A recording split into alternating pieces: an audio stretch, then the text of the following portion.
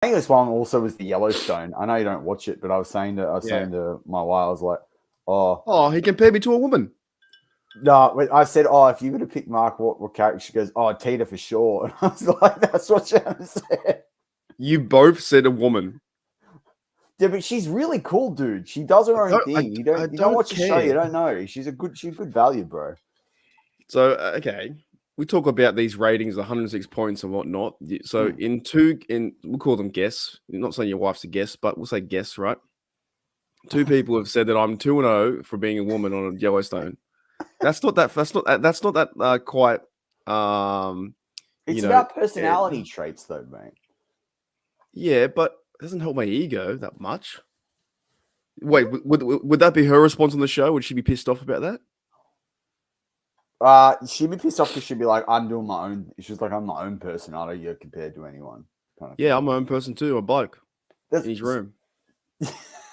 See, you said the same thing as each other. JJ526 thought he was saying beers. I thought he was saying piss. You know that thing with the Australian for beers. I don't care. It's piss. It's legendary now. I thought what's like that thing where you hear like Yannel channel, whatever it is, or you hear like Yannel and Laurel or something. The thing you look at, it was. And then there was the dress. There was the dress that was either black and white or purple and gold. Yeah, that's what I think. It was clearly blue and gold, man. It was blue and gold. I thought it was blue and gold too, but then apparently you go crazy. What do you go crazy? Well, because it's meant to be a different thing, but I think the sound of the Laurel Yanni, that's what Laurel Yanni. It's like I swear when he said it, I was like, that's the best thing I've ever heard. So do you know the irony, right? I threw my mouse 2 or 3 weeks ago when it wasn't working and I had to record. And then it's been working for 2 weeks whilst it makes a rattling sound. It's more rattly than saying the word Spencer Rattler, who's still on the board. And it's decided to keep working for 3 weeks, and now it's decided to stop working. It's quite funny, actually. Theo Johnson just went to the Giants. Wait, that sucks. Am I live? I am live, aren't I? On the other one. Cool. Yeah, you're live on Sunday. Welcome to Steele Nation Australia, people. Wait. Yeah. It doesn't even welcome to anyone, man. It doesn't even give you a notification. You just do it, and then that's it.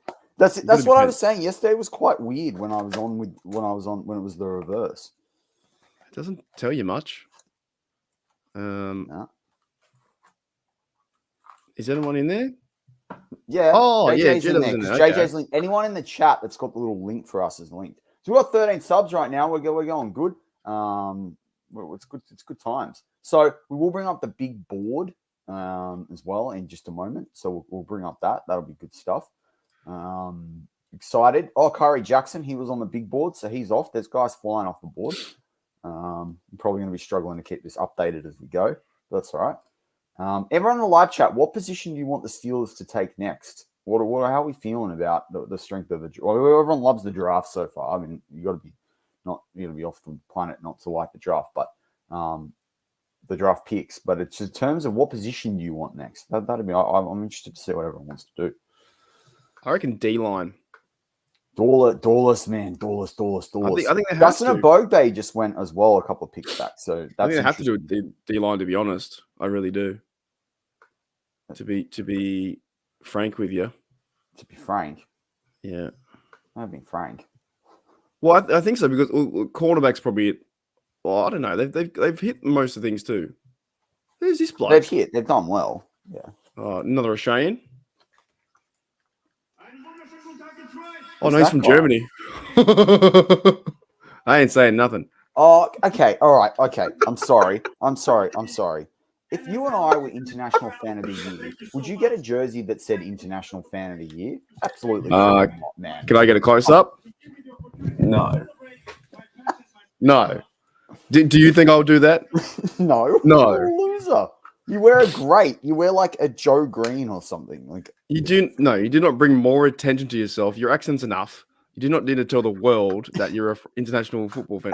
We didn't know, mate, when he came out. His own acronym, FOTY. Like that's not a thing. You had to pre-make that. That's not a thing. How cool? I got a cool new white mouse that I'm saying. I would probably just wear like my favorite jersey or a really dope shirt, a really cool shirt. You know what I mean? How cool is this mouse? This mouse is hectic. It's got I popped a new one out of the packet. How many messes do you have? Oh, I've had this spare one for a while because I wanted to get a separate gaming and work one. So, what? His arms are too small for his jersey, and JJ52 said, yeah, on the back. No, you just don't do stuff like that. Nah. That's dumb. Nah. Yeah, good call, Yuli. I probably would wear that 46. I forgot about 46. Yeah, and do like, KUNTZ on the back. That's What's too up? good. What's up, 46ers? I do too many jokes on the YouTube platform that nobody would get it, so nobody would laugh. Get like They'd banned. They don't hate to me. Australia, and then we give you the butt kicking because you've embarrassed us. America doesn't give us the nuclear subs anymore. I'd walk out. This guy's a tool.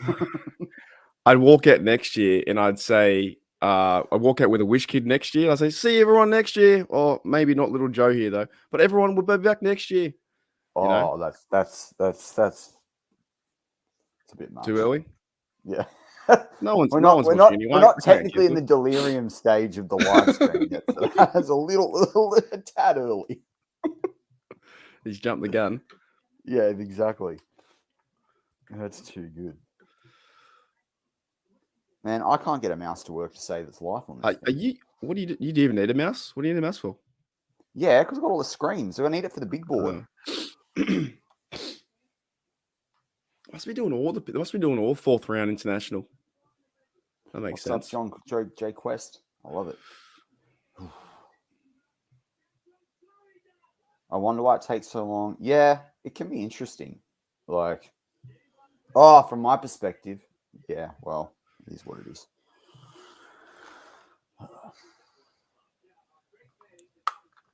Steeler Wade, we got to get you on sometime. I want to watch you. Oh, I have a question for you, Steeler Wade. You know when you have the smoke, have you got like a fire going, or is that like a diffuser? What's going on there? I like that. What's going on? He's got the steam that comes up when he does the stream. It's like isn't it from his like the vape or something like that? Oh, is that what it is? Vape. I thought it was like is it vape? I don't know. What are you doing back there? I'm clicking. I'm trying to set up new different. Oh, it's all right. I'll just go with the crappy mouse. I'll go with the crappy mouse. All right. Let's bring up the big board. Let's try and give you guys a quality stream. Sorry about this. What do you mean? It already is quality. I enjoy it. That. Right. So we have got the first. I'll take off Steel Weight. First 30 players on defense. Now, some of these guys have just come off the board. We've got James Williams, a safety linebacker out of Miami, 6'5", 226 to 335 pounds. This guy is a box player. This guy is a box safety. Did project as potentially a linebacker in the NFL. I think is a 3-4 safety. He's going to be destroy tight ends up front, so he'd be awesome for the Pittsburgh Steelers. Josh Newton out of TCU. He hasn't gone yet, I don't think. Was just trying to catch up on the picks as we set up live. He's a really underrated cornerback out of TCU. Fast, good length, good tackler. Really good player. Any other draft, he would have been a late day 2 pick, but the depth in cornerback means that like he's fallen late. Brandon Dawes just went before we were talking to the Atlanta Falcons. Very good pick for them. Very good in a 4-3. Very versatile. Shame that we miss out on him. Then you got a guy. These guys aren't ranked either. These guys are basically set up as just my general 30. But Evan Anderson is a guy that will probably go in the 7th round, maybe even go undrafted. But he's a kid out of FAU. Really versatile for a 3-4. Otherwise, he's a interior defensive lineman on a 4-3. Really good stats. He's actually quite surprising where he falls in the mix. I did preview him a couple of weeks, or about a week or so ago on the channel. But he's a really good player. Had a really good East-West Shrine Bowl. Really quick guy. He's out of FAU, so he's fallen a little bit down the stock. D-line's been a bit more of a deep, particularly deep in terms of the amount of prospects that are going to be available on day 3 that can provide you with either decent depth or possible starting potential. Jeremiah Trotter, I believe, is still on the board. So this is a really interesting player, obviously, out of Clemson. Father played in the NFL. If we hadn't got Peyton Wilson, he's probably a guy that we could have brought in. Shannon White sitting in the green room too. We'll bring him in just a moment. But Trey Taylor, the safety out of Air Force, he's someone you won't necessarily hear a lot about. He'll be probably a round 6 kind of guy. But is that Army or Air Force? I think it's Air Force. But really a long guy. He's kind of a bit of a James Williams light. He's basically a tight end defender, and that's the same thing as Keaton Oladapo as well. Out of, I think Keaton's out of Troy. Jalen Ford's a good linebacker out of Texas. He's still available. So is Trice Knight. He's from the University of Texas, El Paso. Really fast, really good hitter, bunch of tackles, 4 or 5 year starter. So he's a really good player when you come to Trice Knight. So if you can get him late, he'll do a lot on special teams. He'll be a real gun for you, and you can look to develop him. He'd be better than Mark Robinson if you picked him up today. Then you got Mekhi Wingo, a D lineman out of LSU. You right there, Marky D? Sorry. I just read a comment. I'm sorry. That's all right. Bring it up. Bring out the comment. Yuli said, has anyone done a follow-up on the Jets kid? I'm sorry. That's good. Mekhi Wingo, D lineman out of LSU. Don't be surprised to see him go to the Steelers. He was mentioned on the Steelers website, I think, about a week ago. As a pretty interesting prospect. And then you got Austin Booker, the 1 year wonder out of Kansas State. He's basically played less than, I think it's 20 games in college. He had 8 sacks last year, super productive, ideal length. Surprising to see him still on the board. He could go at any time. Then you got a guy called Grayson or Gabriel Murphy. Half the NFL sites out there have Grayson. Half the NFL sites have Gabriel. Let's just call him G Murphy out of UCLA. This guy is like an absolute sack and tackle for a loss king. You get him late. You get him in the 6th round or beyond, and that is absolutely huge value from the kid out of UCLA, Murphy there. MJ Devonshire is a cornerback out of Pittsburgh. He's an interesting player. You've got Benny Bishop, who was brought in for a visit out of WVU. We'll get Shannon's take on him, Shannon being a deep WVU supporter. Leonard Taylor III still on the board. Interesting that he was going after McKinley Jackson out of Texas A&M, who went yesterday at the end there. But Leonard Taylor III has some really good athletic and measurables. Less production on the tape, though, so that's kind of hurt him in the draft stock. And there being a lot of guys, that are projected as mid-round defensive tackles. You then have TJ Tampa, cornerback out of Iowa State. Probably one of the best corners on the board. Surprised he's here. I thought he would go definitely early in the 3rd round, so there might be a medical mark on him. The Green Bay Packers might well pick him here as well. He could go at any time. He's probably one of the top guys to go at any time. You got Kalen King, a cornerback out of Penn State. Kalen King partnered up with Joey Porter Jr. when Joey Porter Jr. was still in college. Very familiar to the Steelers. People kind of considered him somewhere on a day 2, early day 3 pick going into the draft process. He's kind of fallen back from that as other corners from more obscure schools have sort of come up in the process. We then have DJ James out of Auburn. He's another player that anywhere between sort of the end of the 4th and the late of the end of the 2nd, depending on what you like, depending on the scheme fit. Very capable corner, kind of impacted by a deep corner class. Then you got Naramiah Pritchett, cornerback out of Auburn. Very fast, more like a Nate Wiggins the light sort of style cornerback. But he could go anywhere. I've seen him mocked anywhere from 4th to 7th. Kyrie Jackson's gone. He just got taken. Gabe Hall is worthy of an early day 3 pick. He's one of the best pure 3-4 defensive tackles in this draft class out of Baylor. 6'6", over 310 pounds. This guy would be perfect in the middle of the Steelers defense. So let's just hope that he's sitting there when the Steelers come to pick at any stage here on day 3. Then you got Chow Smith-Wade. I don't think he's gone. He's another cornerback. We talked all about cornerbacks. Same as Kalen Carson out of Wake Forest. He had a round 3 grade on him, so to see him here is pretty interesting. Then you got Ryan Watts out of Texas. I'm a Longhorns fan, so I do know Ryan Watts. He came in for a Steelers visit, I'm pretty sure. Well, there was definitely a meeting between him and the Steelers. I didn't have him in the top 6 rounds, so I was interested the Steelers met with him. He could still go undrafted. Their corners haven't done that well in terms of draft positioning over the last few years, but he's a good player, pretty decent tackler when he needs to be. Keith Randolph Jr., defensive tackle out of Illinois. He played next to Johnny Newton, who you saw go early on day 2. So he's an interesting player. Then you've got Javon Solomon, an edge rusher linebacker, outside linebacker in a 3-4 out of Troy. This guy's a sack machine. Think about Quincy Roche from a few years back. This guy's done more in college. I think last year he had 18 tackles for loss. It was 16 sacks. Then you got Zion Tapua Fetawai. He's an interesting edge guy too, probably around 7 or undrafted. Cedric Gray's off the board. I saw that before. You got Miles Murphy, a big defensive lineman out of North Carolina, who was projected to be a day 1 or day 2 pick really in this year's draft. Didn't have the best college season. North Carolina didn't have the best year. So that kind of affected him. And then you got Daquan Hardy, and then that cornerback out of Penn State as well, who has sort of fluctuated in and around draft boards, but he's there on day 3. He's familiar with Joey Porter Jr., so you never know. With that, I'm going to bring in Shannon White and Marky D. Let's make one comment. I don't know what the fuck you said, but it was pretty good. I went on a bit of a roll then. I'm honestly, I could listen to that for hours. I don't know what you're talking about, but I like it. What about you, Shannon? Know what I'm talking about, or am I just rabbiting hell? I knew what you was talking about with most of them. No, I didn't. I had no clue. Hello, fellas. Fan to fan says, "How the hell are you guys such smart, sweaty NFL nerds?" Yeah, only Maddie's a smart one. I'm just here to drink beer and watch. I do have a life outside of football, believe it or not, but it's Foster's. Okay, let's settle the debate. Did you say beers yesterday or piss? Beers.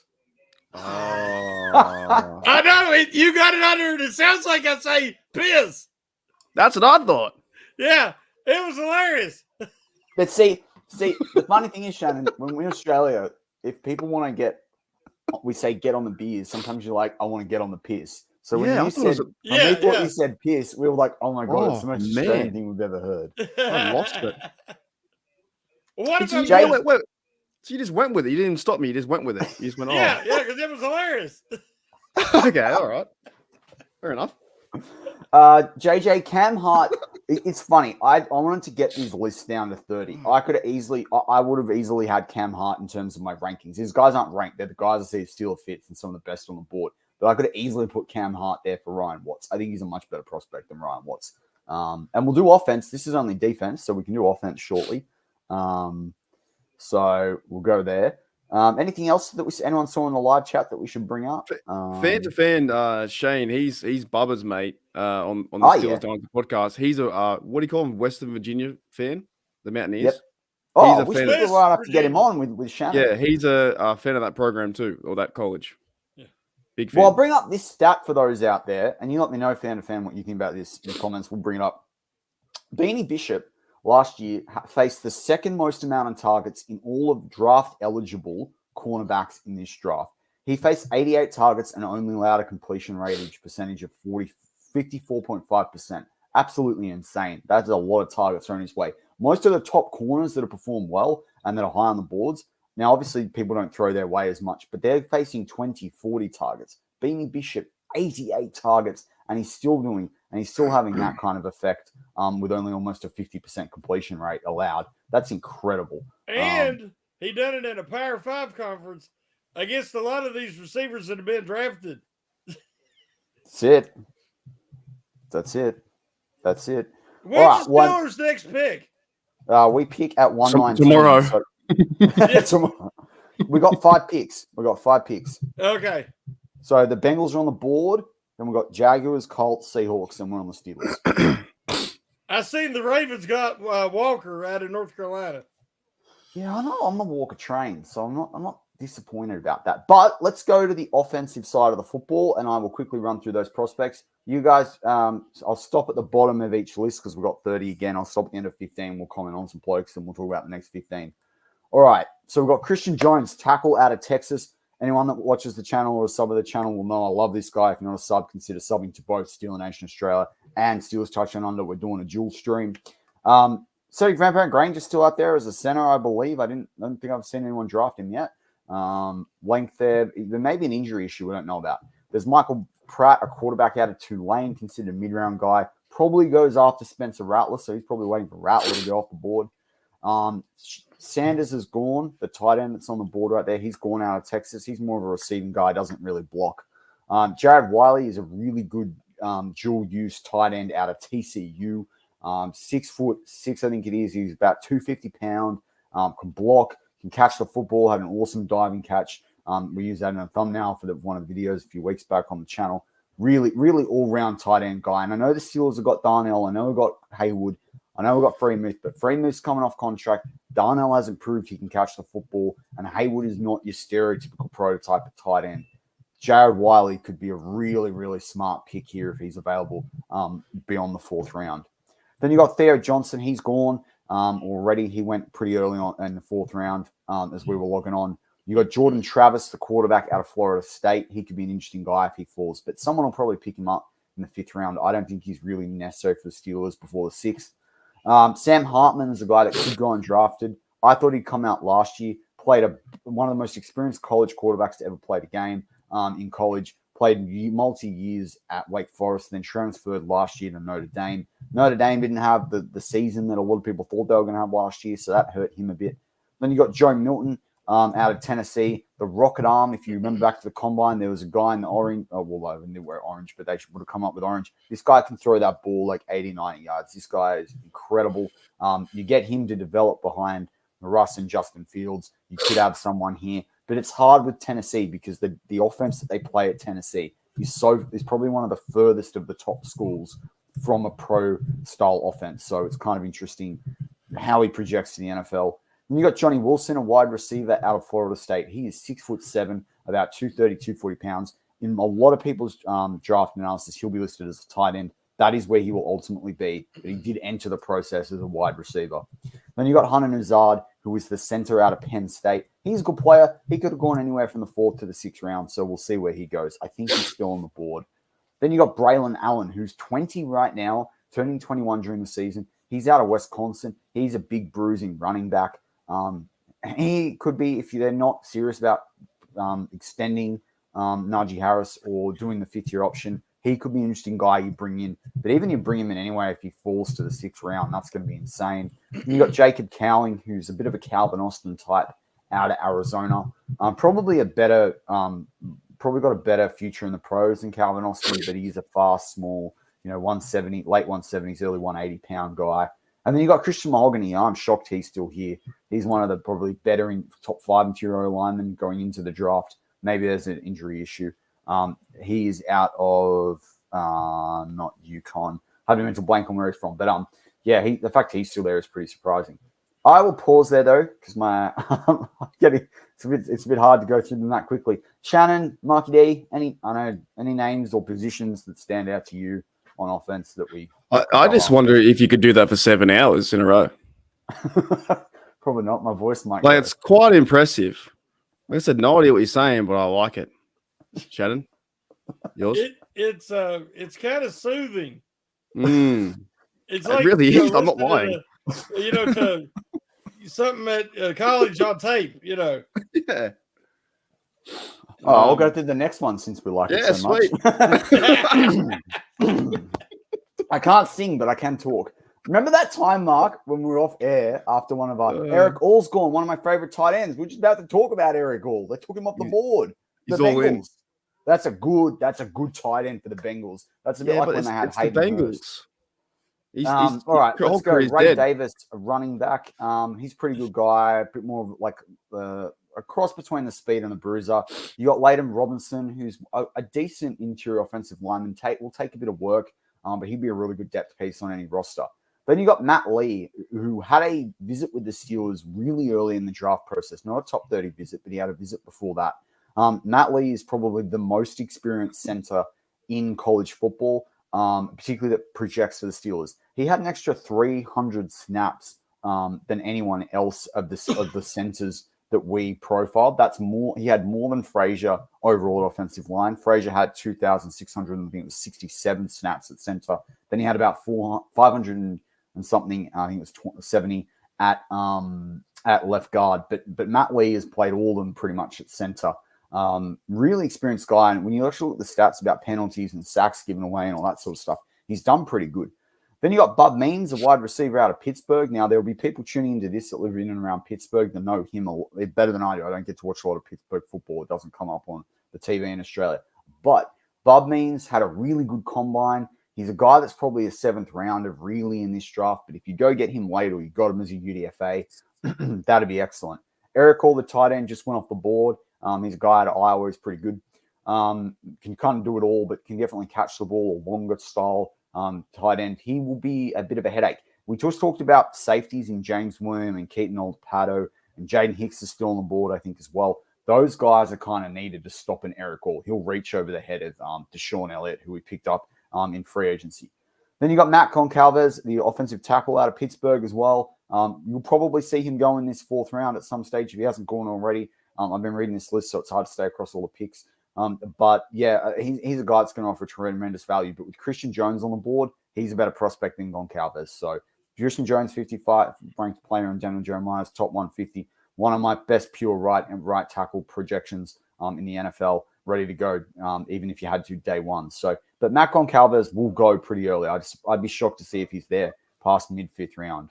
Then you got Sadowal Amia. I hope I've spelled his name right on this board, but he's out of Utah. He's an interior offensive lineman projection. Could go anywhere between the 6th to undrafted. Kamani Vidal is a nice, little explosive little running back out of Troy. He's got some interesting stats on the page. I put in Audric Estime rather than Jalen. I think it's White because out of Tennessee, because he projects more what the Steelers want to do with a bigger running back. I don't really like this projection to the pros.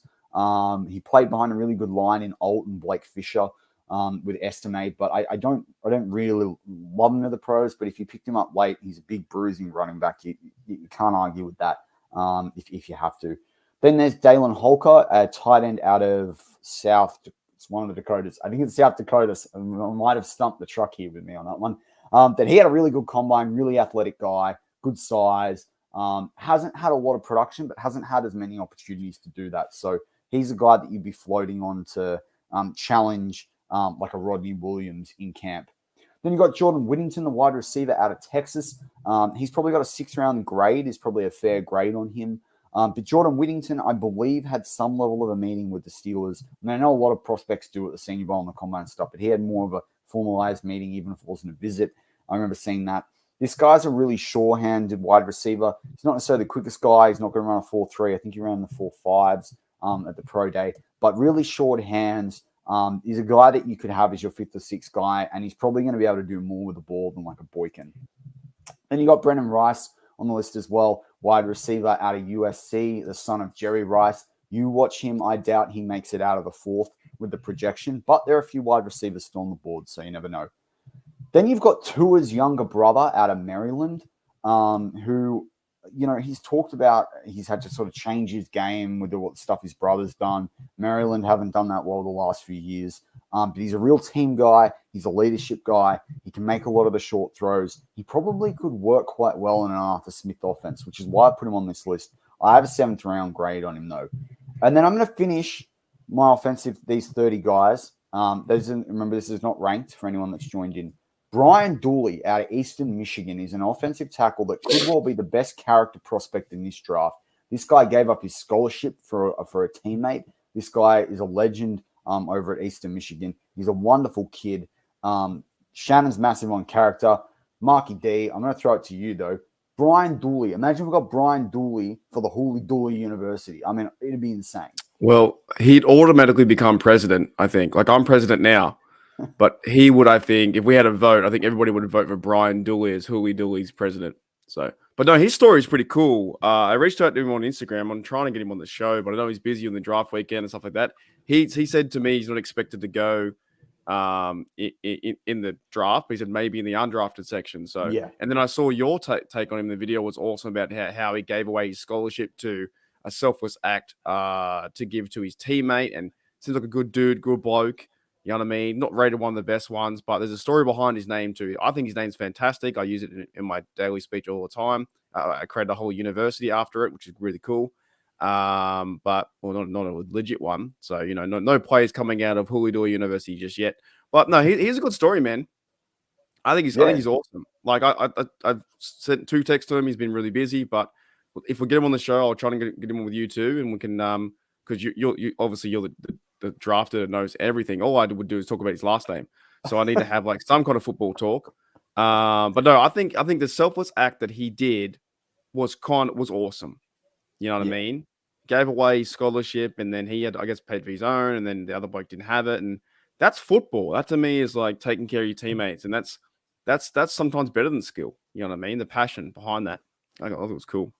Yeah, man. And Trice Knight just got taken by the Seattle Seahawks. Right now, that means that the Steelers are on the clock. Ooh. Could Love be. it. Trotter Jr. is still there. I don't think they need to double up on linebacker, but if they are worried about Holcomb, that could happen. I do want to bring up some live chats though as we go into the Steelers draft pick. What Vinny's there was a good one here we're going to start off with. Stink Bomb, I think, said welcome to day 3. So that was kind of cool. We're going to bring it up. There we go. Remember legend. Where are we? I lost it. Oh, good. And while I pull up those live chats, what do you think about any of those names stand out to you? Any guys that came across your sort of analysis? There's a few of them. You was talking about Bud Memes. It depends on who you talk to. Yeah. Some people see him as, a guy that, could actually be part of a rotation. And then other guys just don't think he's NFL quality at all. Yeah. He's got size, length, speed. You get him in the right system.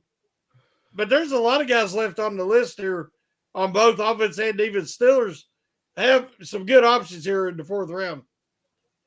That's it. Here we go. I found it. I found the live chat. Here we go. Stink Bomb says, happy draft day 3, guys. The pick is in for the Pittsburgh Steelers. We will break that. Fan to fan says your wife must love when you talk dirty NFL draft shit. That's a good one. Trotter Jr. still out there, Mark. Mark says, glad we got Shannon's guy Frazier. You are not daft Stink Bomb at all. Milton III could be awesome. Goncalves. Oh, did he, Jer? Yeah, so I was trying to update this all as we were creating the live stream. JJ likes Whittington too. Yeah, TJ Tampa. I mean, do not be surprised to see the Steelers go TJ Tampa here. This will make a lot of sense. I will miss Boykin too, Wade. Boykin was a good gunner. 100%. Lancaster talked about Peyton Wilson. He's a tackling machine. It'd be interesting to see whether they actually even try Wilson at special teams. I believe we have the Steelers selection about to happen. They're reading it out.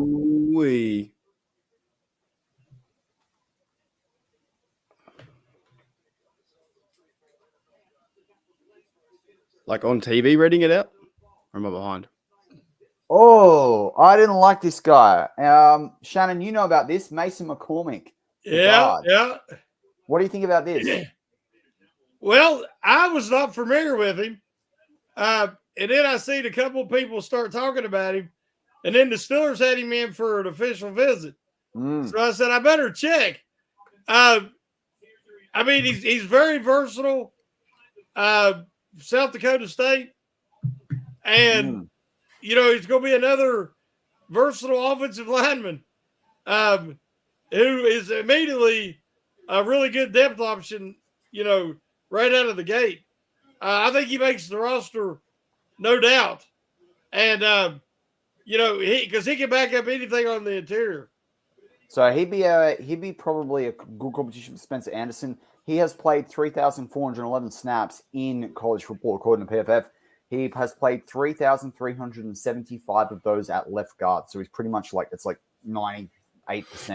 His PFF grades were an 87.6 offensive, a 90.8 run blocking, 85.4 pass blocking. He's allowed 3 sacks in his college career. He was a 6-year starter, so the COVID year came into play. But he has 4 years where out of the 6 where he didn't allow a sack. He's only allowed 4 quarterback hits, 20 hurries, which is insane compared to some of the other guys. Really, maybe the only thing that's been marked down on him is he hasn't played in a top college, but on paper, he's a pretty good lineman. The level of competition, is the only thing you're really concerned about. But, I mean, his RAS score was like 9.7 or 9.8. I mean, he's very athletic. Yeah, it's he's going to be. Look at that. It makes a lot of sense. Maybe I'm wrong. Maybe Mahogany went. But if Mahogany didn't go, that's really, really interesting because for him to get drafted over there. Donald Nolan brings up Cade Stover. I almost put Cade Stover there, but Cade Stover to me doesn't have the length that some of the other tight ends do. I also figured he'd be taken by the time the Steelers want to pick a tight end, but definitely an option. definitely an option. I like that shout out. This is good stuff. He said that McCormick, when they invited him in, a lot of people were speculating that he could be a sleeper center prospect. They didn't get one of the top 3 guys. So, you can never have too many guys capable. Totally. And particularly when you got Daniels off contract, which again, we're going to shout out Steal a Wade Show. We're out there as well. After finish our live stream, go check out Steal a Wade Show. He's got a great channel. But Steal a Wade talked about that about a week ago in the process about James Daniels coming off contract. And that's an interesting prospect for Seals. And Siamalu is not getting any younger. He's got 2 more years but on the deal, but he's 31, I think, this year. So that'll be interesting there. Did y'all see the rumors this morning about that the Steelers have talked to Cam Sutton? Yeah, I saw haven't seen that. I heard the rumors that they tried to put a bid in yesterday for Debo. No, I don't know about that, but what I'm reading, they were really just checking on Sutton, a friend and a former teammate. And Tomlin was checking on him. And I think people are reading into it that they're going to try to get him back in Pittsburgh. But I think it was initially just checking on him. Supposedly, he didn't know that there was a warrant out for his arrest. Yeah, I heard something at the time about that where he, that wouldn't surprise me. But at least you don't have a cell phone, how is it?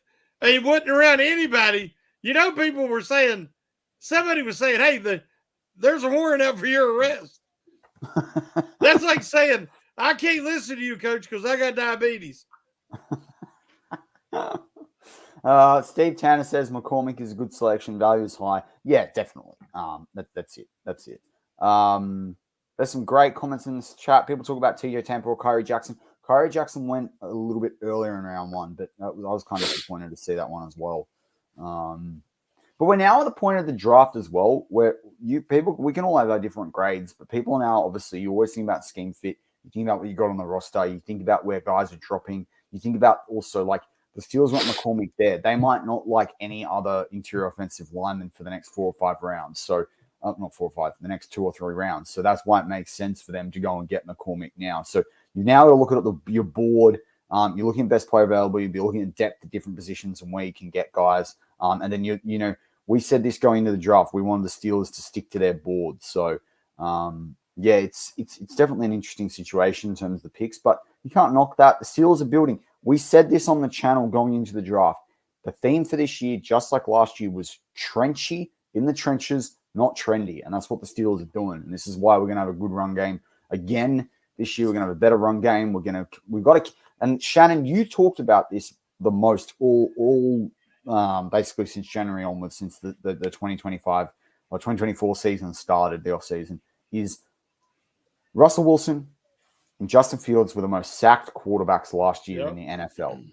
They Steelers have to make sure they've got blokes ready to go, ready to step in if there's injuries, next man up, to make sure those guys get clean pockets so they can go throw the football and we don't derail and become a one-dimensional offense like we were last year. So, if you're going to have Arthur Smith's offense and you're going to run a lot of play action, quarterbacks don't like to turn their back and carry through with the fake and then turn around and be hit in the mouth because you allow pressure right up the middle.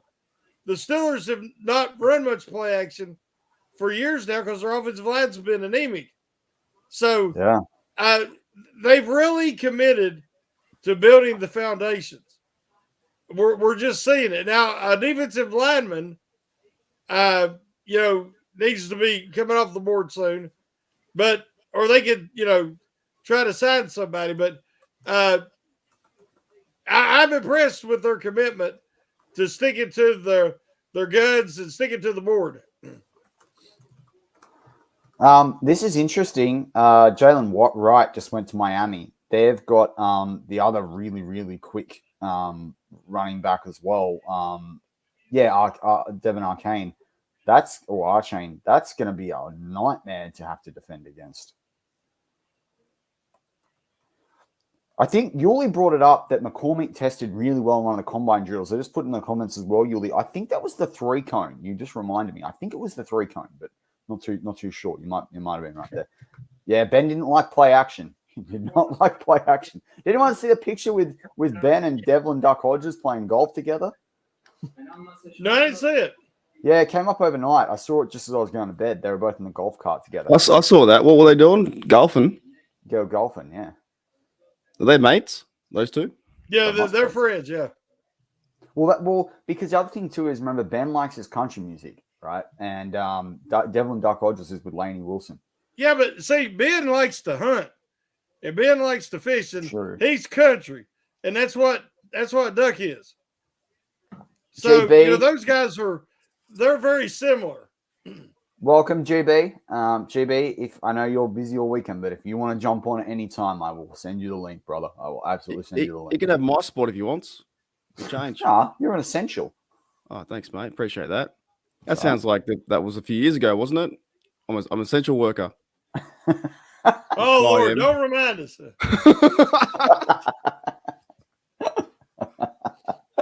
Hey, everybody's saying, why is TJ Tampa dropping? Must be a medical, or there's something. There's not a college. There's some issue on left field issue. Because I've heard that his main drawback is he's not really fast, but he's very fundamentally sound all around. I am shocked he's still on there. I like Josh Newton though. Like, I had them very comparable. I just had Tampa as sort of a bigger body guy, but the funny one for me though, Shannon, you and I talked about James Williams all draft and people sleeping on that kid. Like, I think it's because they can't figure out where they're going to play him. But surely, he's a hybrid. Yeah. Surely someone's going to take a fifth on, like, considering how high Mate Mapu went last year to the Patriots. Surely this guy can get a bit of love from some team. I bet maybe the Bears pick him here or something. And GB, if you're still listening, we do just want to say as well, thank you very much for coming on the channel the other day. That was awesome to have you on. That was so good. We don't get enough GB in the Steelers community, but we know. I thought there was two Aussies there, and Shannon, he's the honorary Aussie. But now I think Shannon might have taken the place with the Pears comment or Beers. I can't Steve tell. Tanner, I like Pratt as well. I'm a big Pratt dude. JB, you can come whenever you like. You let us know you're on the channel. That's done. That was awesome. Torrey Taylor, punter out of Iowa, the best punter in the class. Ray Guy Award winner. Yeah, isn't he Aussie, that bloke? Yeah. They're all Aussie. I think it's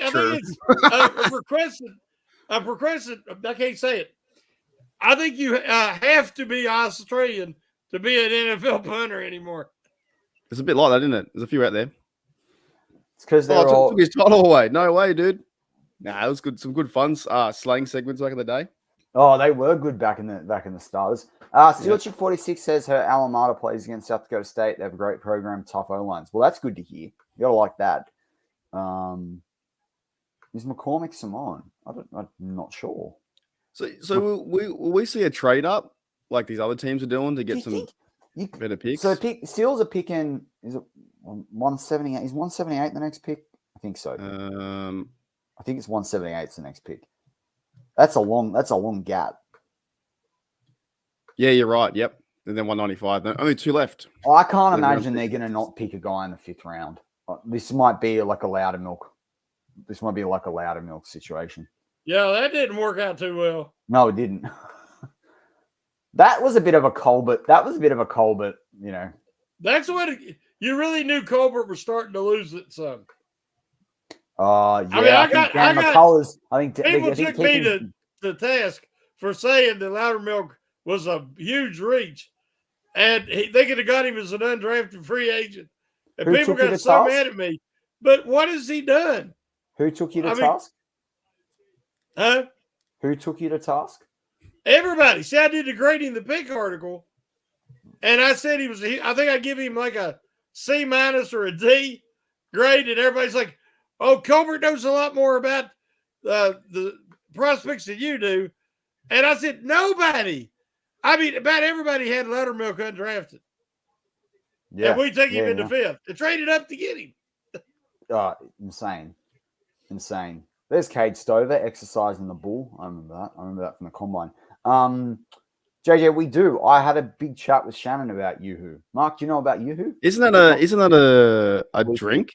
I know it from Yeah. a film. I think I know it from like an Adam Sandler movie. Well, Shannon's the Yoo-Hoo master.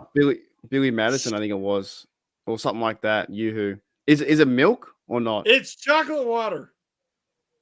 Chocolate. No, so it's just water. It's What do you not mean? carbonated.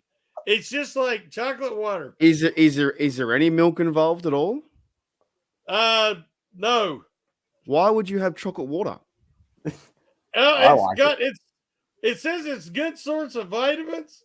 Oh, and it's like an iced chocolate, Mark. Remember the classic iced chocolate? It's gluten free. Yeah, but it's gonna have milk in it. Surely, it can't just be water. No, it's pretty much milk free. That's weird. But it tastes good. There's a little bit of milk. That stumped me. Yoo-Hoo. Okay. No, I heard it in Adam Sandler movie. I think was Billy Madison or something like that, or one of those ones back in the 90s. 90s reference again. Yeah, have you ever made hot chocolate out of water? No. Yeah. Milk. Really? When you've been camping? You haven't done it when you went camping? You look like I go camping. Be honest. I don't know. What does my persona from Yellowstone go camping? Hey, Shannon, what do you reckon about that? She would love you. Hey, does she go camping? Hey, does she like yes, she does a lot of camping. Oh, I bet she does. She does. Did you know that Maddie's wife also compared me to her too, 2-0? Oh, really? Yeah, that's great. So we're walking the dog. Yesterday afternoon, and I after the stream, and I played the clip. But before I did, I said I was saying that Shannon, you compared to Rip and all that sort of stuff, and I said I asked a question, you got to get validated by someone else, and I said, and then we talked about Mark, and then I said to my wife, I'm like, what do you think he is before I tell you what Shannon is? And she goes, oh, Tito with a streak of who's the bloke that I said? Jimmy. She was like, definitely Tito with a stroke of Jimmy. I was like, that's what I said. Good. And it's only the personality. Yeah. Oh, sure. But when two people do that, like you start to question things, don't you? You know what I mean? Like you start thinking about certain things, and then because because you brought up myself with the lonely flint. Oh, maybe that's why, because I did say I put myself out to like 7-Eleven, so that was up there. I would do that probably. I wouldn't leave the room. That was great. I wouldn't leave the room. Dead set. I'd be making so much. Jesus. Jesus. What the hell? That's cool as. Yeah, I wouldn't leave the room, bro. I'd be making bank. Making 100K a week. Wouldn't even wear clothes. I do have the OnlyFans clip while we're waiting. I do have the OnlyFans clip. Do you want to see that one? Yeah, Jesus. Sorry. A bit of a sidetrack, and we might, because I'm doing a live stream later, and you guys are welcome to come up if you want to. But like, if I was the other gender, right, I'd be so rich. I have no self worth at all, so I'd be so rich.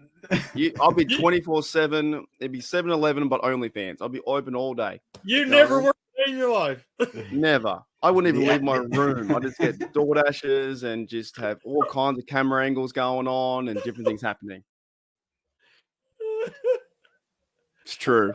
My wife's gonna laugh out of that one too. Hey. It's the new age of the internet, man. 2024, you can make bank at home. I don't know if no one keen-eyed out there would have seen it apart from I'm a nerd about our streams. When I played that clip, it was 53 minutes of recording, right? It is 53 minutes right now. Oh, that is scary, man. Oh. Wait, do we need to like some kind of hang on. Okay, I won't say that. That's parallel universe, man. Yeah, as it came off, I'm like, the clock hasn't changed. That's weird.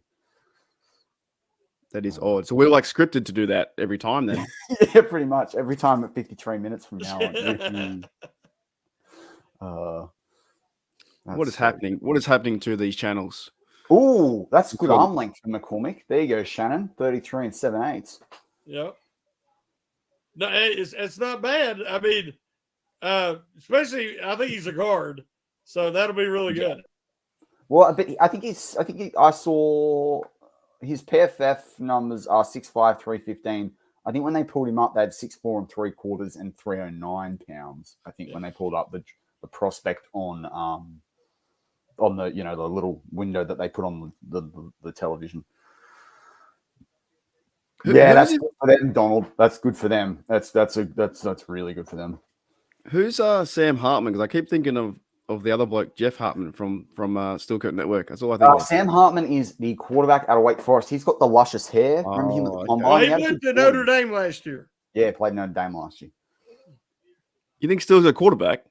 Could they? Maybe. Well, I'm more on Sam Hartman. If he somehow goes undrafted, he'd be really good. I can't believe someone's picked Malik Mustafa out of Wake Forest before they've picked freaking James Williams. That's insane, man. Is Tampa going to choose Tampa? They have to, right? They've waited this long. That would only make sense. That's my GM talk. I'd do that. From Buccaneers in Germany. Unreal. We got Steeler fans in Germany. I've talked to a few of those blokes. Yeah, I want to bring them on. I watched their channel after you brought them in there. They were good.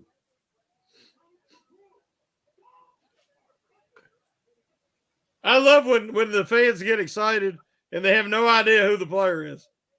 That's so good. You can tell they have no clue. You could have said they picked Santa Claus and they'd be jumping up and down.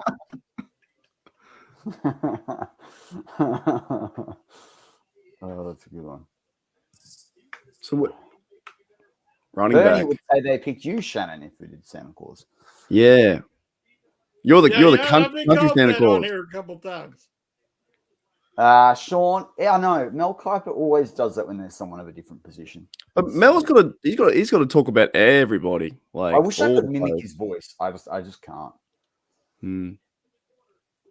I'm just gonna pull myself off screen, boys. I'm just gonna take the seated position now, the standing position. All right, we're taking over. Shannon, it's our channel now.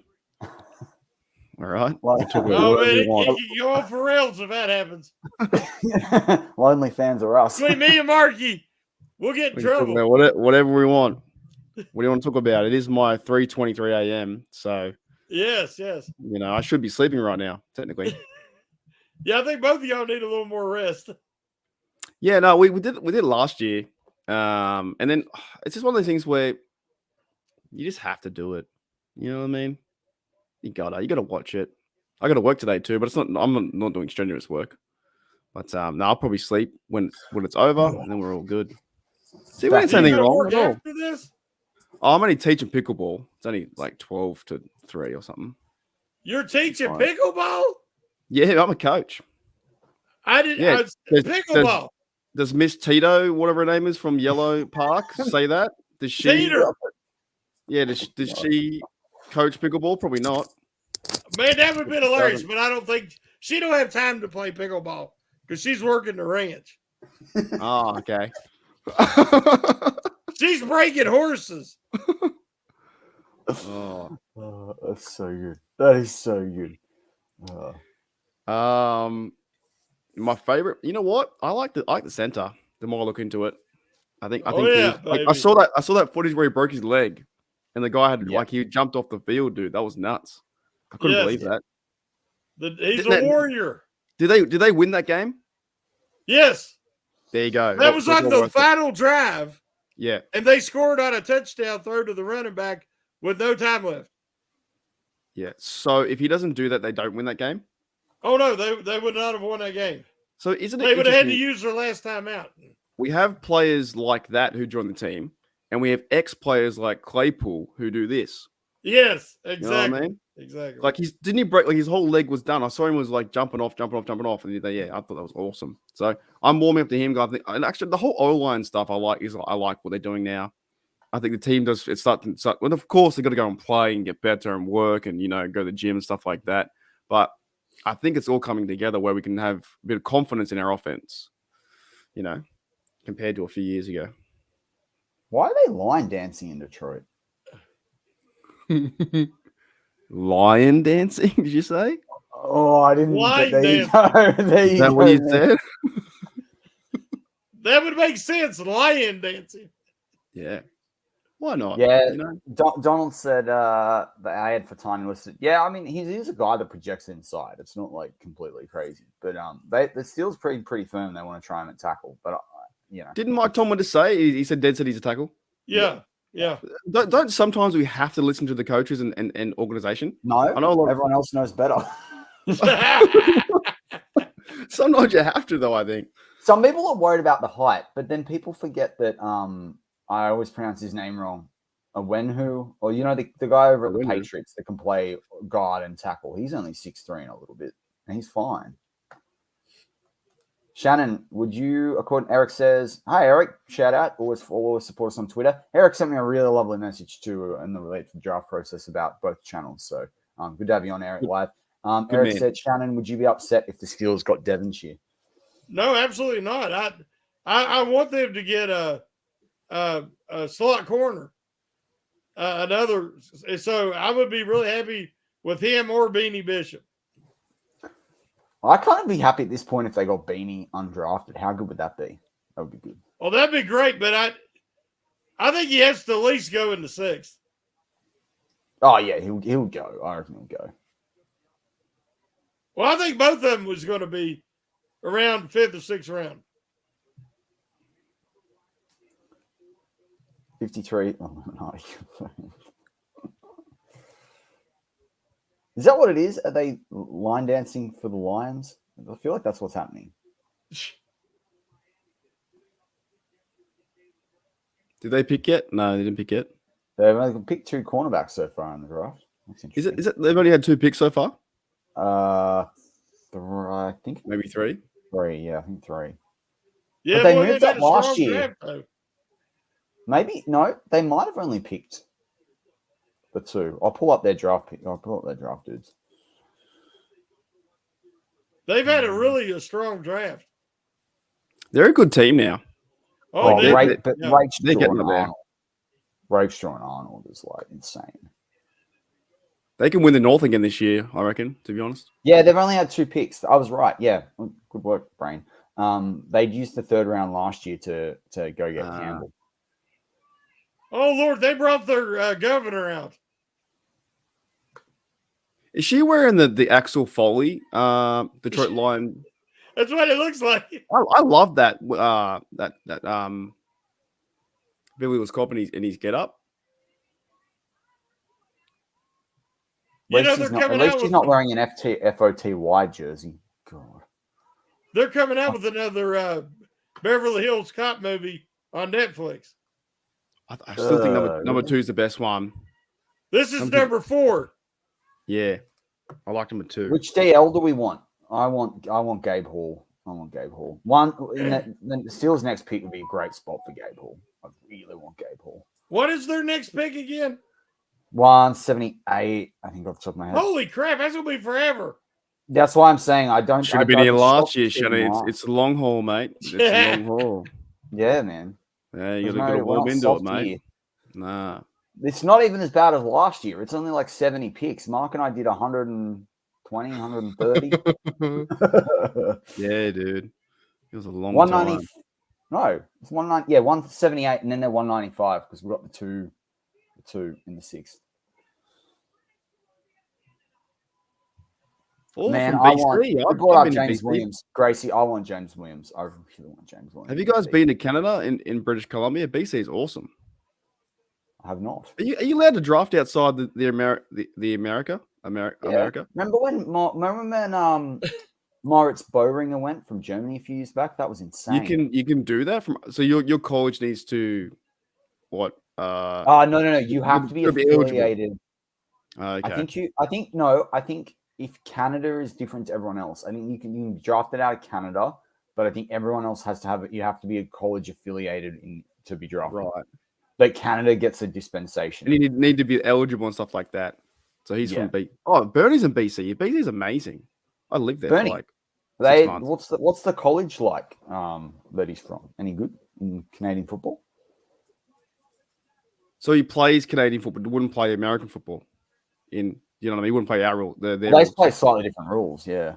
But do you think the college would play American football rules? Do you know what I'm saying? Or not? Oh, It depends if I the don't know. conference. Depends what conference. Yeah. Oh, that's a good pick. That's a really good pick for Philadelphia. Will Shipley. They'll like that late. He's a good player.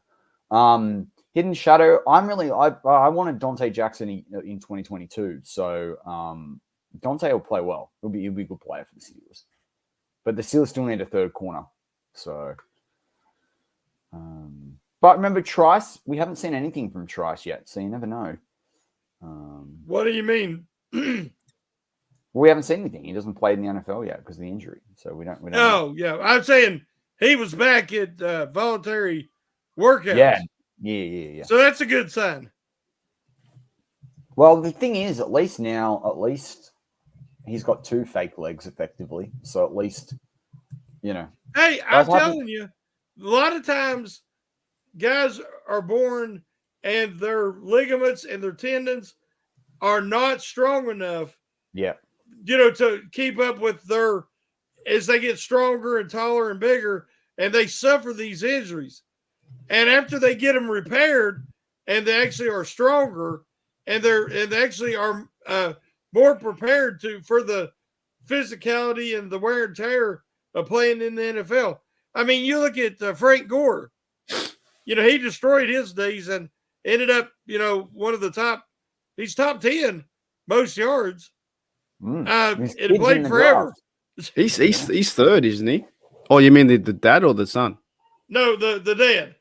Yeah. He's I think he's third overall in the because he played that long. I've always been a huge fan of Frank Gore. Yeah. I love the way he ran the ball. He was fun to watch. But it's interesting too because like a lot of times when you have one injury like that and then your body can't keep up when you come back, like, and that's kind of where Trice sort of falls into that mix. I remember back in high school, we had a guy in first year in high school where he was a state level sprinter and he did his ankle and they had to have surgery on his ankle. He came back, he was even faster, but then he got injured all the time because the other leg couldn't keep up with the leg that they'd had repaired. So it didn't work out for him too well. But yeah, this kind of happens. So at least usually he'll bounce back. Usually, if that's the case, you end up having both knees repaired because you injure them. But the thing is, sometimes it's nice to let people marinate. Like he's had a year to watch tape. He's had a year to watch all the adjustments. He's had a year to learn that defense, and he's had a year where he hasn't been able to play football. He should come out hungry. It should be good times. Daredevil, I'm injury prone too, dude. Can I bring something up that I saw a tweet here? Vince Williams said, "Amazing pick. This is full. The draft class is full of Steelers. You guys agree?" Oh, definitely. Yeah. Pittsburgh Steelers. Yep. Yeah. He was fun to watch too, man. I love Vince Williams. I miss Vince. Remember when he wanted to be was Vince good. to be part of the Killer Bees? Was he the one that laid down and did the snow angel? Yeah. In Houston or something? Yeah, I think it was in Houston. And then the other bloke picked him up. I don't know. I thought it was funny. He's good. Vincey. He was a classic Steeler. Pretty He's underrated. really active on Twitter. Yeah. What's up, Ali? What's up, man?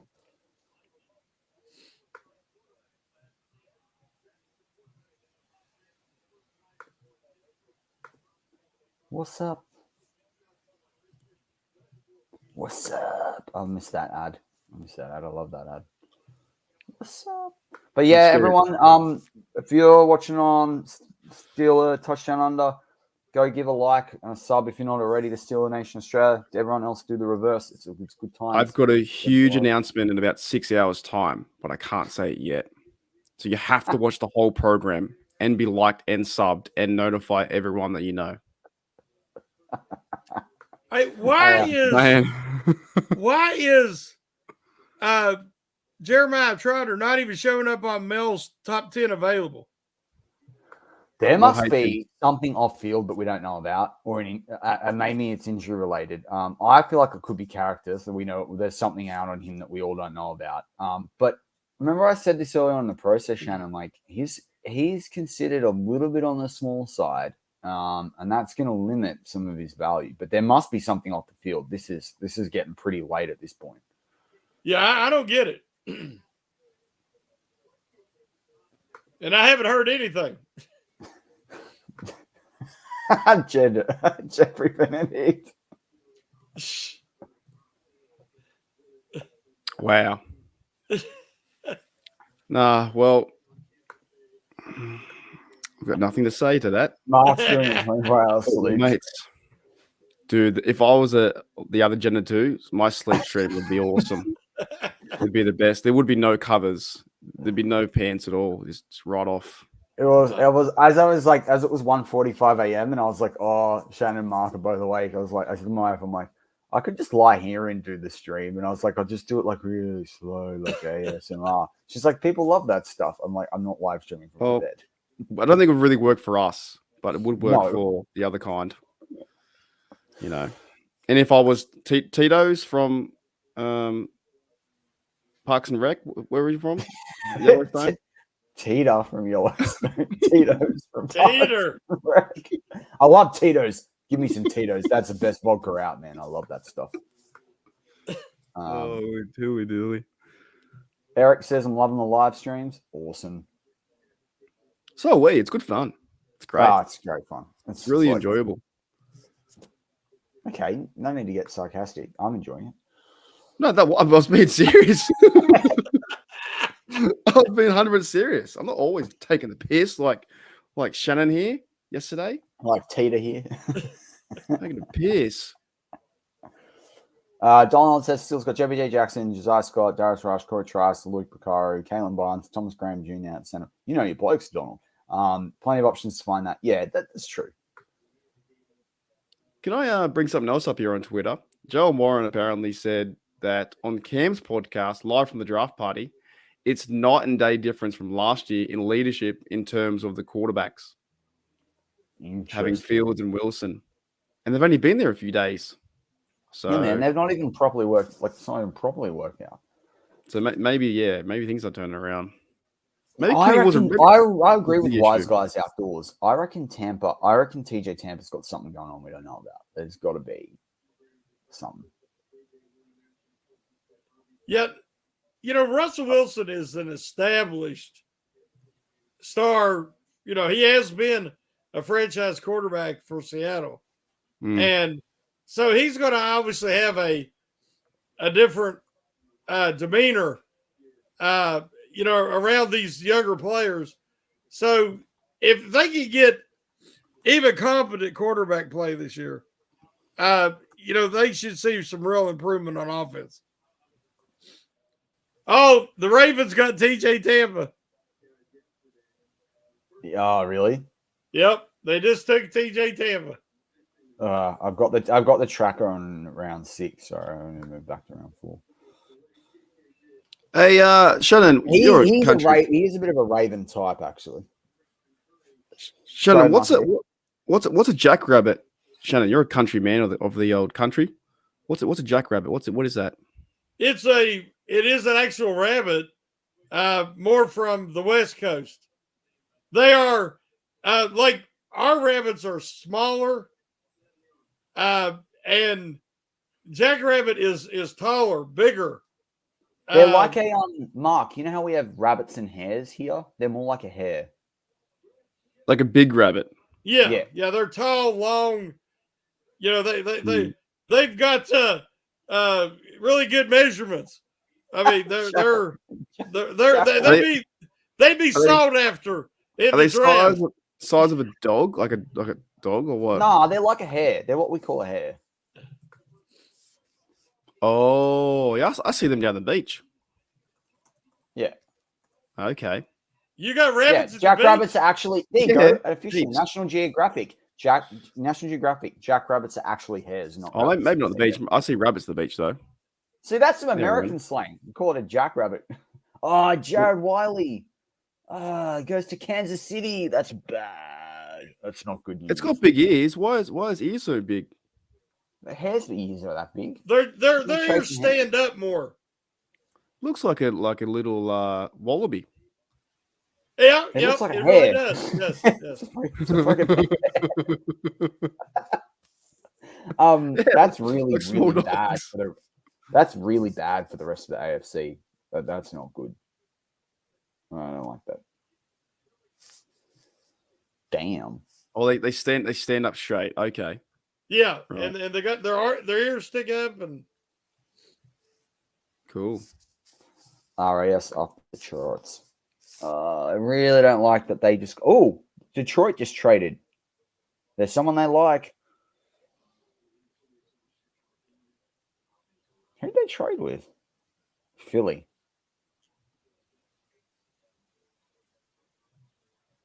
There must be someone. So interesting. Detroit have traded in with, I think it must be Philly, based on what's on NFL.com. But the Chiefs are, and then the Chiefs pick again. So the Chiefs almost were going to go back to back there. There must be someone that Detroit liked with Wiley off the board. Maybe it's a tight end.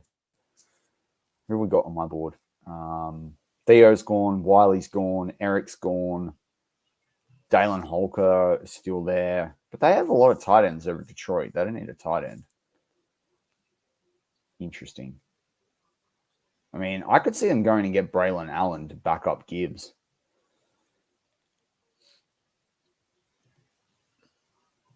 That is an interesting situation. They might want Rice. They don't really need him. No, I don't think they need him.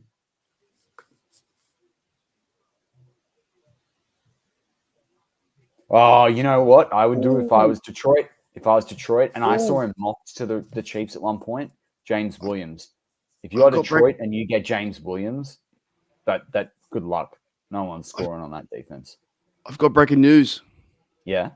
Shannon's going to be happy, but I'll tell you guys at the end of the podcast before you hit the like and subscribe and share to everyone else. I love it. Do you want to hear it? Happy? Yeah. I like to be happy. Oh, actually, no. This is from a site. Oh, I don't know if maybe. Hang on. It's from a different site, though. Maybe it's not right. The OnlyFans. No, not that one. No, it's from like jersey numbers on update. Zach Fraser's got his. Oh, no, he is. Oh, wait. Do we know his number? I was looking for his number before. It says 54, but it's from a. Yeah, he's always number 54. Yeah, but NFL jersey numbers, I don't know if I trust them or not. I tweeted it out.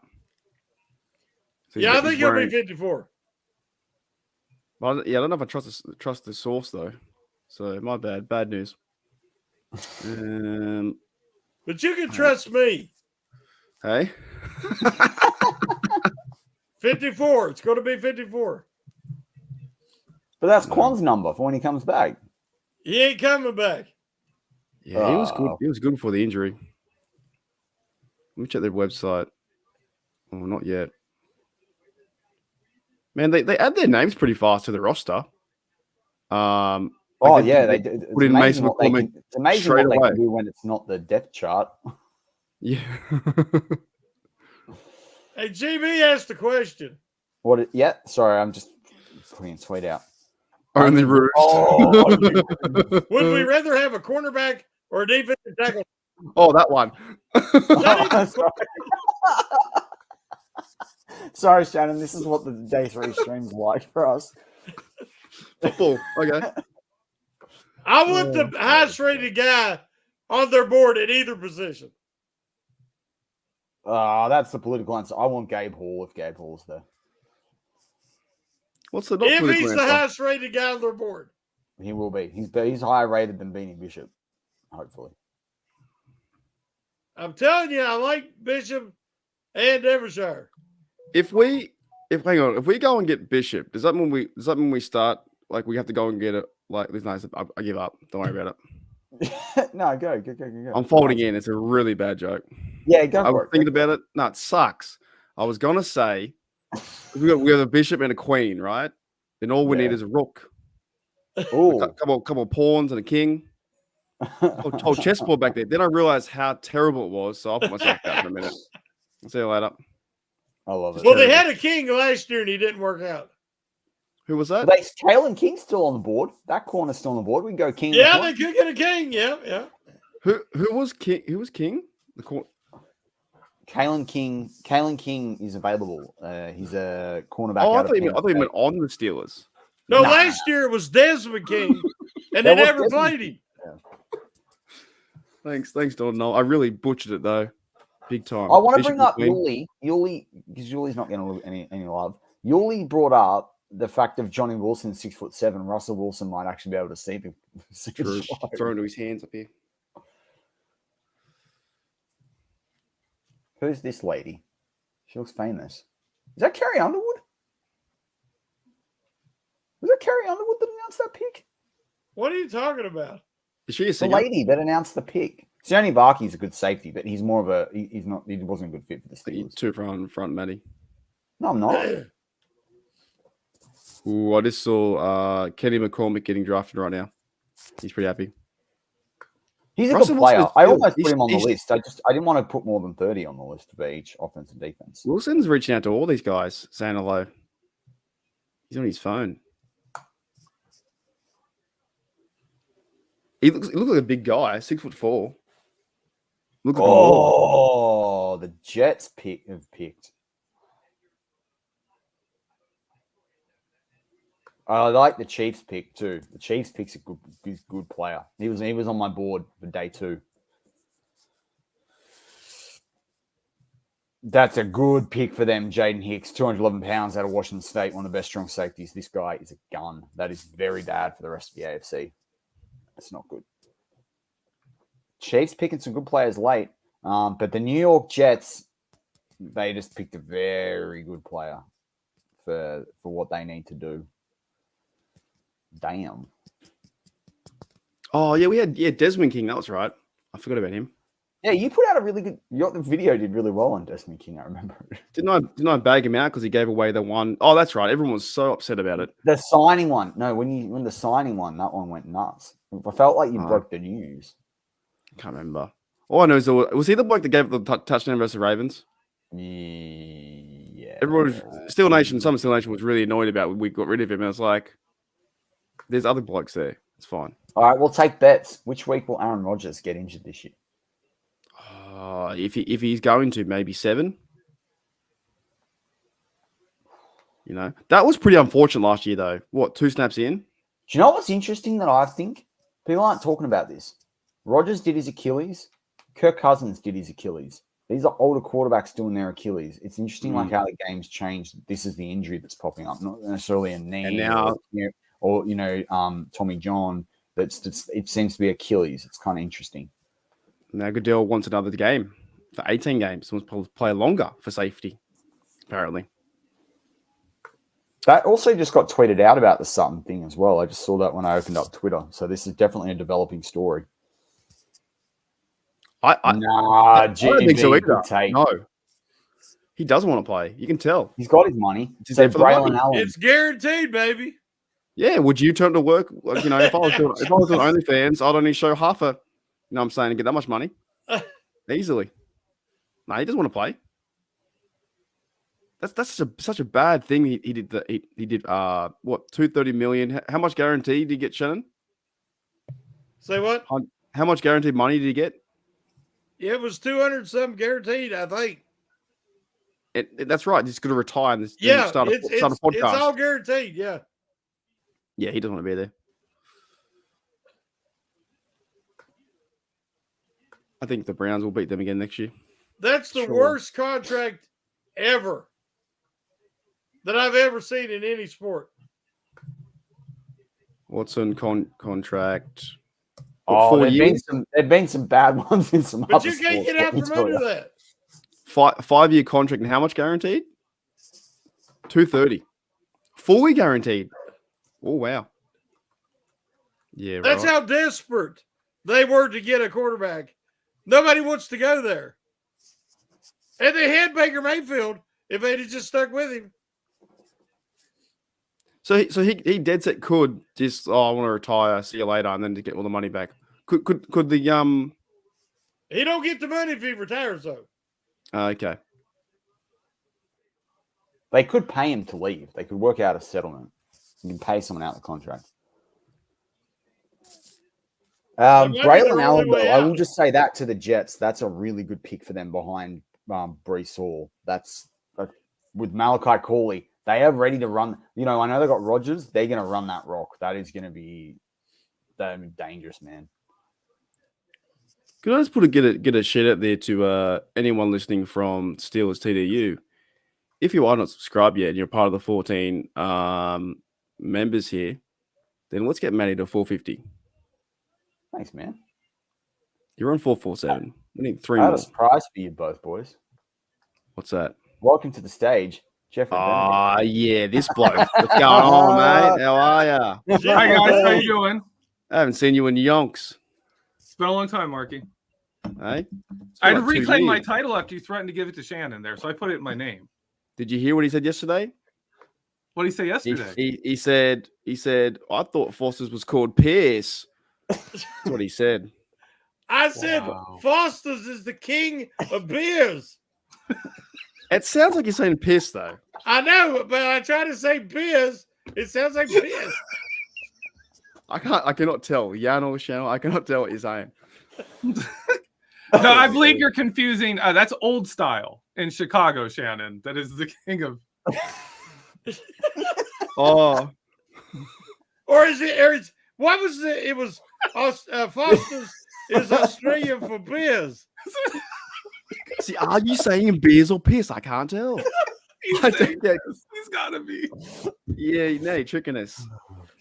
It was so good though. Like when you said it, my eyes lit up. I was like, "This is amazing." Oh Yeah. my goodness. Oh, I love it. I love it. It's Oh, so good. I'm gonna It's get so it ready, Matty. I'll show the original one to everyone else. If you want to bring it up in a minute. I don't have. Yeah. I don't think you can show it though. Does it let you? Yeah. No, I did it. I did it. Oh, by the way, sorry, Shannon. I made a video about you today, so that's cool. Thanks. Going on the only ruse. Without without your permission. Hang on.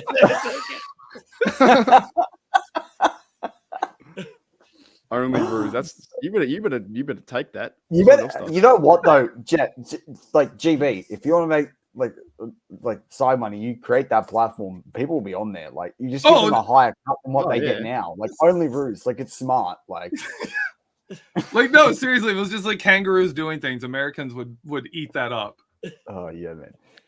Do you know what's funny? So because I think I've told you guys before, but like we do a lot of like nature photography and stuff, and whatever. But when we go to the zoos, when we go to America, the special section is always Australian, and it's like we got no interest in that.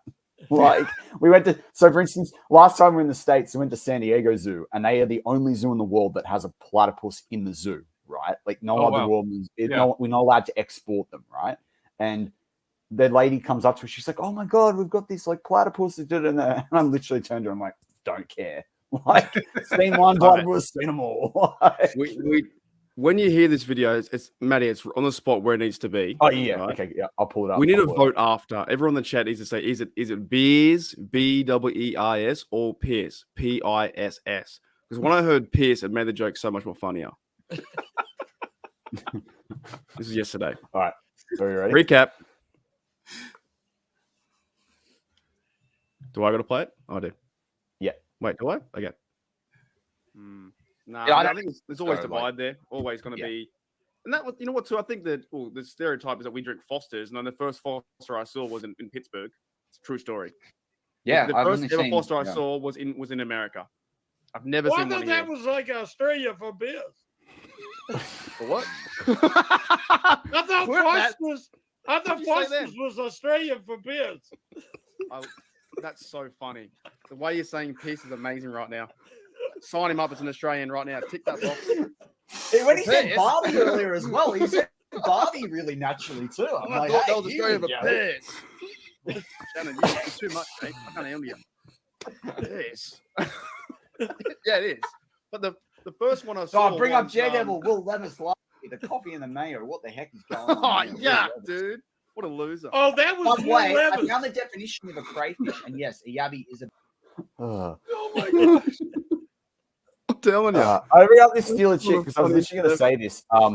Jake Cowing's a really good player for them. That's a good thing. But back to the Steelers. Was it is it chicken or it's like the Jessica Simpson. Is it chicken or fish? Is it beers or I piss? agree with Jenna. It's clearly Pierce. I thought it was a dream. It just caught me off guard. I thought it was so great. Yep. Oh, I agree with that's what it sounds like to me, Shannon. It does. It does sound like it. but it wasn't. That's the best part. It's so good. Because that was the old Foster's commercial. You know, it was Australian for beers. But when I was trying to say it, it's not Australian. It sounds like piss. And that's what we call it too. That's why it's amazing. It's a 5-star joke. You're in it. You know what I mean? It's so good because we call that we call piss beer. Hey, other way around beer. Yeah. everybody use that in marketing, and I'll sue it because I said it. Yeah. That's right. We got proof. Yes. We got proof. Oh, classic. I love that word, Eric. It's a great word. He was so nonchalant about it. Good word. Oh. I always think of enchiladas when I say that word. I don't know why. So I got a question for you guys. Where do you think Fautano, however you say his name, where do you think he ends up this season? Him and Broderick Jones. Who do you think our left tackle is this season? I saw your tweet I've been about leaning. This is a loaded question. I've been leaning towards Fautano just because, like, he is, in my opinion, the much more technically sound pass blocker. And people are like, no, he can't be a left tackle. He's a right tackle. Like Broderick Jones is your stereotype left tackle. And I'm like, I don't know. I don't see it. I look at him and I see a left tackle with Fautano. And I would love to see Broderick Jones be that backside mauler right tackle, just bullying people. I don't know if you guys even have thoughts on that. I would love to see them do something they haven't really done, is let them play both sides at training camp and at preseason and see what the better fit is. Oh, yeah. Because they always say, oh, Dan Moore can't play right. But I never we saw that. Good. Yeah. We saw that. He just was trash at right tackle, which I understood. And people were like, Broderick Jones should have been left tackle. Well, we know why he wasn't left tackle last year. Is because Dan Moore can't do anything. Period. I'm gonna be Okay. Oh, so I'm just gonna be honest. I've been stealing a lot of Jeffrey's takes. So a lot of things that Jeffrey says, my channel's based around that. I did see that as well. I think I'm talking. I want to talk about that too because I was like, I didn't know about that. So I have stolen it, but I haven't even put the stolen. But I will. Yeah, because like if I was going to say it, I'd probably say this. I'm going to jump out early and say it. That's me right there. Oh, I can't bring it up. But no, I read all your stuff, Jeffrey, and I'm like, they're pretty good. That's not bad. And you're not doing podcasts anymore, so really, I can just take it. Yeah, you can just have it. Like, oh, that's fine. About early and so I think I'm fine with it. that's what Jeffrey said there. It makes a lot of sense, though. Like it does. Yeah. Look, the thing that Chris Carter's like, I feel like the only one that said this. Like, remember, Penix throws with the other hand, so like a left tackle in the Washington scheme projects like a right tackle. I said it earlier. You'll know how to say his name. I just haven't had to say it verbally before, so I know I'm going to get it wrong. But you know the guy the right tackle at the Patriots who can also play guard, Owenhu or whatever his name is. Okay. He's 6'3.5", so he's about half an inch shorter than Fautanu, and they're very similar. Like you look at the way, the explosivity, the low center of gravity, the knee bend, and he is a lot better on the right and never projected on the left. I see a lot of similarities there, except Fautanu being a better, more agile version of him. But I don't. The thing that if you Broderick and Fautanu are in the same draft, putting aside the versatility, if you specifically going tackle, is it Broderick or Fautanu? To me, it's Broderick, and therefore he's got to play left tackle. But maybe I'm oversimplifying it, though. See, I think Broderick Jones offers you so much more people mover, right? You know, like he is a guy, he's going to put people and displace them. Whereas Fautanu is more of a positional guy. Like he takes fantastic angles. And like even in quick plays, you see how he shifts angles and shifts the play direction with how he approaches blocking somebody.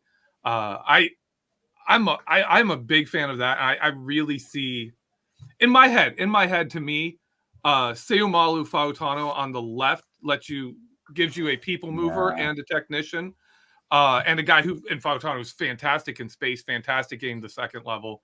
And on the other side, you have it, but it's reversed where Broderick Jones is more your people mover.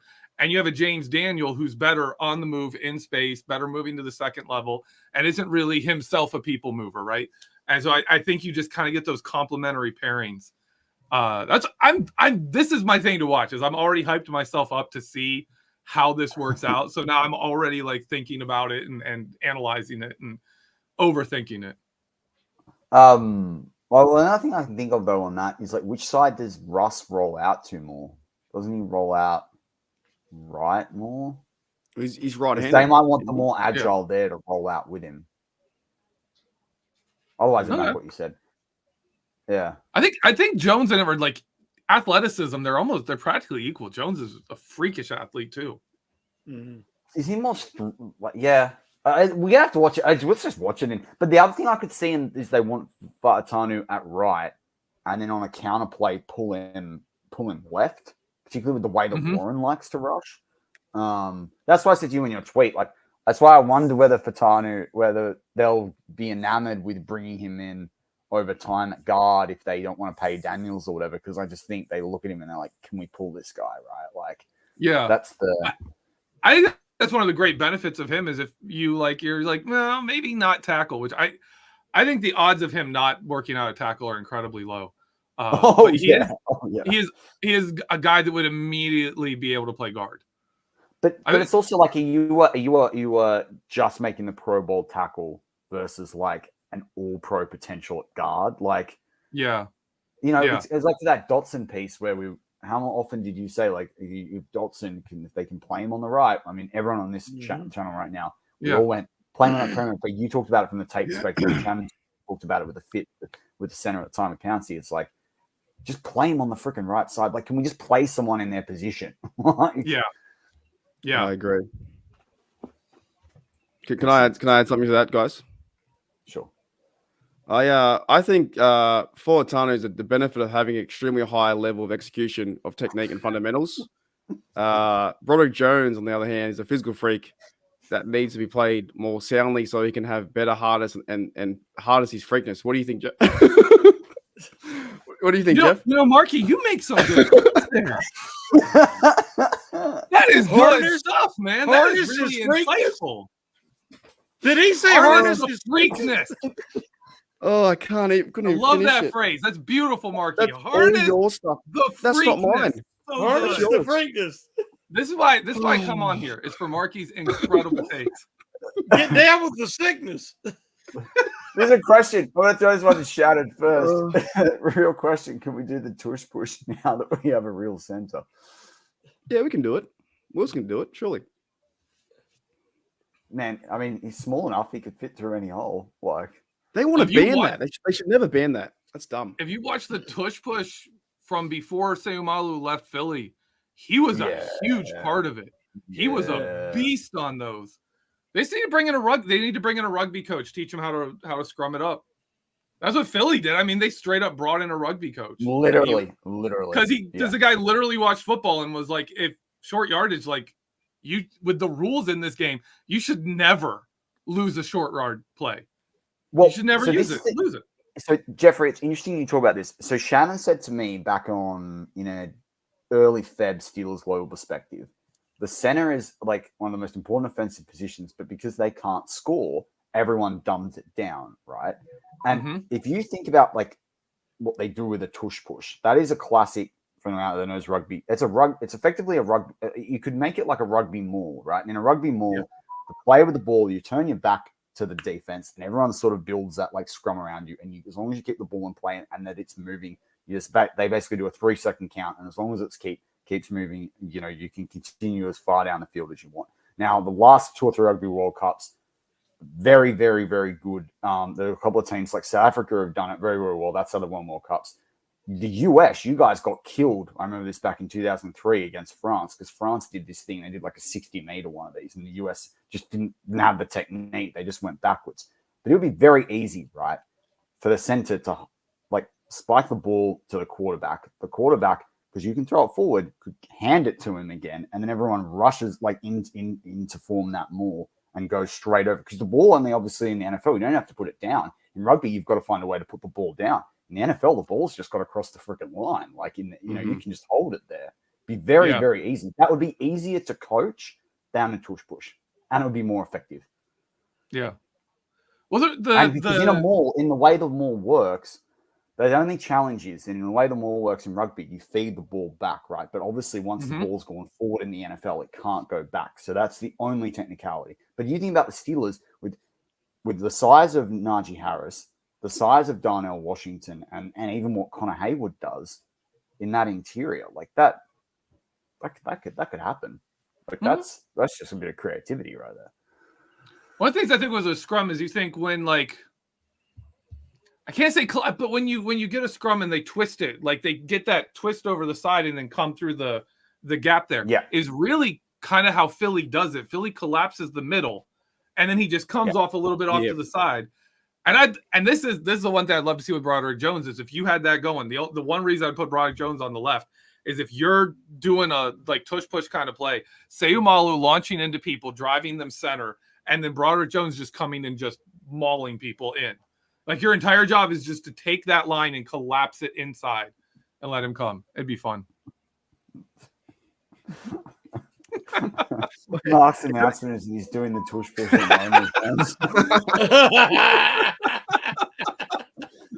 Just so we can settle it once and for all. Jeff, do you watch Yellowstone? I haven't watched like television much at all, man. I Good. watch So you don't deserve it. You can't vote then. We'll save you Mark can into a woman. Because it was 3 and 0 walking out.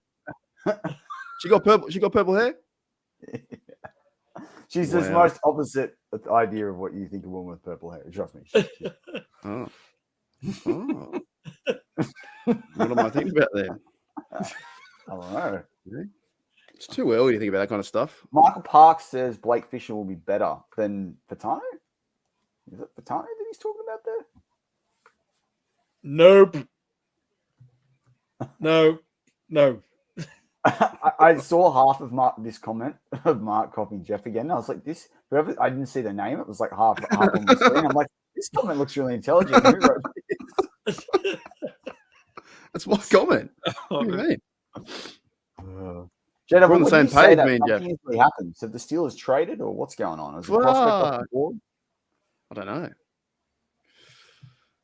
What other takes you got on your Twitter, Jeff, that I can read out? What do you reckon? What you been I can come up with some for you here soon. Oh, what I was gonna do is I came on and fired it off with on here.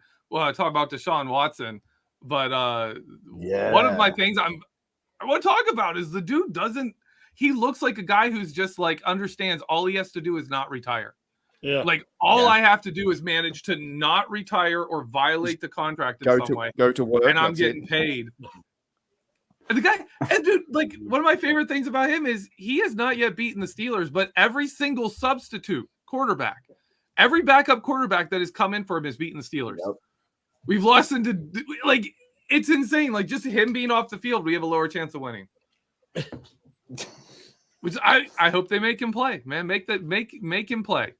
Yeah, he was talking smack, said that they're so predictable and they're limited to what they can do out of the base defense.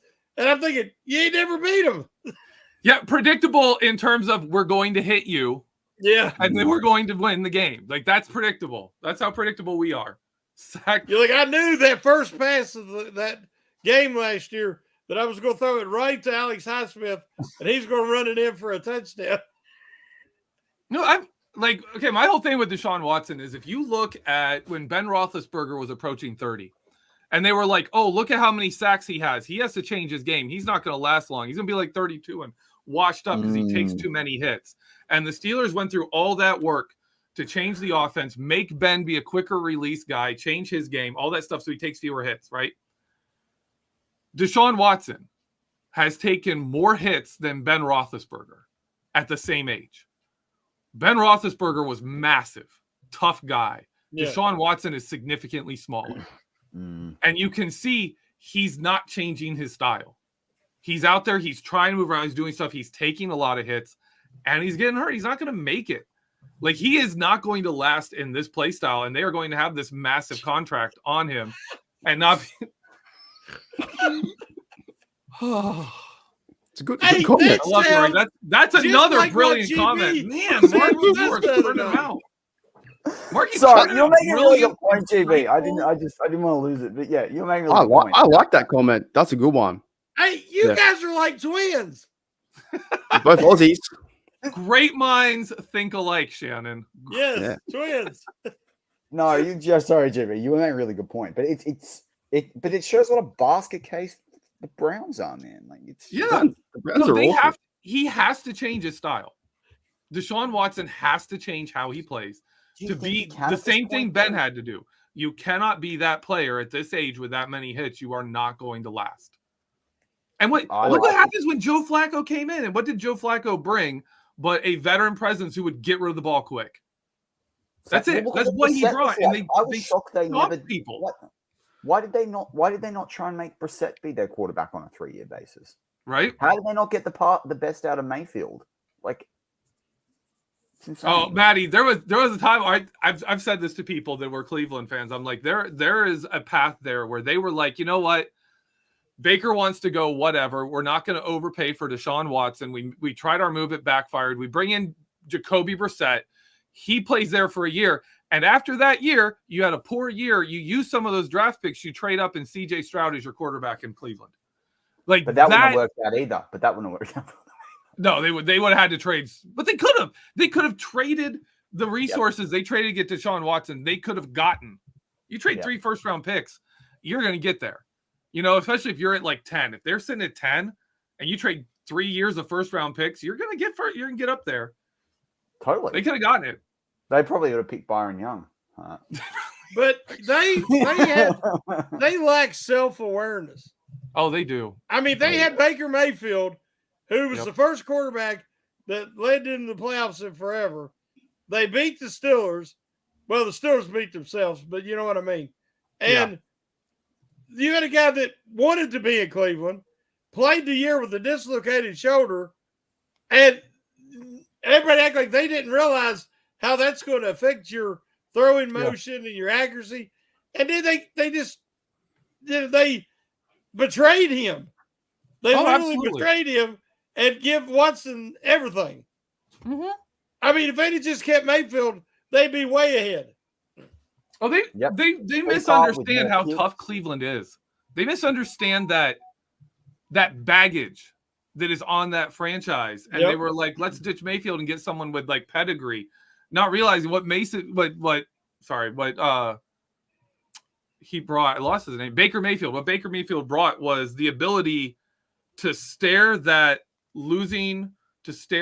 baggage in the face and not flinch. Yep. To deal with fans hating him and have that motivate him to go out and do more. And that's what turned him around. That right there. Yep. Well, you have to have a certain personality to play quarterback in Cleveland, and he had it. Yeah. Watson does not. Watson's more fragile. Van Pran just went to the Bills. Finally stopped his slide. Fifth round. Wow. Hey, I mean, he's only Jeff, a center. So. I've got a serious question for Jeff. Like real question. I did see a tweet the other day, and it wasn't my tweet; it was yours. Okay. Are you sure? Yeah. It was March 23rd, so we're going back a bit. I love talking this kind of stuff too. As a guy that loves special teams, this is you, by the way. Mm-hmm. You'll miss James Pierre and Miles Boykin. How do the Steelers recover from those two blokes? From the teams? Man, you're hurting me there. I don't have an answer to that one. They played good. I love those really guys. Good. Yeah. Yep. I loved watching them. Obviously, they brought very little value. I mean, James Pierre was a solid like dime corner to be outside. He worked great with Sutton in that role for a half a minute. The minute you asked him to go in man coverage, you were making a mistake. But as a gunner, I loved watching those guys get down there. I really don't know. Boykin, I really don't know how you replace that. He was so fast down there. He was so quick off the mark, and they haven't allowed a TD in 2 years. Their average is like 5.4 or something. You know what I mean? They coach really well as a gunner, and we've lost them both. I don't know who's going to be gunners for us. Yeah, I know. Well, they went from Darius Hayward Bay to Boykin. I mean, they need another tall, lanky, fast receiver. Yeah. But their main role is to go bank to the outside and run as fast as you can to get there. And they did it really well. I didn't make any fumbles or whatnot, but I watching them play, because I saw some comments on the Facebook, people, who cares about that? I'm like, no, go to teams and you watch them in teams. That's how they play. Mm-hmm. Brendan Rice is still available. Jerry Rice's kid. Yeah. Yeah, they were down there. They were down there forcing angles, creating like controlling your options. And that's the main option for a gunner is give the returner bad options only. And they did that. And we won a lot of punting game, even though our punter stunk. Yeah, even with a bad punter, right? Yeah. Or average punter. So they did pretty well. I thought it was cool. Well, while you guys are talking about punter there, they brought up on the telecast that Caleb Williams messaged Tory Taylor and said, I hope you don't have to punt too much. I'm like, I feel like that tweet is going to come back to haunt him big time. Like when Tory Who's Taylor Caleb Williams, the quarterback? The quarterback. Bears. Yeah. But JJ52 said McCormick replacing Daniels next year. Daniels off contract. Like, that'd be a big rise up the board for McCormick. Like,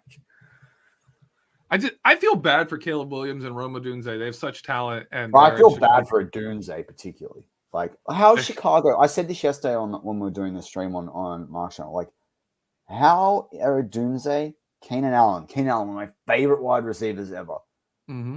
And who's the other bloke they got? Keenan Allen.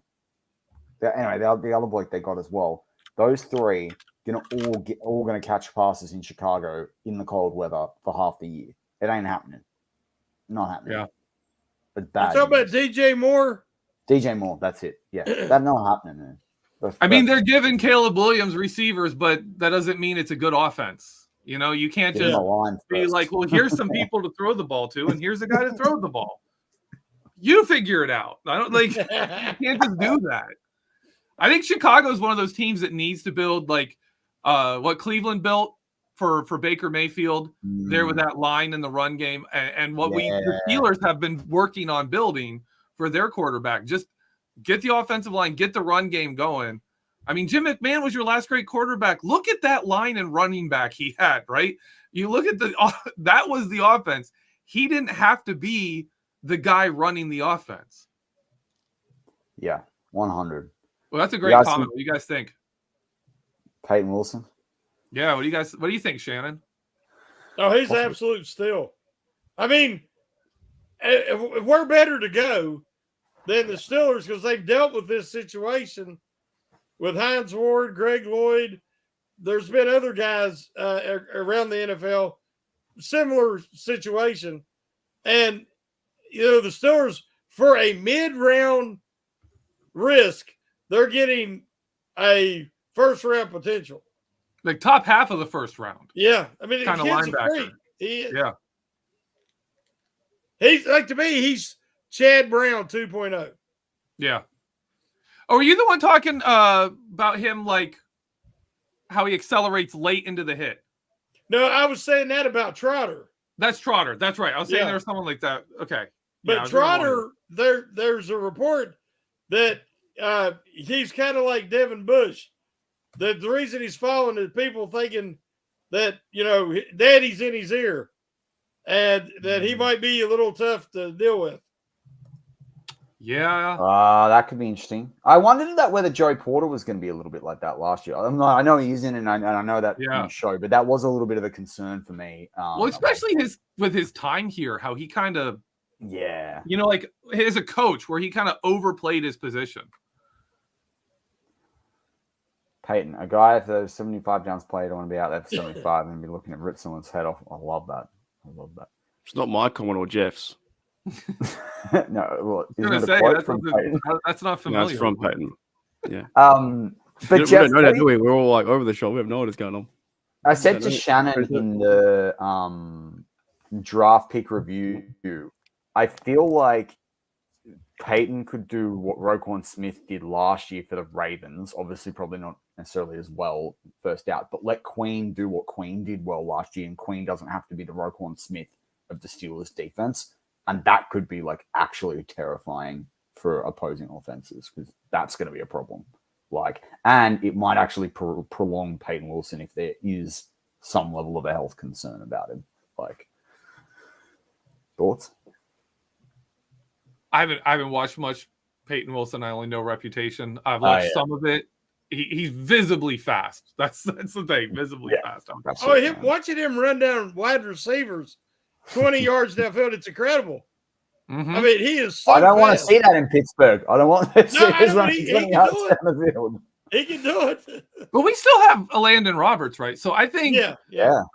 to me, Peyton Wilson's the kind of guy I would ease into nickel. Obviously, again, I haven't really studied it, but he seems to be a guy, like, I would put him in nickel with a Patrick Queen and let him be more of the, like, a Terrell Edmonds role, like see the ball, chase it down, run these guys down kind of role, and let Queen be more of your reliable coverage guy. That's kind of how I'd use him. I think a Landon Roberts still has to see the field a ton. Oh, yeah. That's what I was saying. Yeah, that's what I was saying with Shannon yesterday. But Sean says looking forward to you two of Benton. We're going to talk about Benton. I'm going to bring him up in a minute because Jeffrey knows and Shannon know the line stuff. But you said similar, Shannon, yesterday in our wrap-up show on TDU about the green dot.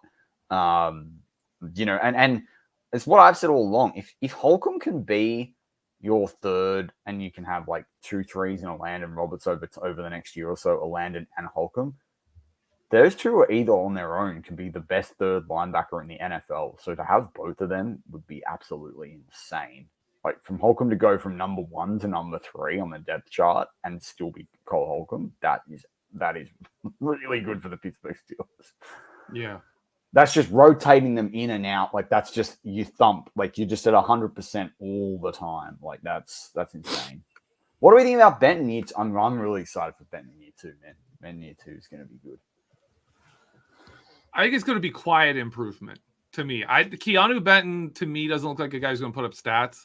Like that's a guy you're going to have to watch film and see where he where he's creating havoc that other people can feast on. Like Stephon Tuitt before he had that one season with the crazy number of sacks next to TJ Watt. I was going to say he seems like a Tuitt type to me. Yeah. Like he's like the bull of the China shop. Let him loose. Like I love Tuitt so much because Tuitt was just like, I don't care what the play is. Like, don't give me fancy stuff.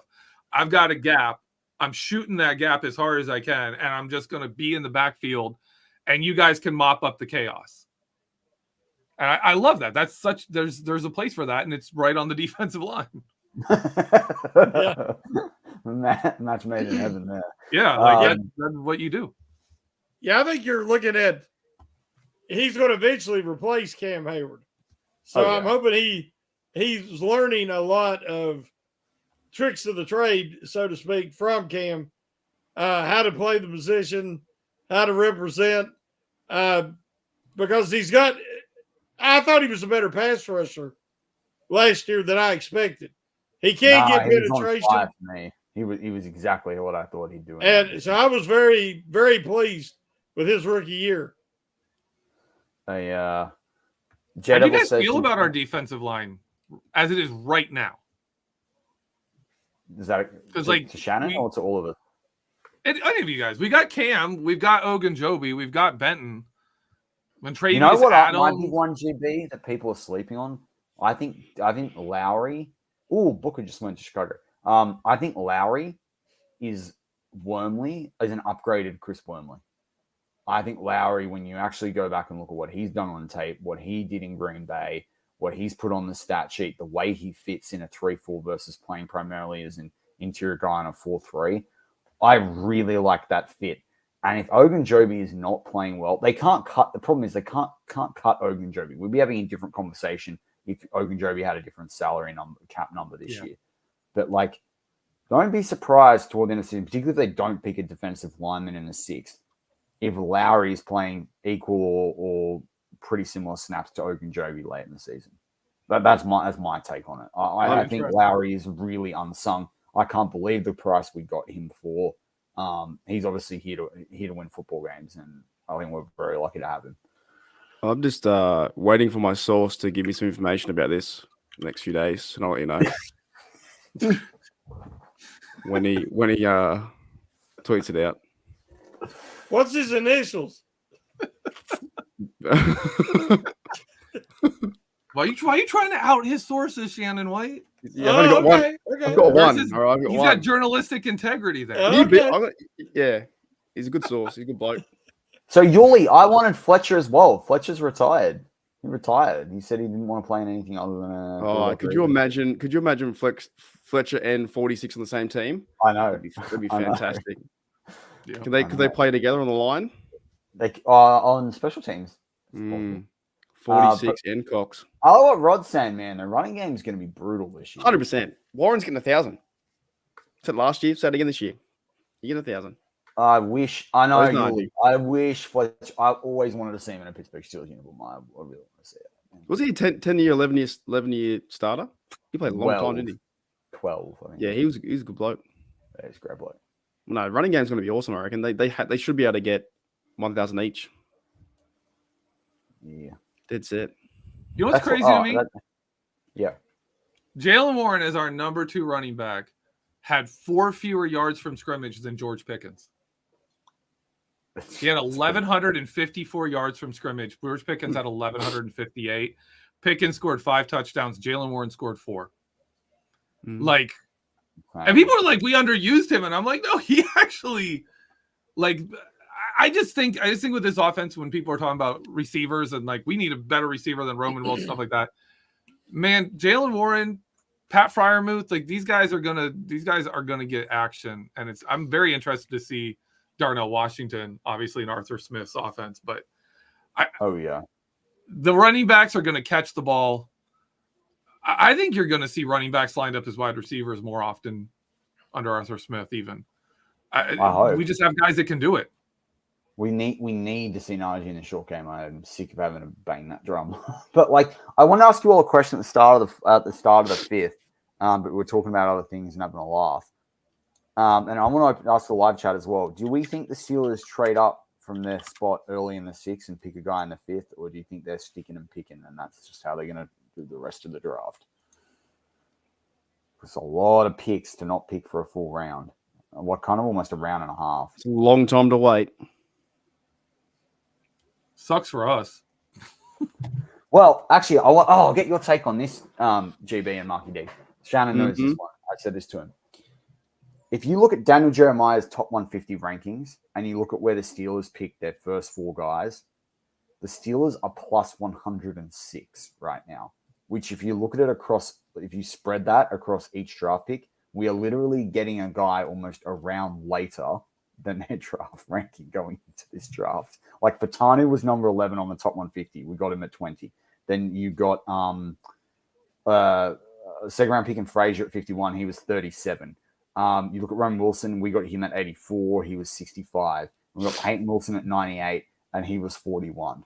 Like, that is actually insane. I'm going to go back after the draft and rate like some of us against some of the other really good teams in the NFL and like some of the AFC North, but like a plus 106 rating. And that was before Peyton Wilson was like a 49. That is absolutely insane. That is cool. That is cool to hear. We're going to win Super Bowl this year, I reckon. Oh, at least 2. At least 2 Super Bowls this season. Hey, Jeff, preseason Super Bowl and the normal season Super Bowl. Yeah, Jeff, all of it. Jeff, I don't mean to take all the questions to you, but you're now the new Aussie because Shannon's out the door.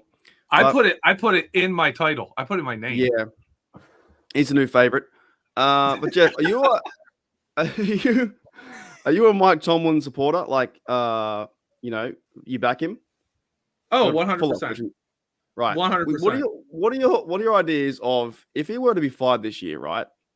Would you be okay with the next coach who won the Super Bowl the next year after to say that they won with Coach Tomlin's players? Because I will be starting a YouTube channel, a Twitter, a Reddit, email, a newsletter, and I will beat that drum until I'm dead. If that happens, because that's apparently that's how it's meant to be known with Bill Cowher's players. Well, you know what I'm saying? I like to say the difference between Bill Cowher and Mike Tomlin is Mike Tomlin won the Super Bowl with Bill Cowher's players. Bill Cowher lost the Super Bowl with Chuck Noll's players. Ooh, that's a good term. I like that. Yeah. Tweet that out. I know, but really, like you look at what Chuck Noll left Bill Cowher. I mean, you've got Hall of Famers on that list, a number of them. You've got great players left and right. Cowher came in and took that, ran with it. Cowher at the end of his career was kind of done with football, especially 2006. You could see it. He didn't have the fire. He didn't have the personality, and the team lacked it too, right? That drive and that fire that he instilled in the team was gone in 2006 after he won that Super Bowl. And he had the family issues going on. He had all that stuff. And his heart wasn't in it. And he stepped away. Tomlin came in, had that fire, and they won. Same with Chuck Noll. He was just too old. Cowher came in, fired up, and he did it. Like, that's if you ever see where Mike Tomlin has lost the love of coaching and the fire to be in the process, where he talks about loving the process. Like, you can see this guy loves the day-to-day of coaching. The minute he loses that, get rid of him. But as long as he has that, I don't see any reason to get rid of Mike Tomlin. Good reason to put a better team around him.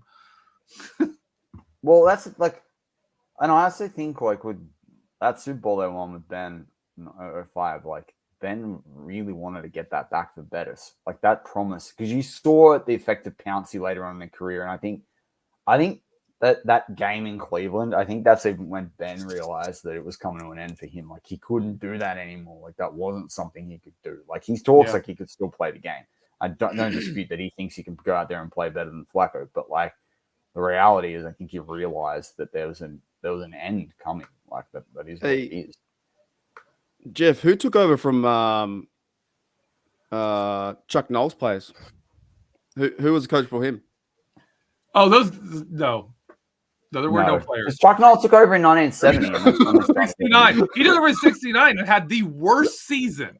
The worst of all the like bad Steelers seasons we had before then. Who was the coach? The worst season in Steelers history was 1969, Chuck Noll's first season.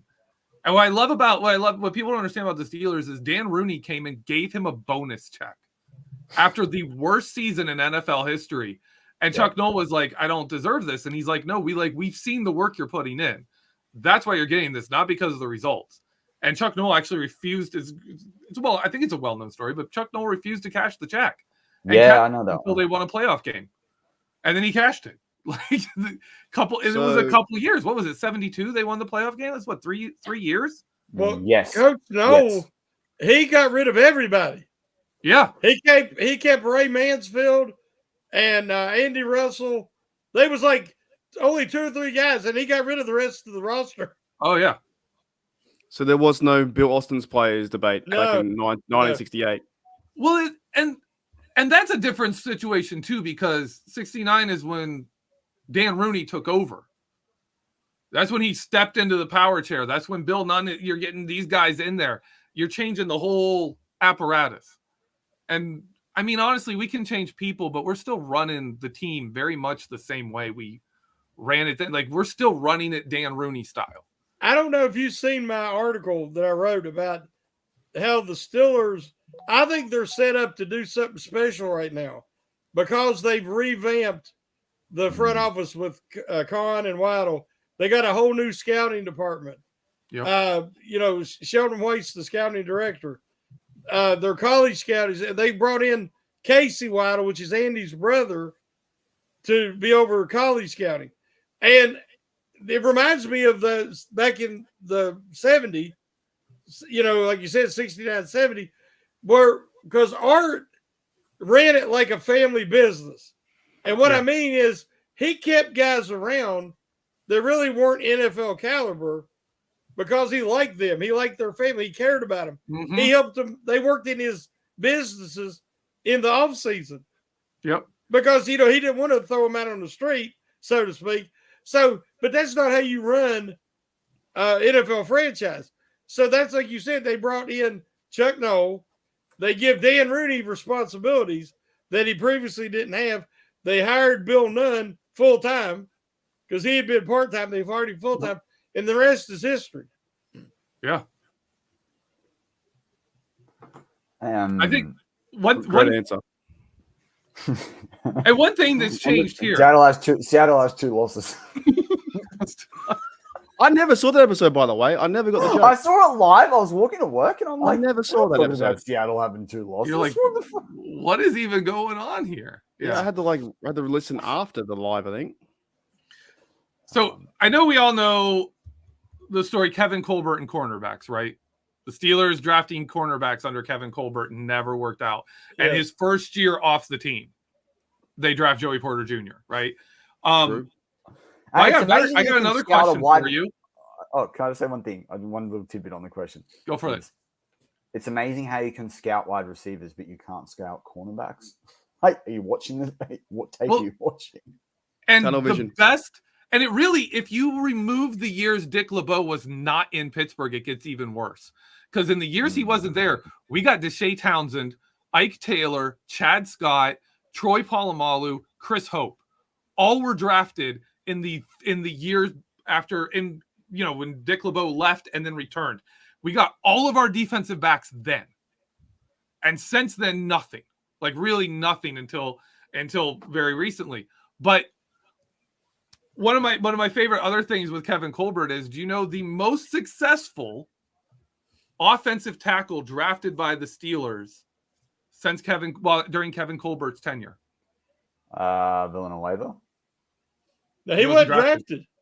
Oh yeah, he went under. He did too. I'll say Gilbert. He went to Philly. Yeah. Not Marcus Gilbert. Wait, what's the Smith. question? And we're gonna OT, go. you said? No, Max Starks. It's Max Starks. Nope. Smith. Marvell Smith. The one who okay, no, actually, let me do it by that. Marvell Smith, yes. He actually made a Pro Bowl. I'm judging this. Let me say it this way. The guy who started the most years at left tackle, drafted by the Steelers during Kevin Colbert's tenure. For the Steelers only? Because No, Beacham's anywhere. played a lot of Not limiting it to just playing, time on the Steelers. Isn't Beacham still playing in Arizona? Kelvin Beachum. Yeah. 7 years at left tackle, starter. Yeah. Kelvin Beachum.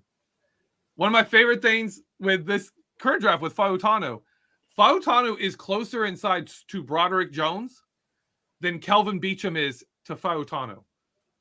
Kelvin Beachum is smaller than Fautanu by a larger margin. That's a great take. Than Broderick Jones. Yeah, Beacham's like 5'10", longest tenured left tackle the Steelers have drafted since Kevin Colbert took over.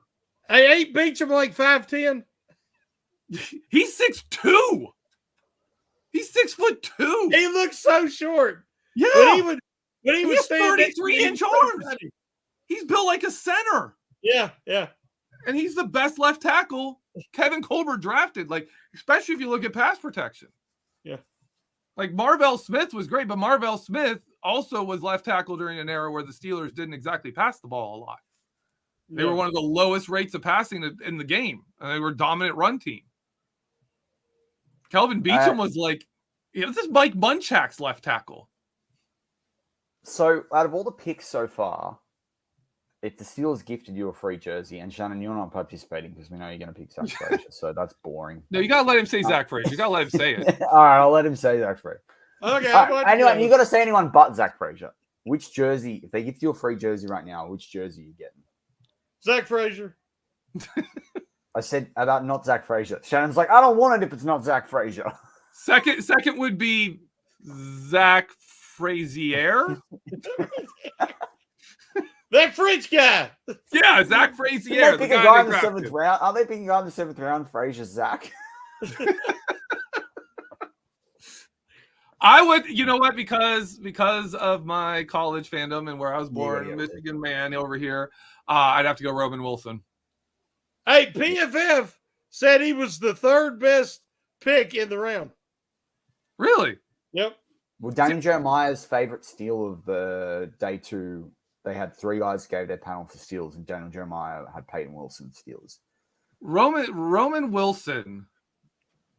If you go back to the late 90s, early 2000, Roman Wilson, because of the role he played in Michigan's offense, when you needed a play, you knew they were going to Roman Wilson.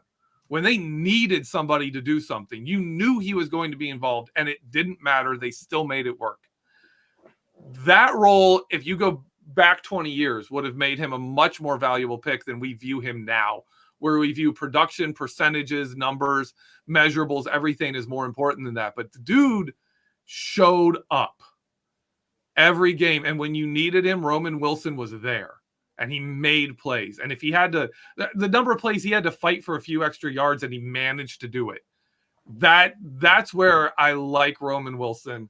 I think he's going to be good.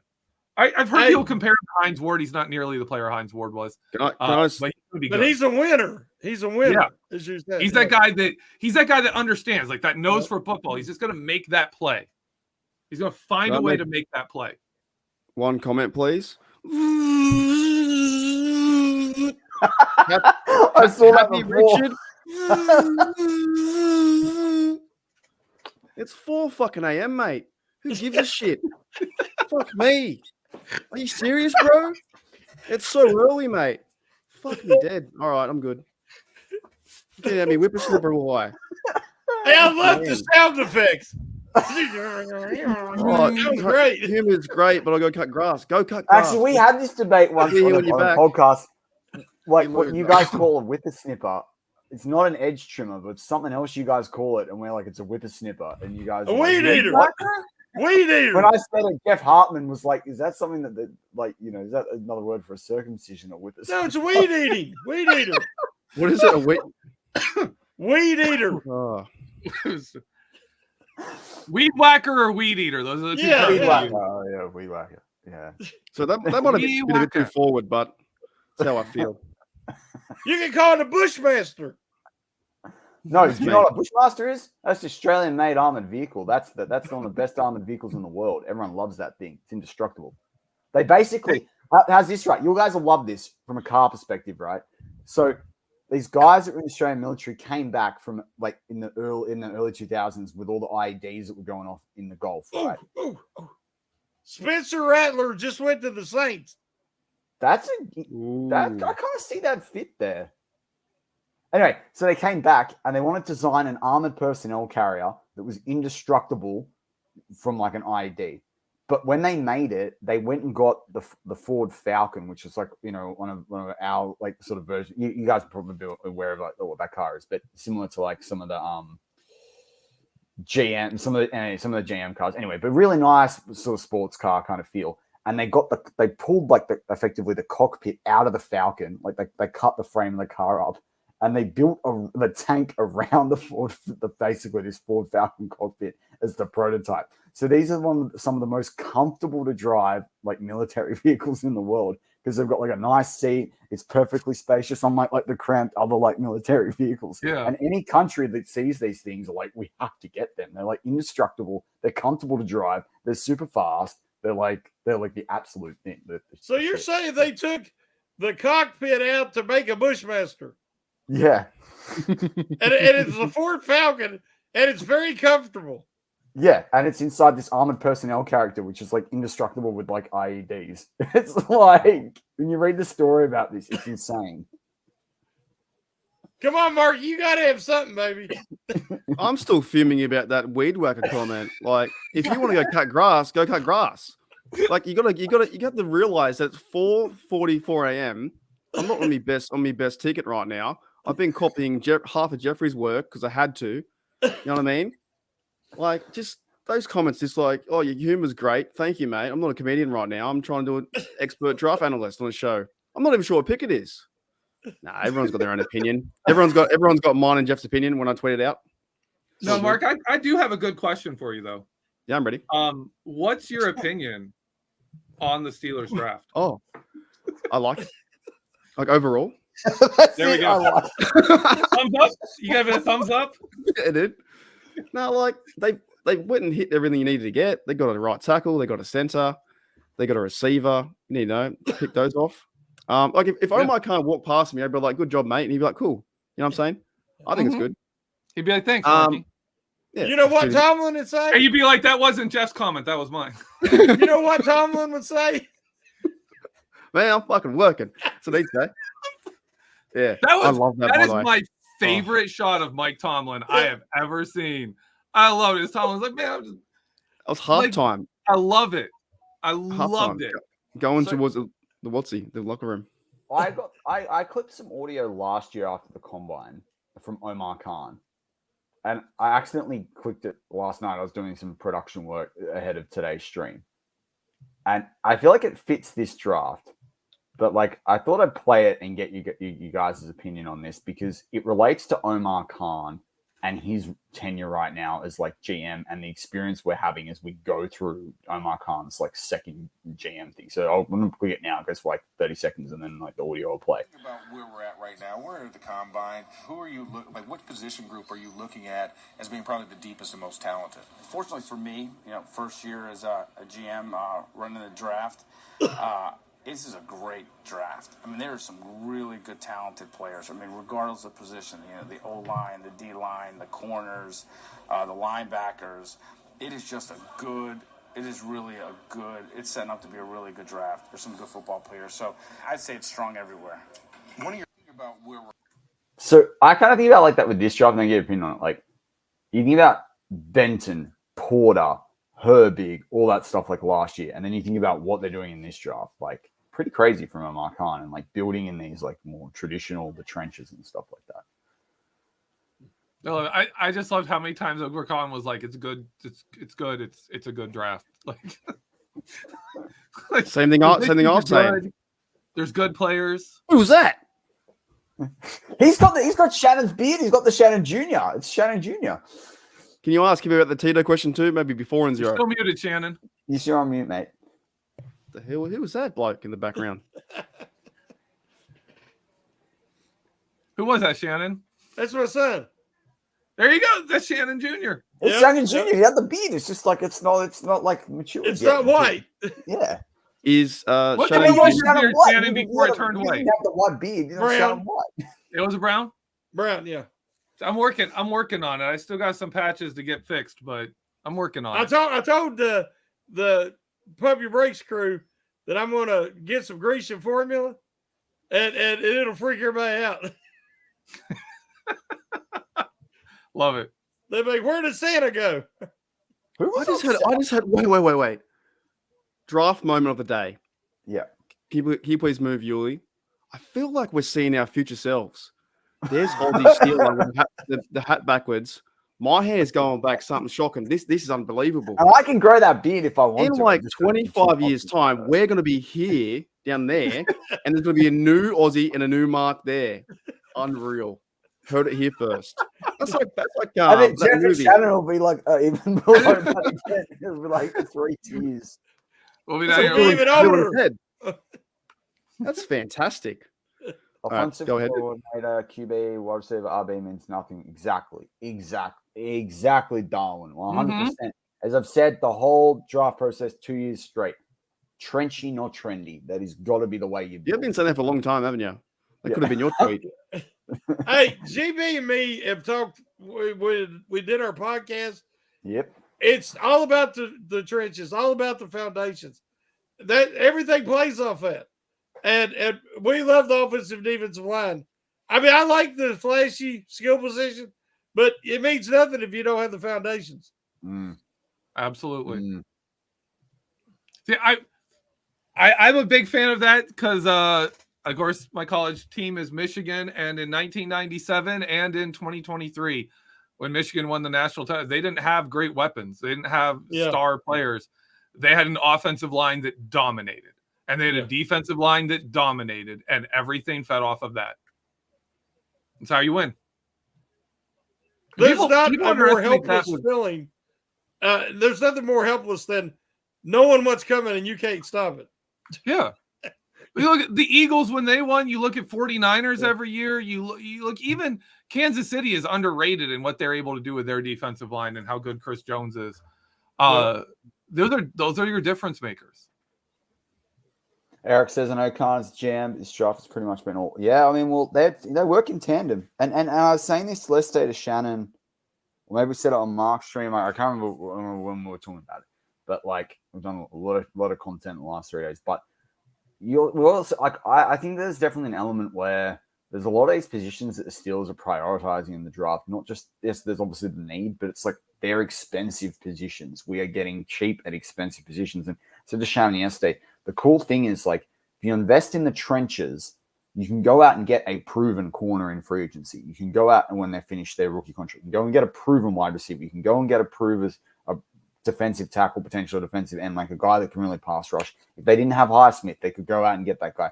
All I'm saying is they can go and pick the components that they're missing, but they're cheaper in the fundamental positions. And like they're cheaper in like you don't usually have 5 wide receivers that contribute. You have 2 or 3. You need 5 offensive linemen to contribute. You usually don't have like more than 2 corners that deeply contribute. You need 4 to 5 defensive linemen that can contribute, right? So like, or 3 or 4 like linebackers. So To me, I like the monetary analytics side that's then being sort of sprinkled on the top with the player evaluation from Lytle.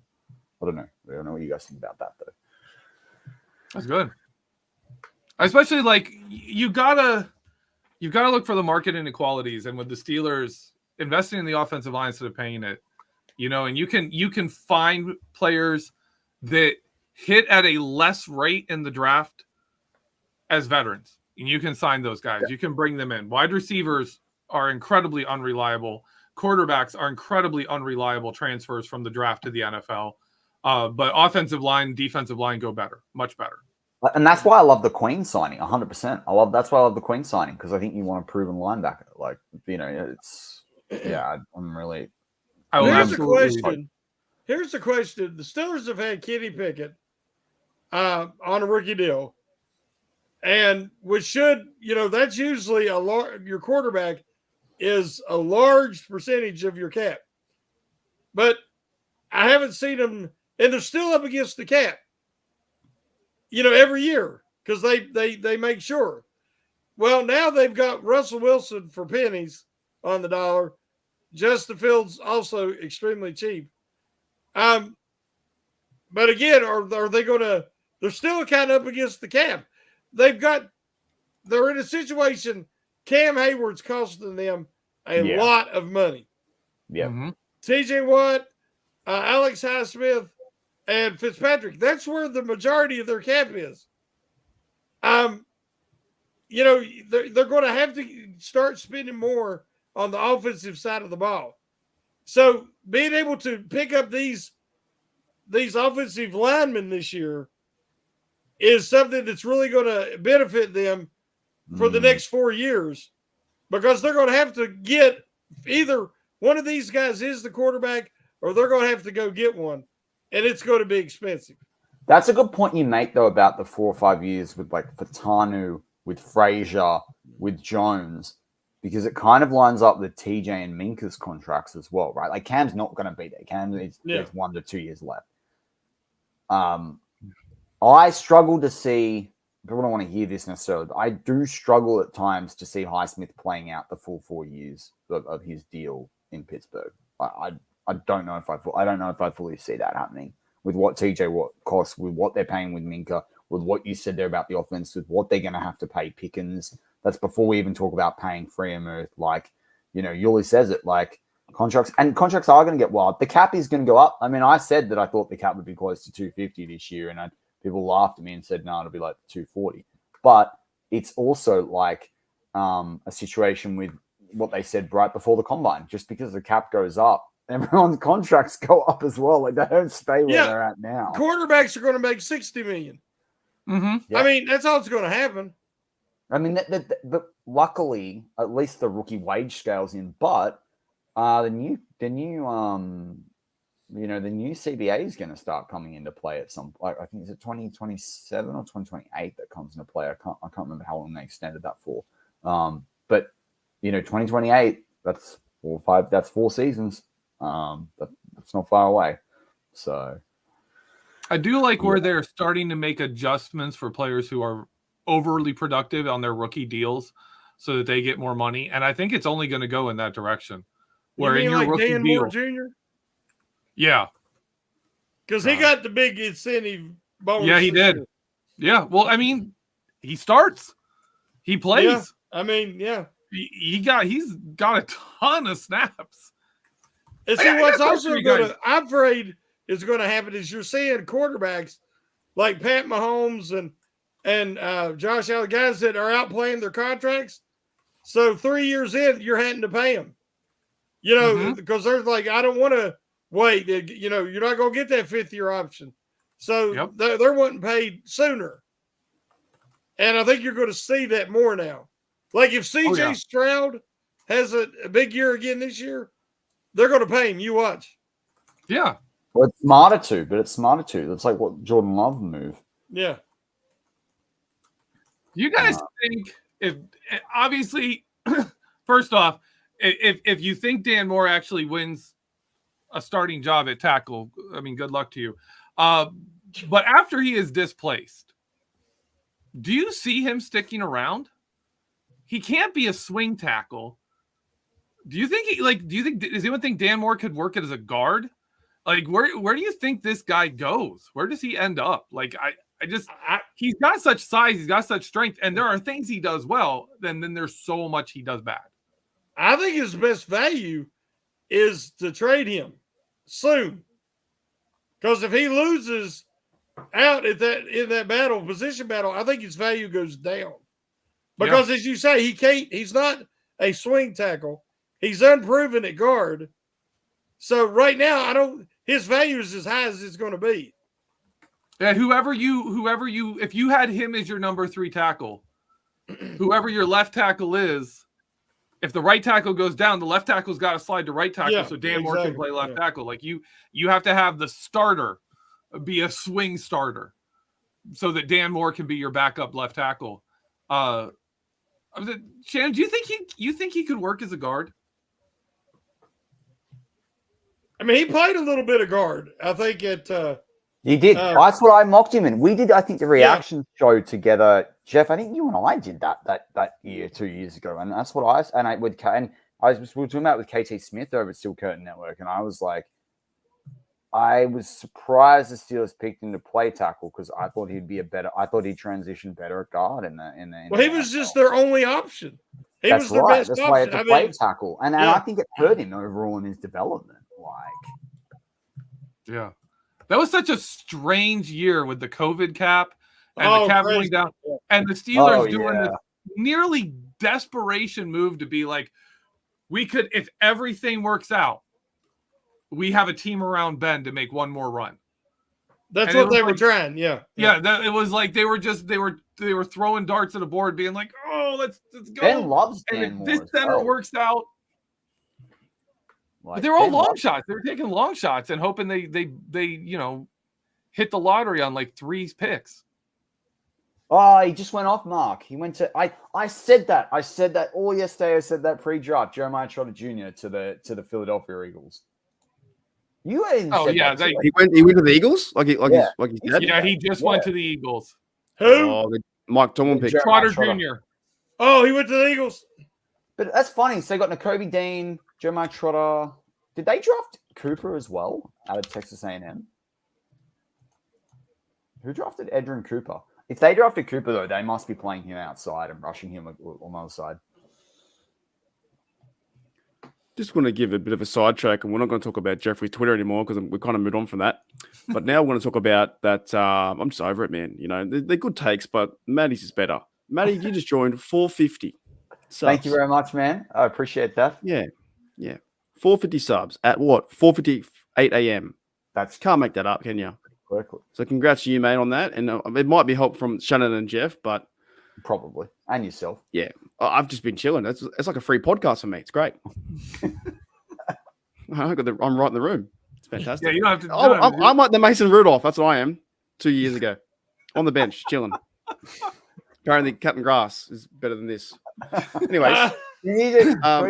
Somebody in a commenter comes in and takes your helmet off. You know. I'm gonna have to clip that grass one. That's so good. No, I swear too much in it. I got too aggressive. A bit like Omar Khan's draft. You know what I'm saying? I know some stuff when I want to. All right. Here's the Browns. The Browns are going to pick their next superstar right here. Deshaun Watson's replacement. Oh my God!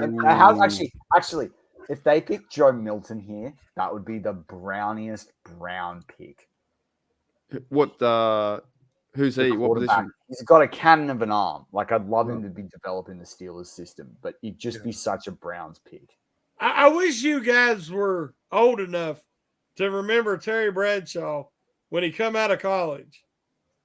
Bradshaw had a cannon. Before I was born. He had a cannon.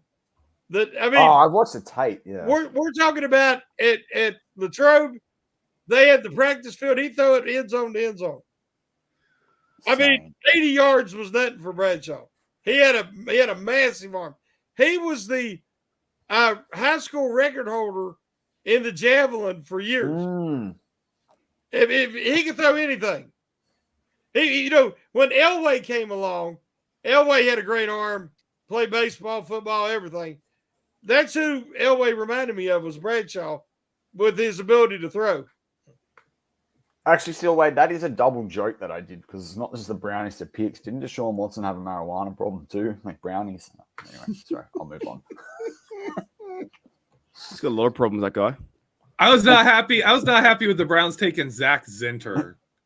I don't know if you I saw was that. wanted to get your opinion on this because I talked about him, but what was interesting was that how high we talked about him potentially going, and they took him early. They've done well in the trenches. Michael Hall Jr. and Zach Zinter, like that's a good like. No, I think he is a great fit for what the way Cleveland does their offensive line and what they want from it. He's fantastic. He's going to be. I mean, he's going to be a White, stud there. It's not White Teller. Who's the other kid that they got? Starts with J. But yeah, he's going to be such a good fit in there. It's bad. It's actually the lanes he opens. If Nick Chubb comes back and like is healthy, that's going to be pretty nasty. What is their? Their one guard was. Oh my goodness, I can't remember names either. But their one guard was getting up there and getting Shredder. Hurt. Yeah, Shredder. Yeah. So that's he the is. name I was thinking of. Yeah. They're just going to move right between them, one to the other. Yeah, Afton, Kalen Carson out of Wake Forest there, DJ James. Josh Newton, I haven't seen Josh Newton gone yet, but we've been talking a lot. Josh Newton, he did. Sorry, Josh Newton. Oh, he went to the Bengals. Damn. Damn.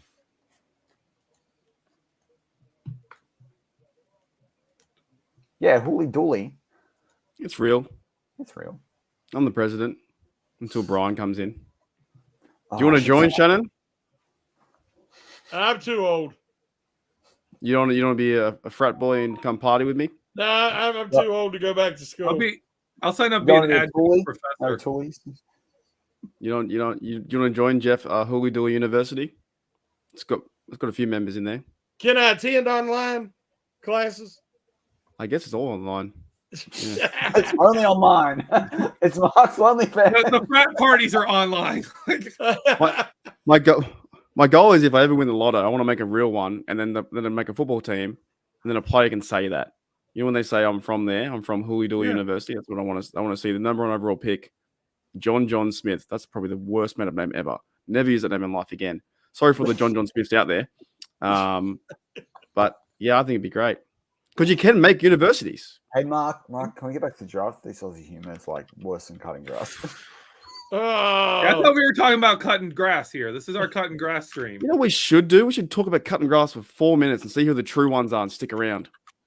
Really test the live stream. We're giving you so much free content like over 2 hours. Really test you. I don't like mowing grass. I got hay fever. Yeah. I don't have any grass at the front. We're in a concrete area. I thought that was a euphemism. Or for my lonely fans. The only ruse. You're door dashing at all angles. I would though. If I was the other sex, the other gender, this is be up here, there, behind cameras here, on the roof. Have you seen this clip? Maybe watch him like pick his Jeff, nose. I'll play the clip. Jeff, I'll play the clip for you. Have you not seen the clip? Yeah. Jesus. Sorry.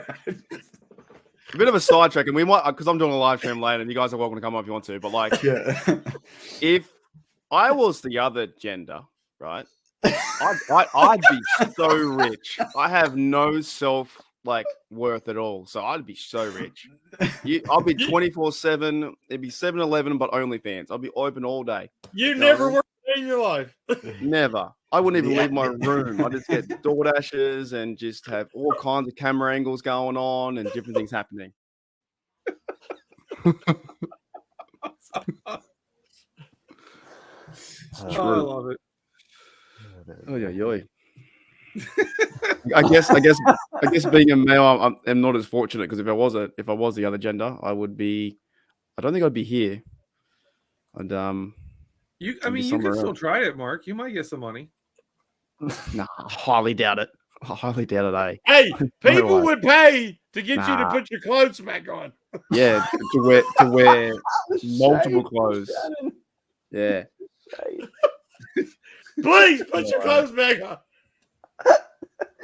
You know, wait. Did the fellas know? Where were the fellas? I don't know. Last year, you guys are probably doing stuff, with the company and that. But there was almost last year we almost got. Was it Kaysen who we spun a wheel for their kid? Oh, the kid's name. Yeah. That's how far it got. So it was Oh, Kaysen having a trial last year, and then we tried to spin a name for a draft pick to name It's their about the time child. we get delirious. It's just about the time, midway through the fifth. The Steelers pick in 21 picks time. It's another whole round away. Oh my goodness. Still that mad. Oh, bring up SmackDown Under if you can. That's my mate Dylan. He's up too. What's he doing up? He's not watching the Where draft up that in one? Australia. How far up? is it?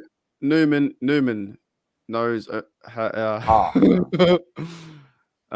She's a lady we know. One of our. Why do I say so weird? She's a girl. She's a girl we know. A woman we know. One of our friends from high. I said too weird. High school. So she does know. So I told her.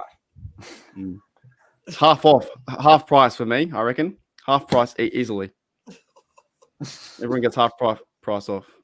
I can just see hashtag canceled.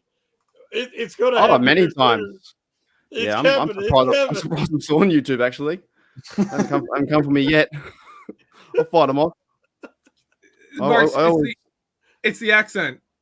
It's the that? accent. You can get away with literally anything if you say it with an Australian accent. Yeah, you say it I in don't know. American. Like you Shannon when he straight. talks about piss. I don't know about anything. Yeah, like if you Americans hear it, if it's an Australian accent, he gets away with it.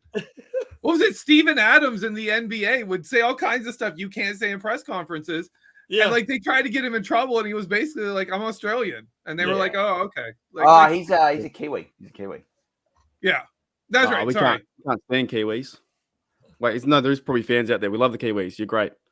Sorry about that. That was really off the mark, wasn't it? Sorry, they were born on the wrong island. Well, fun fact: when we did our constitution and we became like the Commonwealth country of Australia and all the states came Australia. together in 1901, New Zealand was meant to come. They pulled out at the last minute, like 3 days before. They just didn't rock up. Why? They didn't want to be. hey, Maddie, Miami Miami. just got Kamara. Who's Wait, the what? player? I'm not that high on him, though. Well, I thought you had him on your board. No. I've got Javon Sullivan and Murphy out of UCLA. Oh, okay. Javon Sullivan, I'm really high. Yeah, and we talked about Solomon yesterday. So all that OnlyFans, we lost about 10 viewers watching, but that's all right. My apologies.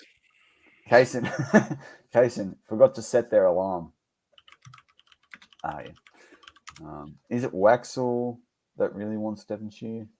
Is it Jim Waxel? The thatched lawn. He's doing that time. The Browns took Jamari Thrash. Yeah. Oh, I want to real quick. Cincinnati Bengals draft. Terrible. Mims, No, it's actually been pretty good. Mims, Yeah, Chris no, no, Jenkins, that's Jermaine Burton, McKinley Jackson, Eric All, Josh Newton. The only pick there, Burton has a lot of off the field problems. Yeah. I mean, that's a very Bengals pick. Incredible talent. And Absolutely. they drafted Eric All, I think, didn't they? Didn't they draft Eric Yeah. All? Eric Eric All, All one of my was favorite tight ends on day 3. Yep. That is a nice pickup. Yeah, they And filled a Mims, lot. I mean, if Mims is hit or miss, but if it works out, really good one. Oh, yeah. I'm a fan of Chris Jenkins. He's going to be, pretty good on their defensive line. He's a space eater. I think they're having might a have pretty a strong challenge for draft. hating the Bengals.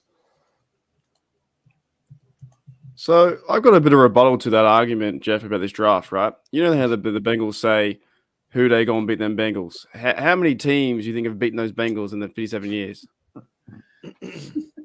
Who they go and beat them Bengals? You got to have a guess for a number. I can tell you right now.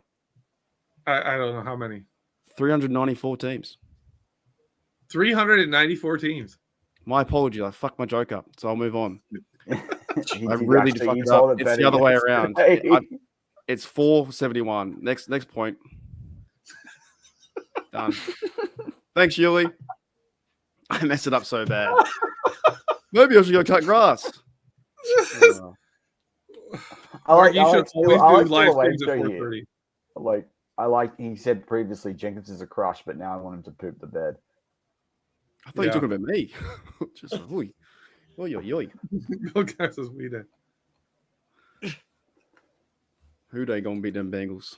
For goodness sakes, the Everyone. Cleveland Browns beat the Bengals all the time. How you guys feel about Baltimore's draft? I'm trying to do like a whole AFC North around the No, North. I like it. I like it. We got some. I still don't get Nate Wiggins. I don't get that from them. Oh, quick. Yeah. Can you guys pronounce that That's bloke's not a name? pick for them. I don't get that. Nate Wiggins and TJ Tampa. That's but the thing about Wiggins, as I was saying yesterday when we did on the live stream with Mark and the live stream, the reaction video that we did, I think we were talking about it actually when we did the reaction video. But regardless, I feel like Nate Wiggins, I just don't get the fit with them. And I do. Yeah, we were talking in our reaction. You just throw a Najee Harris, a Borden or a Najee Harris or a Darnell Washington or even a Pickens, you're going to steamroll that kid. Yeah, he can double team Pickens. That's where I see the value. But obviously, they don't just draft players to be able to play the Steelers. I'm not understanding that. But also Isaac, they overdrafted Isaac, the edge rusher, late on day 2. I'm not in on their draft. I think the Ravens have I think their strategy is we're going to beat everyone else and not worry about the AFC North. Pretty much. We're not gonna sweat the AFC North. Just make the playoffs. We need to be able to beat the Chiefs, and it's you're not gonna get past. You still got to get out of the AFC North to get there. But I think that's kind of where they're going. I also wonder if their GM's getting a little bit cocky now. Yeah. Just a side little note. I see their draft. I kind of question Devontae Walker. I don't know. It's how do these guys fit? I don't know, man. Is the Ravens still or someone else? Yeah, the Ravens. The Ravens. He's super fast, but that's not I don't know. Lamar needs some real possession receivers. Malachi He needs Corley some would have guys been a to great feed pick. the ball to. Malachi Corley would have been a great pick for them. Oh yeah. Yeah, they need some guys that are reliable. Like Mark Andrews is for them. They need more guys like that. Not they keep going for these down the field shot guys, and that's not your offense.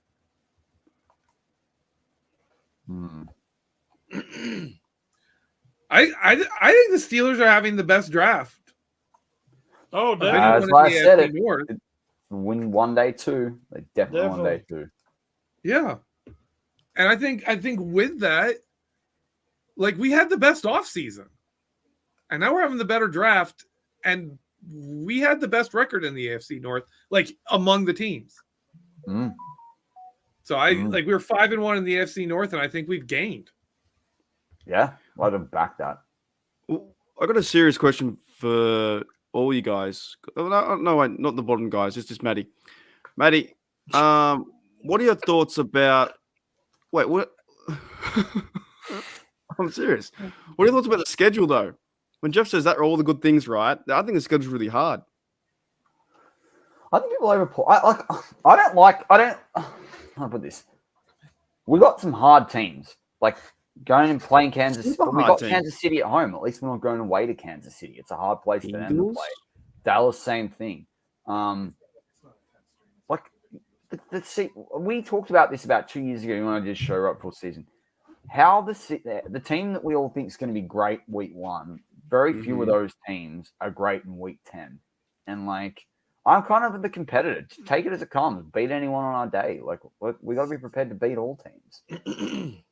Very true, but there's some tough ones though with the Cowboys, Eagles, and Chiefs up there, and our division too. I think it's going to be Armand's right. Second toughest schedule, so I think it's a big thing this year. The thing is, the hardest thing about our schedule, which I talk about in the context of what Jeff's been talking about, it is the AFC North is, and Armand, good to see. I know you always comment on the video, so great to bring you on the live chat.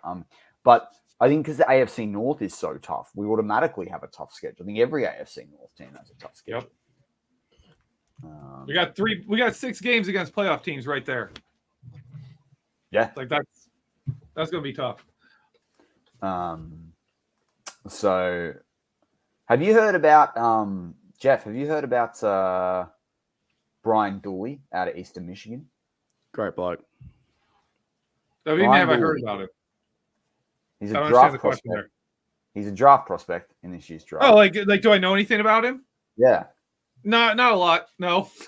This guy is a legend. This guy is a really good right tackle prospect. His stats aren't too bad if you look at some of his grades, but he gave up his scholarship. He's like my favorite character prospect in the draft. I don't think anyone knows about him, but I reckon he gets drafted. I don't think he's rumored to be going undrafted. I reckon someone will pick this kid up in the 7th. I really like this kid. Yeah. Love it. And I've got a clip of him. We're at 85 scholarships. We have 85 given out. And no matter how many times or how many years I go to the NCAA and say, yeah, but man, I'm just telling you, we need 86. The answer is no. You have 85. Until Brian Dooley comes into my office and he said, Coach, that guy has earned it. And I've talked this over with my family and the whole bit. And if there's a way to make this happen, I am willing to give up my scholarship. How cool is that? He gives up his scholarship to the other kid. Yeah. Yeah, for I like somebody who can actually like need it. I love that. That's fantastic. Yeah, he's a really That's cool player. fantastic. Great question, If you actually, from if you Mark. wonder what I'm doing, guys, right now, because Marky refuses to give us his opinions on the draft, I'm folding laundry. Yes, that's the content we want, bro. That's it, man. What are you starting with first? The socks or the shirt? Before you fold one other garment, Mark, get out your terrible towel and show Jeffrey how to fold a garment. Ooh. Watch this. This is like it's like when they fold the American flag. This is like drill sergeant stuff. Arizona just drafted Christian Jones. Damn, they got a good player there.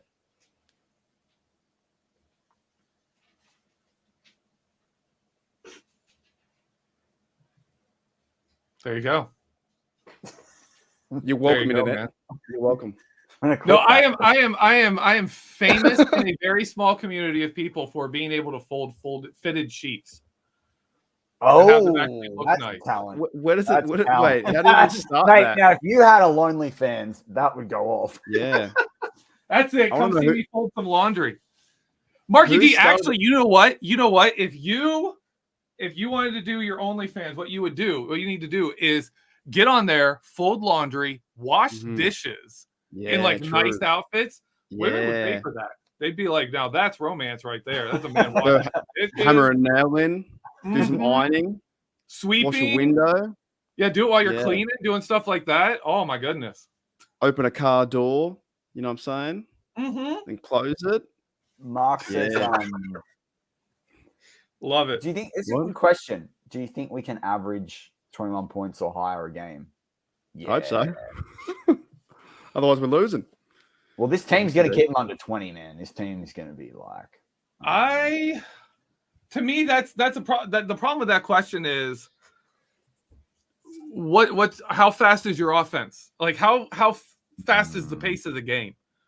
Like Yeah. going back to what Kenny Pickett's rookie year, the last half of that season, the Steelers were one of the better offenses in the league in moving the ball and controlling the clock. But they had like 2 fewer drives than every other team per game because they controlled the clock and they ran the ball and did stuff like that. So like We talked about you could that. have a game where you average 3 points a drive. You're going to get 21 points if you have 7 drives. If you have 10 drives, you have 30 points. Like the same offense, big gap difference, and it's just the speed of the game. So I always go points per drive. And for me, if we can get to like 2.6, 2.7 points per drive, I think we're winning a lot of games. If we can get to 3, we're unstoppable. That's like 2004 Steelers kind of level. And I know people look and they think like, what do you mean Kenny Pickett's last half of Kenny Pickett's like rookie season, the offense was terrible. That team had the second highest percentage of drives to end with either a touchdown or a field goal attempt in the National Football League. And their red zone offense was crap. Yeah, we couldn't score touchdowns, and we missed a bunch of field goals because guys were hurt. But other than that, like if you look at the chances, the number of times we ended a drive with an opportunity to score points, it was second only to the Chiefs. And I think that's why Canada came back. Kenny Pickett was like gave Canada an endorsement, and they were like, well, let's roll it back and see if we can get over that hump and actually put the ball in the end zone a few times more. And like it was something like three or four touchdowns there would have had them at one of the highest scoring rates. Three or four touchdowns over 8 games. And you make a realistic like 90% of field goals or something like what Chris Boswell normally does. Instead of that season we were missing a ton. And we would have been one of the highest scoring offenses per drive in the NFL. And that's like you're right there and you're like, oh man, we can do this. And then the next year, like the entire team forgets how to play football. And you have to fire Matt Canada. Ooh, worst offense. That's my spiel. That's my spiel on scoring. I like it. No, it's informative as well. Still Ed says that we build him great here in Michigan. Kaysen says we did him. Fold those corners, Jeff. Fold them hard, mate. Look at that. You just put that one edge right to edge. Right there. That's the content you're looking for. That's Marky G ASMR. Eric's asking for it. Eric is asking for it. How's it going? Now you sound like they're insers. Yeah. That quality content. Mark says the Chiefs average 22 points a game. The defense. Exactly, mate. This is the formula. This is where we're building. Well, Mark Lancaster, Jeffrey Bennick, big fan of Roman Wilson. This guy's going to be awesome. Yeah, he'll get targets if they double GP. For sure. Steelers pick in 14 picks. Half a draft away. Half a round. What the? That was awesome. Clip that. Do that again. Where'd that come from? That was my son. That was my son. That was the best thing I've seen all day. I took him out. I finished the other one. He just chucked it at me. Oh, that's awesome. Mark, breed pizza toppings with a scruffy. What? All right, but I have to go away for a minute, so I'll be here. Pepperoni, like that. Pineapple. Pineapple. Ham. I love how you say pineapple. That was beautiful. Pineapple, cheese pizza, oregano. Sorry, for my American listeners, oregano. No, you gotta say it right. Don't say it American. What's that? Okay. Say it the proper way. Don't say it like an American. How we came back for came back on screen and then left again. Hey man, I got no more. Yours are dropping every time. I'm sorry about that. Since I showed Brian Dooley, it's like, man. Yeah, no, that happens all the time, mate. They hear my This accent. is the NFL draft content people come here for right now. Well, it is quiet right now. There's no round, so last year there's nothing going on. Was crazy, Jeff. We were doing some crazy things last year, mate. Spinning the wheel. We haven't spun the wheel yet, but no one's given us a topic to talk about spinning the wheel on anyway. It is a long time between picks. That's why I think this is what four rounds. Okay, so we were talking pizza toppings, and you said pineapple. Pineapple. I was in Panama last summer. My daughter's school did a Spanish trip, and we were in Costa Rica and Panama. We went to Panama. I had a pizza there. I got to float past you guys. It was bacon, pineapple, and corn. Ooh. It was a really buttery pizza. Actually, you said in Spain. Okay. You said Spain, right? No, in Panama. Oh yeah, that's very South American. Yeah. Well, it's literally the border of the continents, where the Panama Canal. It's right there. So, but it was phenomenal. It was so good. I was like, "What is this pizza? It's so weird. I have to try it." And then it was incredible. I'd ask, what does the value the corn bring? It's not that tasty in general. Sweet corn. Well, it was like maize. It was the actual like the. It wasn't like the stuff we get. Like if you get like American corn, it's different. It's corn. It's just like it was much more flavorful and it had more texture to it. It had like more solidity to it. It was really interesting. Who? that is the most intuit question you've asked the whole draft. I've never seen you more focused this whole draft process. Well, I just don't understand why you don't corn. There's no value to you add bacon, sure. No, it was really good. Like Sweet, but corn. I don't know. I don't know. It added some buttery texture, and it was very interesting. Well, then just add butter. Why would you need corn?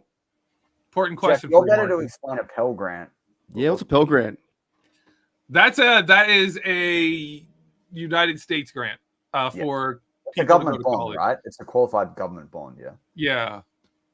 Pell Grant Pell Grant is one you don't have to pay back. Oh yeah, right. Well, we have another gentleman in the house with Shannon taking a break.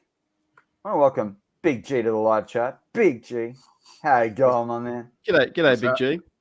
Does this mean I've been downgraded to Little G? What's up, Godfrey? What's happening with you, bro? What's going on, man? What's up, fellas? How y'all doing down there? Yeah, man. I think we've all been getting it in hard, haven't we? Over the last several days, man. I've been all over the world, man. I've been in Australia. I've been in Greece. I've been all across the United States, man, doing different podcasts with different people, bro. You're Peyton Wilsoning it all over the world. The big question is Big G, would you put corn on your pizza? I think you do. Nah. Yeah, exactly right. That's weird. Nah. It was. That's why I had to try it. I was like, that is the weirdest freaking pizza I've ever heard of. No, Big G, I was telling him I was in Panama and I got a pizza there. They had pineapple, bacon, and corn. And it was actually good. It was actually good. I reckon they're taking the piss, man. Whoever gave you that pizza's taking the piss. They were joking with you. Man. I was expecting it to not be. Yeah. One of the dudes we went with is like old school Italian, his whole family. I ordered that pizza and he's like, my mom, he looked at me, he's like, my grandma. And he has an Italian accent and everything. He's like, my grandma would like slap you for ordering that. Yeah. Like you couldn't even order that in my family.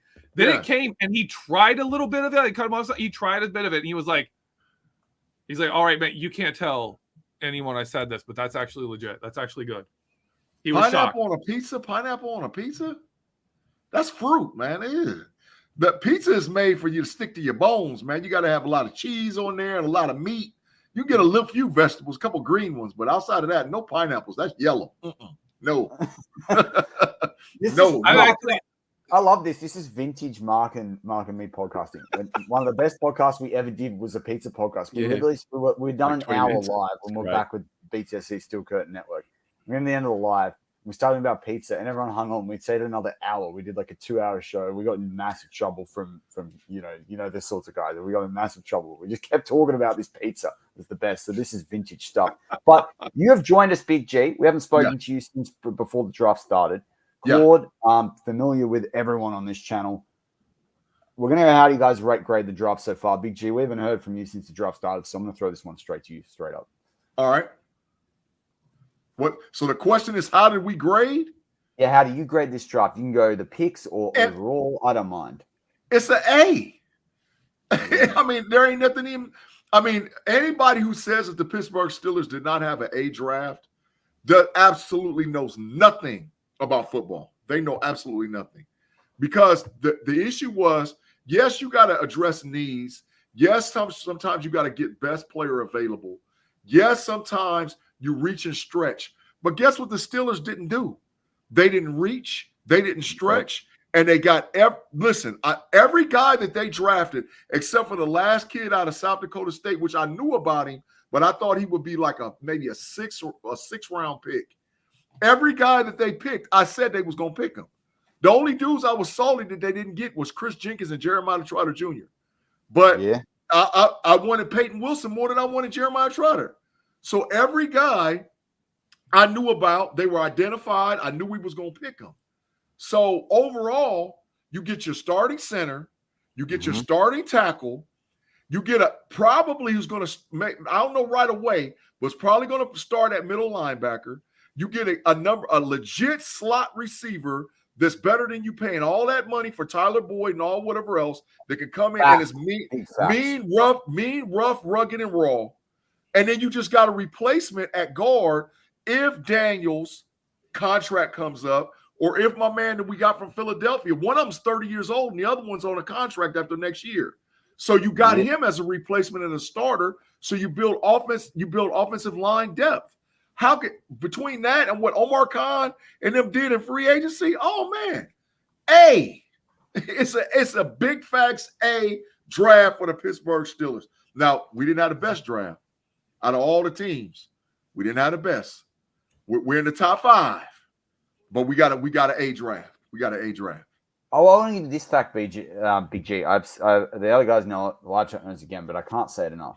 If you look at where you'll like this one. If you look at where the Steelers, and I haven't done McCormick. This is only the first 4 picks, day 1 and day 2.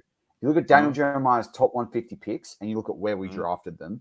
The Steelers are plus 106. If you average that across the 4 picks, we are literally getting a guy almost a round later, or at least minimum half a round later than their actual ranking deserves. That is insane. That is absolutely insane.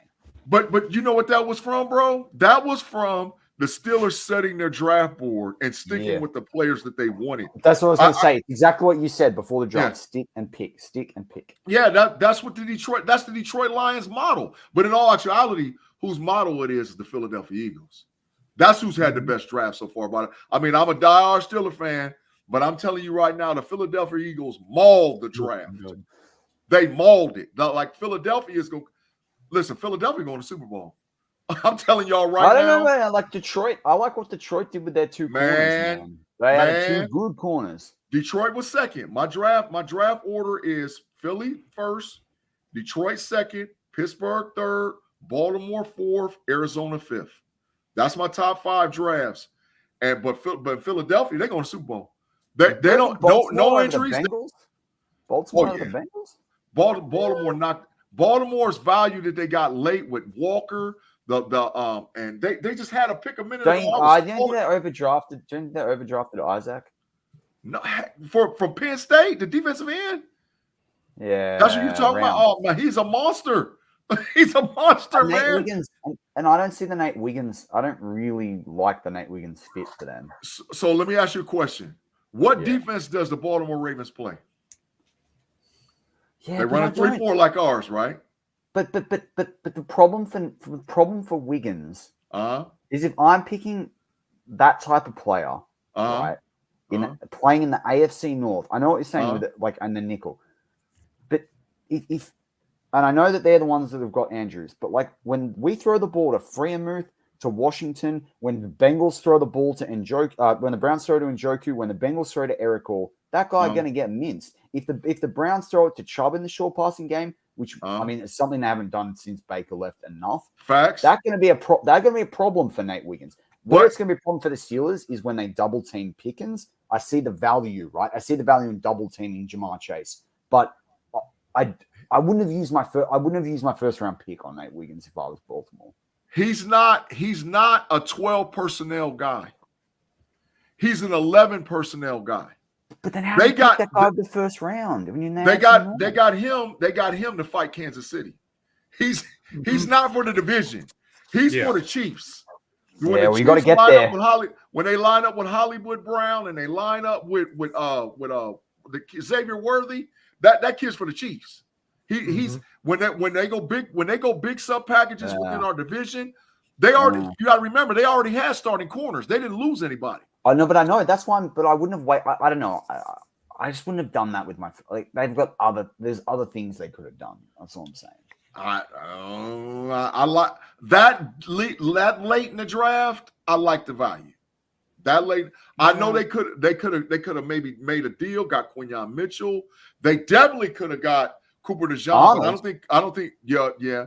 Terrion Arnold. But I found out something about Terrion Arnold. Remember how they kept saying the Kool-Aid was hurt? Yeah. Terrion Arnold's got medical issues. I found that out from one of my boys.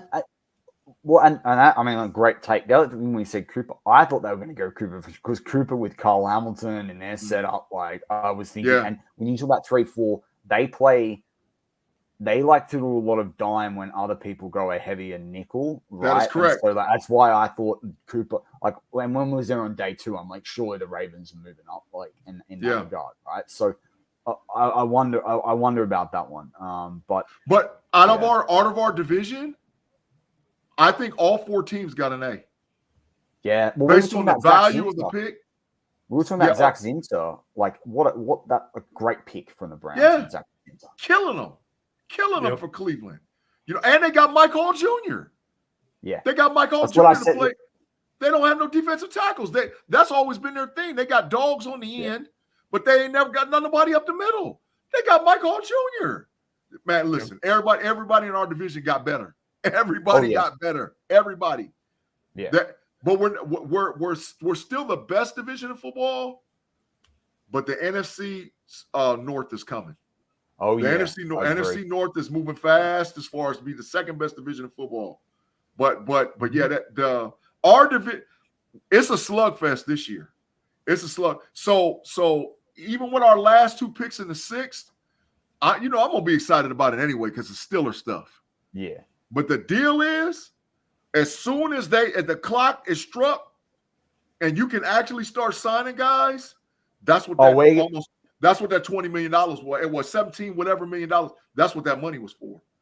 Because I think we're going to make a real run at Justin Simmons. I think we're going to make a real run at him.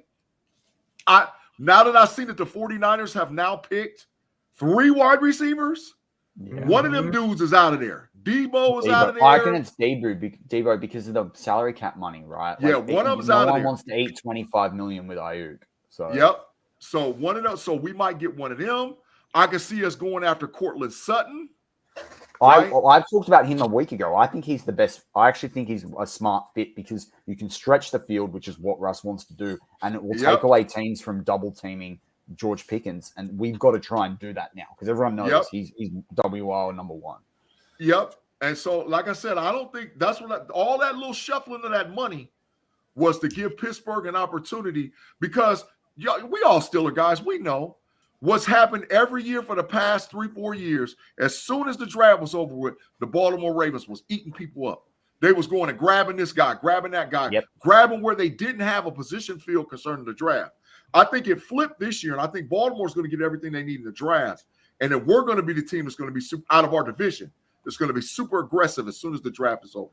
We were very aggressive last year with the UDFAs as well. Yeah. What do you think of? We'll go around the room on the rest of the grades. I think, apart from overdrafting Tip Ryman potentially. Yeah. Arizona has had a very good draft. Top 5. A very good draft. And from the perspective of they had so many needs where they needed to get better.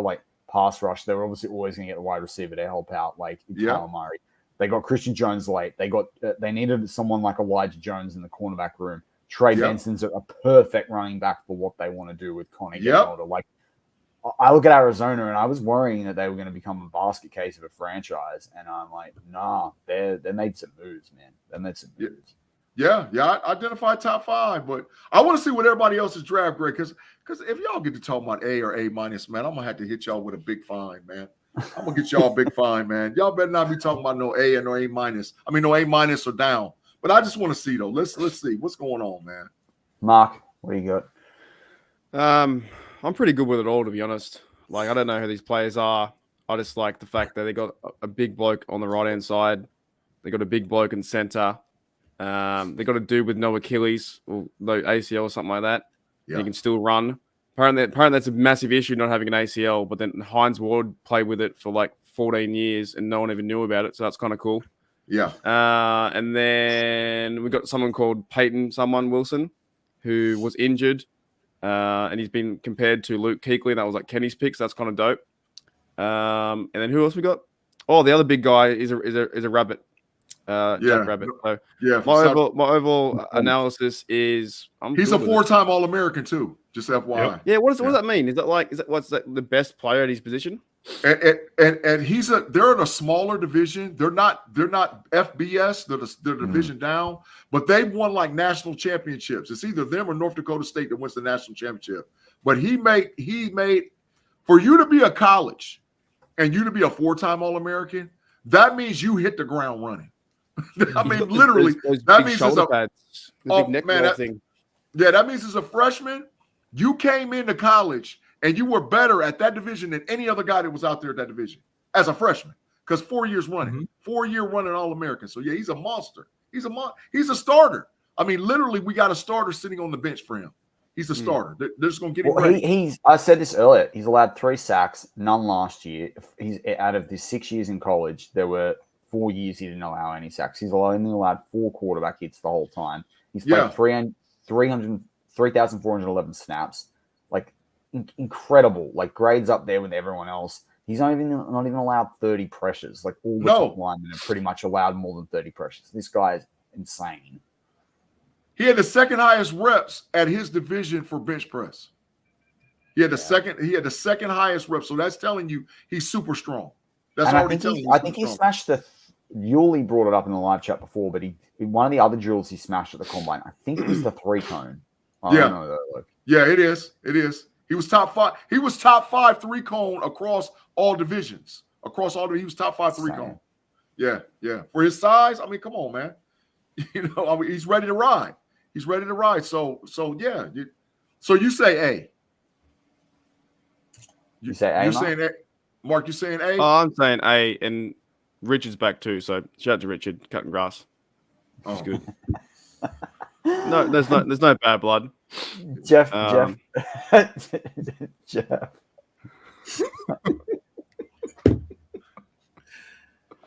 right, my thoughts on this draft are straight up just it's one of those drafts where you meet all your needs. Mm-hmm. And normally when you do that, it's like it's not flashy, but it's effective. Mm-hmm. But this we did it in ways that have flash. Like we went out and got a dude to play right or left tackle to go across from wherever Broderick Jones ends up. That's just a standout. Like the athleticism's off the charts, the execution technique off the charts.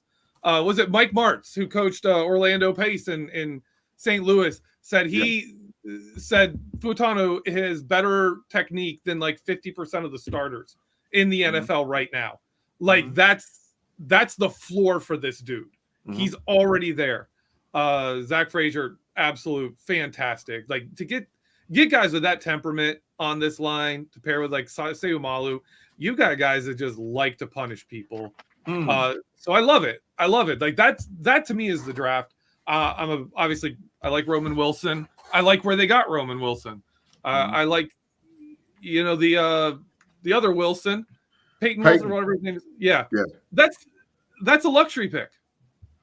That's like a guy you're sitting there saying, hey, if it works out, boom, that's amazing. If it doesn't, oh, well, great spot for that. Great spot for that kind of move. I like the Jackrabbit. He's like, what was it? John LeGlue we had show up and play and came out of nowhere and was like, everyone's like, whoa, look at him. Cause he just came in and pushed people around. That's McCormick right now. McCormick can step in this year. If someone goes down, come in, people are going to be like, oh dude, look at that dude. He's just moving people. That's all he does. Simplify it and let him do his job. So I like it. I'm a fan of the Steelers draft. I agree also the AFC North. We've got several good drafts. I actually think the Steelers have the best drafts in the AFC North. For AFC North play. And Big G, I absolutely agree with you. The Ravens are not drafting to compete in the AFC North. They're sitting there saying we could go. They're sitting there saying we could go 2-4 in the AFC North, make the playoffs, and none of that matters. Like if you go 2-4 in the AFC North and you slip into the playoffs and you beat the Chiefs, versus you go 5-1. Someone just did that last year in the AFC North. You make the playoffs and get absolutely stomped. Yeah, by a team that you just can't run. I just think for them as well. Though, like I know, I agree with both of you. That's obviously the strategy. But I think, I like my bets. I'm betting man. I'm not making that bet because Lamar don't make it to week 17 year in year out. You need to win those. You need to win those division games, and you need to try and get home field advantage and have a rest before the playoffs get going. If you're the type of offense that they are. I think that's a problem for them. So, but you can't build a team to beat Cleveland and Pittsburgh. You can't just build your roster around we need to beat Cleveland and Pittsburgh and then expect to have success in the playoffs. Haven't we done that? You can't do it. Haven't we done that? And I think that corner he's going to work out well against the Bengals too. That's you're going to see that kind of stuff where you need those matchups. Yeah. I think the Steelers built both ways. Really, to be honest, man, I think I they agree. built both ways. Because I'm gonna tell y'all, and I don't know if you heard it, but I've been heard it. So I knew way before. So let me preface the story. Okay, the story was on some other networks that I podcast with that the Steelers was not going to get. If you want to, you can talk about them if you want to. I don't care about promoting other stuff. I'm someone that believes, unlike other places, a high tide raises all boats. Other places don't believe that. So I think promote what you like. I'm all right. So I was podcasting on the Steel Curtain Network, and I was sitting behind the scenes with different guys, right? And there was like this friction that was created based on whether or not Justin Fields was coming to the Steelers. And they, we got this inside source. This guy says this guy says that. I knew he was coming to Pittsburgh, right? So you were very sure of it for a long time too. I knew it was intense because if you guys who follow on Twitter and all whatever else, when he got that phone call and he was like, "I'm going to the crib and I'm this, that, and this," everybody thought that meant the Atlanta Falcons. It didn't mean Atlanta. What it meant is that George Pickens, Jones, he said he was partying with them. They're boys. They some of them, he went to high school with 3 guys on the current Steelers roster, right? And so what the Chicago Bears owner promised him was, "I'm going to send you to where you want to go regardless of what the cost is." Yeah. So he was saying that they're good friends, like Fields is good friends with the family, jersey on the wall, the kid loves him, all that stuff. And I also knew that Mike Tomlin had a conversation with Justin and nobody knew about it. But Mike Tomlin, the thing that moved fast that made them move off of Kenny Pickett was the Russie deal.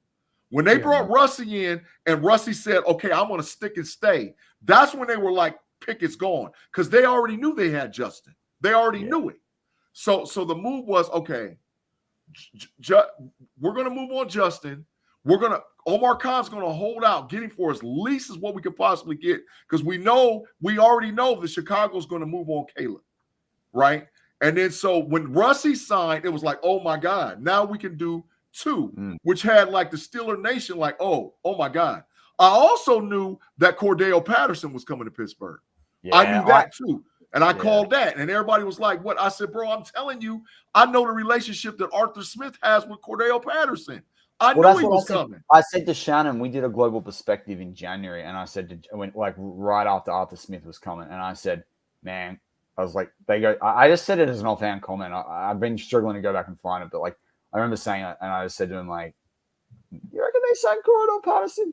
I was like, and he was like, yeah, but the return game right now. I'm like, yeah, but aren't they like? And I thought to myself, are they considering the rule? But yeah, I mean, these stuff's done. But you know, the one that I as well was Van Jefferson, because Mike Tomlin liked his route running. He said that last year before, like in the preview. He wasn't talking about Puka Nacua. He was saying the young kid there. Everyone was talking about Puka Nacua, and he wasn't. He was talking because he said the Jefferson kid, and it went over everyone's head. It was like, but that's what I mean by they built both ways.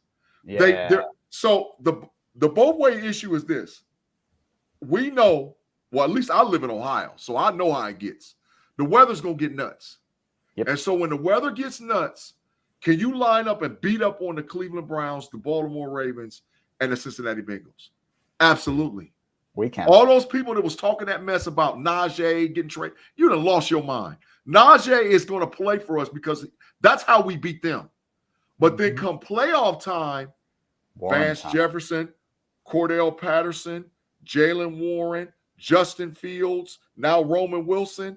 Oh, I got speed that can run with them. I got speed. I can get in a phone booth and fight you and win 17-10. But when I got to get 28, I can get it. I can get it. So they built both ways. They built, and that's what Peyton Wilson was for. Peyton Wilson is not an AFC North linebacker. Peyton Wilson is quietly Chad Brown. That's his comp. That's what Shannon's been saying. He's Chad Brown. So now you're going to get him out in space, and when you got them tight ends and them inside slot receivers that are real big, Chad Brown got him 1-on-1. We don't have to change our defense. So the Steelers, Omar Khan was real smart with this, man, to build out the 53-man to make it similar like how Baltimore, okay, I gotta play to beat my division. But at the end of the day, I know that the goalpost is Kansas City. I know that's the goalpost. So that's all I was, saying all along. And that's why you get a piece like Justin Fields. I promise y'all, Justin Fields is going to play every game this season. Yeah, I will bet anybody want to bet he's going to play every game. And I'm going to argue, like, I love your analysis. And the other part, I said this on one of the shows. I think we were doing the show, what was I doing with it? Shannon and Jeff, and the reaction on to day one's picks.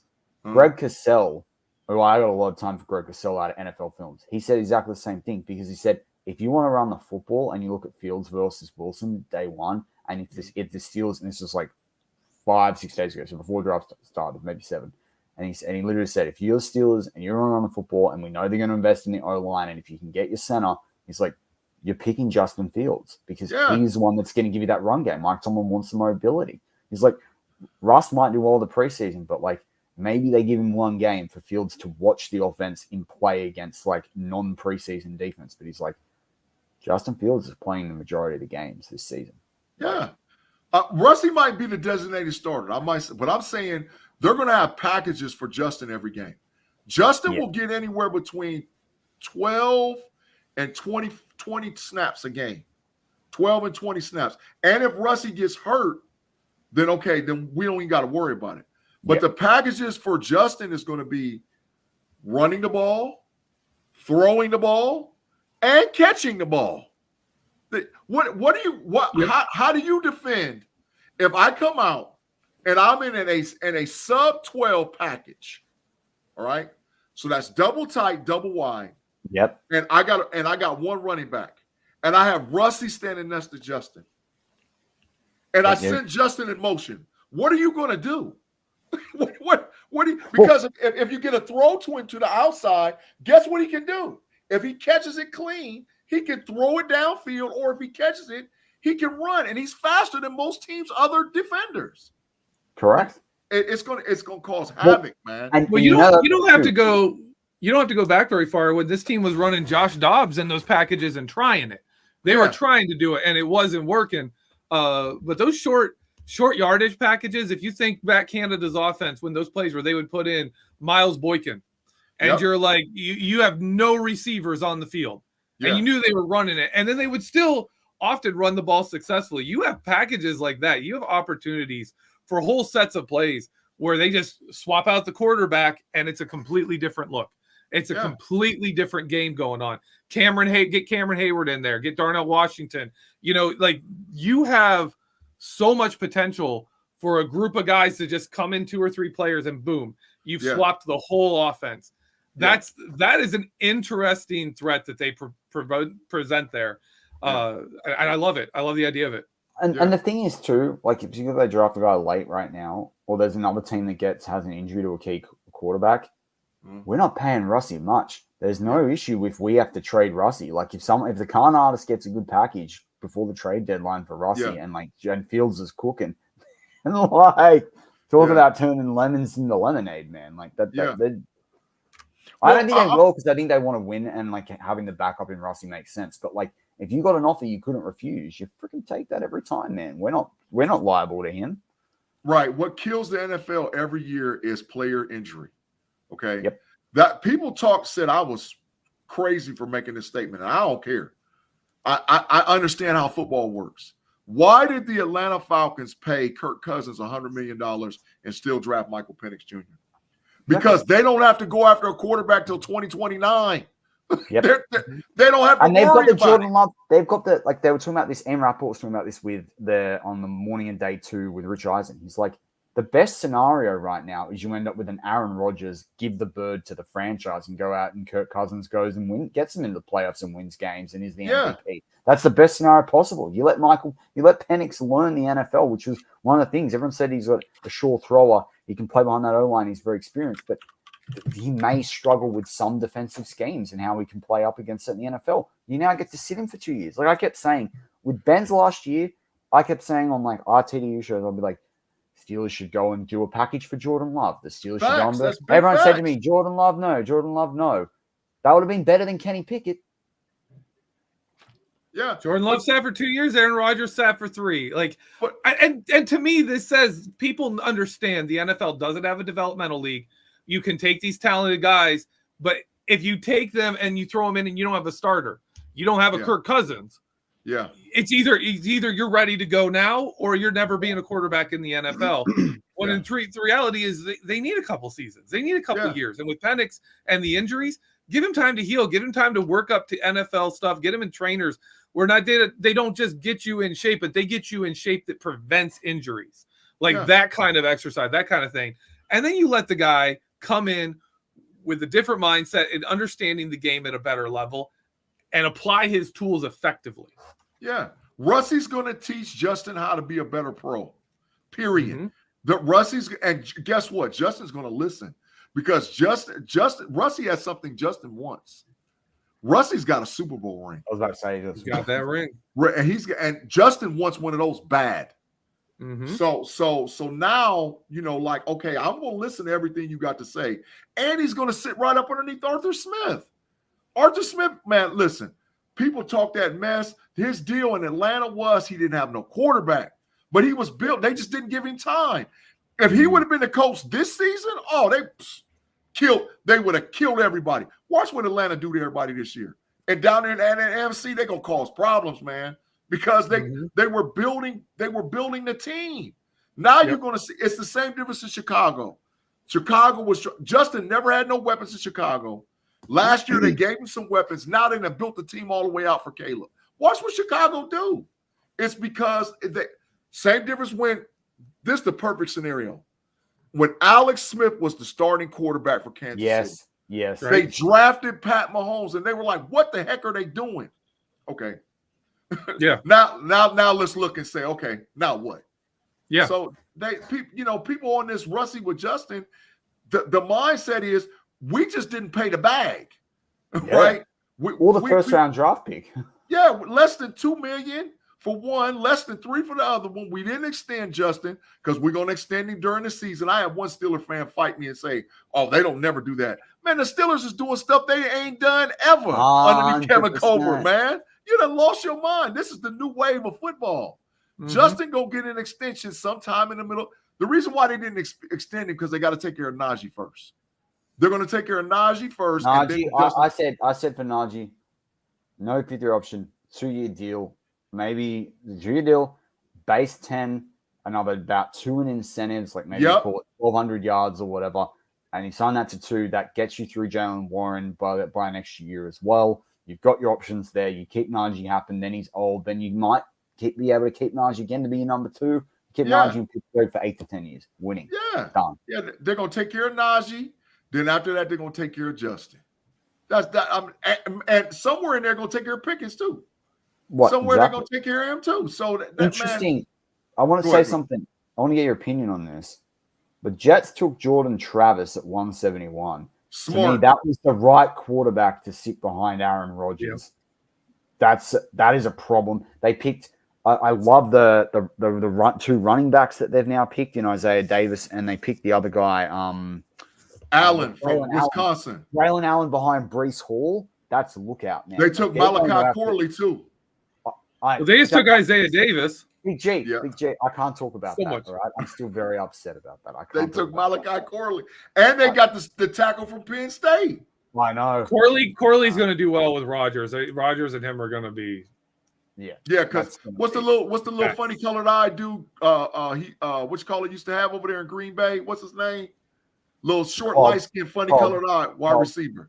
Cobb. Yeah, Cobb. Yeah, that's Malachi Corley and Cobb's the same guy. I know. Same player.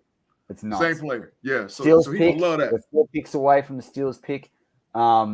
This is an interesting one from Stink Bomb because I watched a lot of tape on Anderson. Anderson to me is a right guard in the NFL. It's interesting that Stink Bomb said there, Anderson RG, McCormick LG. We've literally got 2 backup guys.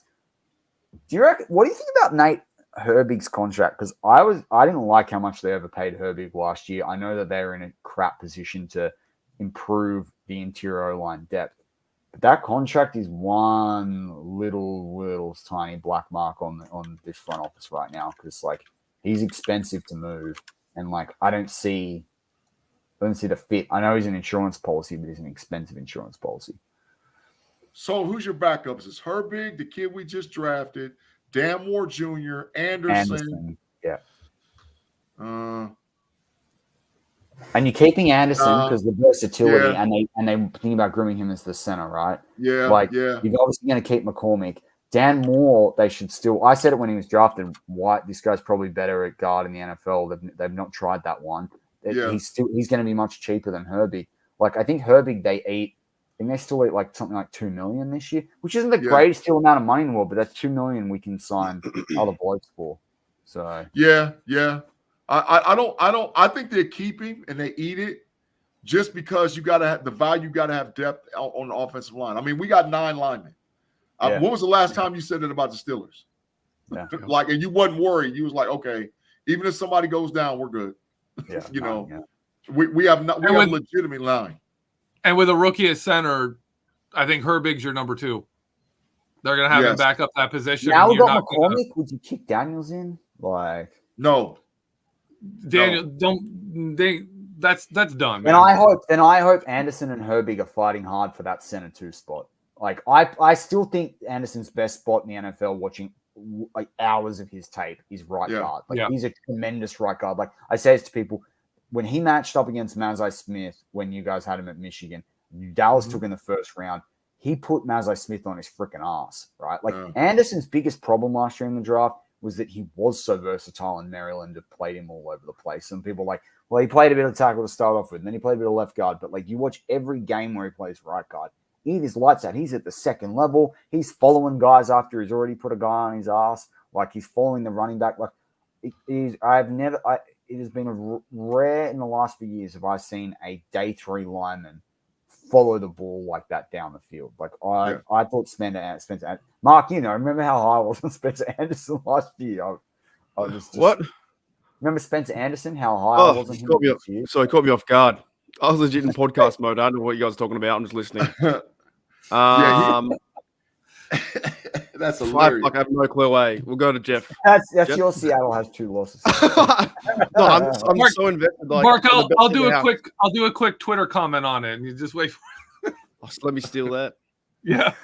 Hey, Spencer Anderson, like you said, though, fellas, it's been a long time since I've seen a 7th rounder stick with a team. That's true. Right? And not be on the practice squad. Trix was a 7th rounder. Yeah, he dressed. He wasn't no practice squad. Has he played yet though? Did he play? I don't remember him getting in that much or at all. Yeah, but he was in uniform every game. He never went down to the practice squad. There was never a conversation about that. What about the Russell Wilson and Anderson thing on Twitter? What about that? Is there any links there where he wants him to play or something like that? That they were together at a game, or does it mean nothing? It does mean you're intelligent because this is Anderson's deal. Anderson didn't know what they were going to do from a draft standpoint, right? Mm-hmm. So if the Steelers would have said, okay, we're not going to go center, or we go later on down the line like Von Prawn or BB went high, and that's a guy I love too. I was going to say, you would have loved that BB went that high. Yeah, but if Zach Frazier wouldn't have been sitting there, and then they would have went later on with a center, Anderson's building his rapport with Russie, so that way he gets an opportunity to say, okay, I can play. But so that was a smart move. But now that Frazier's there, it's over. Yeah, that's how you fight for that center spot. That's how you fight for your ranking there. You get in with the cute quarterback. Yep. Well, that's what Cole. How much did Cole do that last year to Kenny Pickett? Oh my God, it was pathetic at one point. I'm like, Cole, would you he do every after training camp interview oh, Kenny, and then when he saw Mitch playing well, oh, Mitch, I was like, this guy's got to go, and I'm done with this guy, man. Look at Pouncey and Ben Roethlisberger. Oh yeah. They were best friends. Yeah, and Ben didn't talk to people on the team. That's not Ben being comfortable with Pouncey. That's Pouncey being look, you're gonna be my best friend. You're my quarterback. Well, Pouncey learned that at Florida. Mm-hmm. He learned that messing with Tebow. He learned early and often that you lock up with that alpha male, and that's gonna guarantee you that you got a spot. Yeah. So he learned that messing with Tebow and Urban Meyer and them down there in Florida, the Gator boys. He learned that. So He did, man. Listen, I'm a Buckeye and all, whatever else, man. Proud to be one, but like I follow stories, man, concerning like how and people don't. And I played at the collegiate level, so I know how it works. At that level, man. And it's a lot of times it's not who's the best player. A lot of times it's the politics of it, man. Oh yeah. So the politics of Spencer saying, okay, hey, Russie, you need some extra work. You need this, that, and this. Heck yeah, I'll hang out. He's guaranteeing him a place on the roster. That's not. That's very intelligent. Yeah, and that's business. Yeah, that's how business works. So, Jalen Ford of the Saints. What position do we think the Steelers are going to go with their 3 picks away? Yeah, who's left? James Woods. I know I keep. Let me look at best available. James Williams. James Williams is a hybrid safety linebacker and a tight end destroyer. He's still freaking on the board, man. Man, I was salty that the Penn State tight end went. I wanted him bad, man. Theo Johnson, thank you. I was saying him all draft season, man. Agree. 80% of the production of Pat Freiermuth 2 rounds later. Come on. You know who's on the board? 2 guys. Brandon Rice and Johnny Wilson, wide receivers. We've been talking about Wilson a lot. That's what J Devil said. The pick by Wilson sets up Wilson's touchdown to Wilson. Yeah, so what wrong imagine the 12 personnel set where Wilson's one of the wide receivers, right? So you've got Freiermuth, Darnell, and Johnny Wilson on the board. Another Wilson. That'd be 4. 6'7" mark, 6'7" wide receiver. He's 6'7". 6'7". Yeah. And a lot of teams will try and play him at a tight end, but he does play like a wide receiver. He doesn't play like a tight end. I like DJ James. I do like him. People talking about him out of Auburn. He's a good corner. I think with one of those picks, they're going to draft Joe Milton. I hope so. Quarterback out of Tennessee. I said to Jeff, that could be a real Browns pick. I could see the Browns trying to do that. Yeah, I think one of those picks, man. One of those picks for sure. That Jaheim Bell kid is pretty good too. That tight end, he's a hybrid tight end, H-back out of Florida State. I mean, unless they're going to play Cam at the hybrid, because in Arthur Smith offense, you got to have a fullback. Yeah, well, that's where I think Connor will go. I hope do. The other guy though, Jeff play like it though. No, you don't. Jeff, you said it yesterday. The Steelers almost always draft an edge rusher on day 3. Andy Weidl. Andy Weidl's been in charge of 4 drafts. He's drafted a day 3 edge rusher every time. I'm pretty sure Murphy out of UCLA, and it's either Grayson or Gabriel, but half the internet's Gabriel and half the internet's Grayson. I've given up trying to figure out what it is. But Murphy out of UCLA is a ton of production. I think he's still there. He would be a gun get. You wouldn't need to replace. You wouldn't need Golden again. You could play Herbig inside sometimes. Like getting Murphy would be a freaking steal, man. Christian Boyd is still there too. The defensive tackle out of Northern Iowa. He's still there. I mean, that's a big. Has my man Gabe Hall been taken yet? Gabe Hall's still on the board. I'm looking at it. He's still there. Gabe Hall's still there. He's a good player. Yeah, Baylor edge. Yeah, Baylor edge. He's still there. Let me look. Oh, and that safety out of Miami's still there too. That's what I was saying before. James Williams. Yeah. Yeah, he's there. Malik Washington's still there too. Yeah, I'm surprised he's still there after Thrash. Are you back? You're not, Shannon? We'll see. I mean, there's so many people we are surprised are there. It's like there's a lot. There's a lot there for us. Here we go. Panel is in. Shannon got the 97 on. Shannon, I was talking mess on Slack and all the other channels, man. I was out there in Twitter land. I said, I bet you right now Shannon got a 54 jersey on order right now, and he'll have it on the show by Wednesday. I said, I bet money he'll have it, man. Because I ain't talked to you since Zach Frazier got picked, man. Oh, yeah. I'm still waiting to get the GoFundMe page up and start it. Start it now. Yeah. Now, Manny said he was going to buy it for me. I don't know. Man, get you a GoFundMe. Man. Shannon, you're gonna have it in the black. You're gonna have it in the white. You're gonna have it in the alternative. You're gonna have it in every color. Bumblebee. 54. Every jersey available. 54 Steelers belongs to Shannon White. Yeah, it's going to happen. Yes. I love it. Ooh, pick is in. We're almost to the 6th round. The last pick in the fifth just went? Yeah. Okay. Well, it's in. I haven't seen it. Yeah, I see it on the Haven't seen it clock. now. Yeah. The Jets had a good draft too, man. That's what I was saying, man. I think the Man, Jets have gotten really powerful. The rest of that, but the Bills got Javon Solomon. That was a great pick for them. Edge Yeah. rusher. That's great out of Troy. That's a great. The Bills got him. Yeah. Yeah.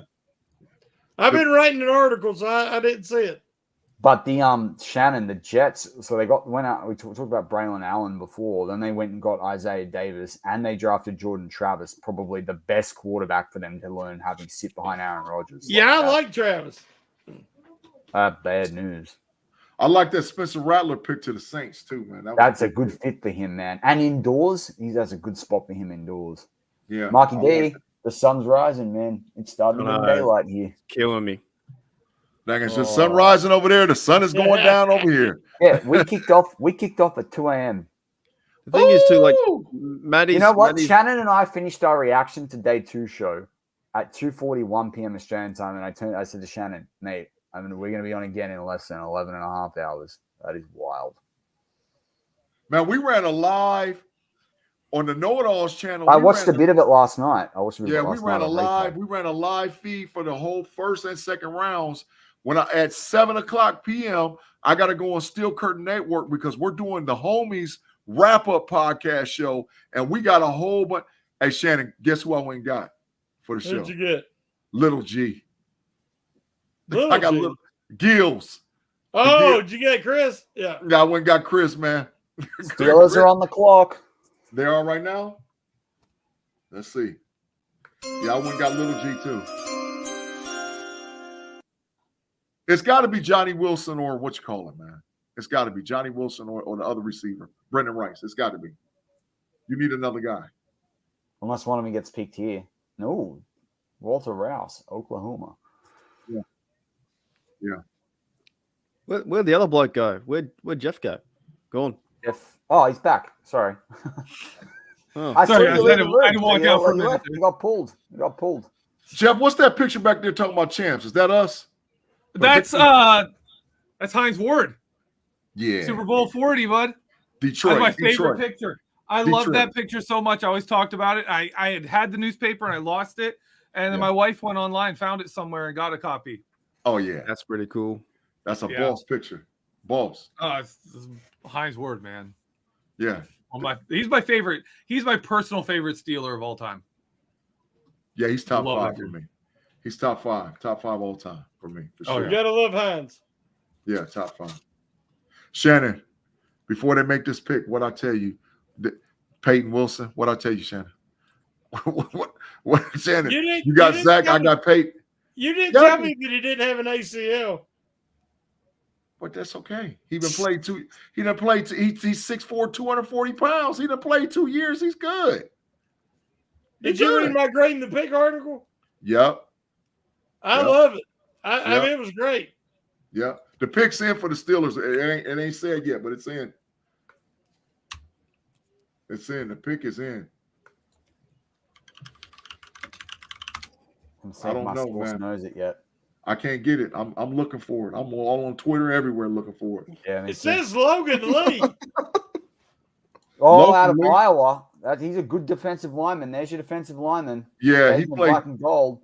Yeah, he played DN. He played. You know who he's like? He's like what's my man? He used to have a big beard for us. Kiesel? Yeah, that's who he's like. Kiesel 2.0, exactly. He's like Kiesel.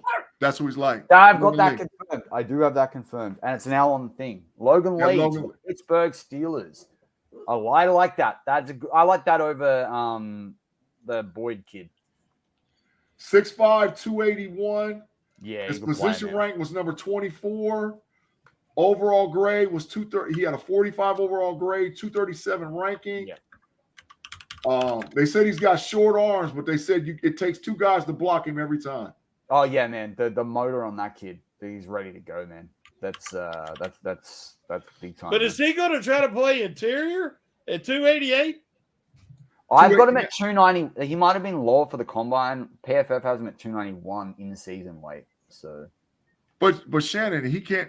You know, the instant switched up, bro. You don't need them big old bigs. like that no more at that D tackle, man. You got to be able to get to the quarterback. Well, shoot, the Steelers, their defensive ends are 300. Yeah. Yeah. But I look for Benton to go in a little bit, man. I look for Benton to go in too. He can put on some size. I mean, he's got to put on some NFL muscle. I don't he's gonna have to adjust. I promise you this much: Logan Lee's gonna fight Loudermilk for a roster spot. Oh yeah, Loudermilk out of there, man. Loudermilk out of town. Let's go. Well, he might not be out of town, but y'all know I got to get out with my sign. Where my sign at, man? I'm ill prepared. I'm going to bring something up, and I ain't even got the sign ready to roll. No bias. No, not the bias. Muchachos. Where's my sign at? Man, somebody been Yeah, down on my sign. 3-4 Steeler defense. They average 300 across the line. 4-3 you can get away with smaller guys. Yeah. But that 3-4 What did you Cam can join just at though? What weight? I don't think Cam joined at over 300. Yeah, he was 300. When he Not as rookie, not as a rookie. No, Cam it wasn't when he was a rookie. Cam was 289 pounds coming out of Ohio Yeah. State. I know that for a fact. Yeah. Yeah, he was 289 coming out of Ohio State. Maybe He that's wasn't why he even didn't play for 2-3 years.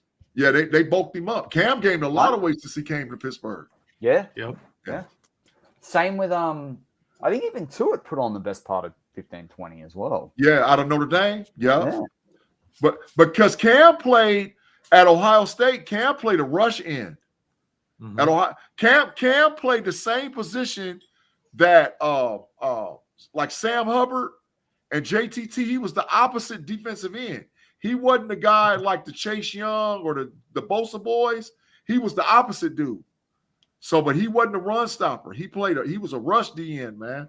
He caused problems, boy, at Ohio State. Cam caused a lot of problems at Ohio State. Yep. But poked up big time in the thing. But listen, Shannon, fellas, Loudermilk might be cooked. It might be a big cook for Loudermilk, boy. It might be all over with for him, man. Hey, man, you know what I wanted to ask y'all? Did y'all see that mess? They talking about Cam Sutton, man.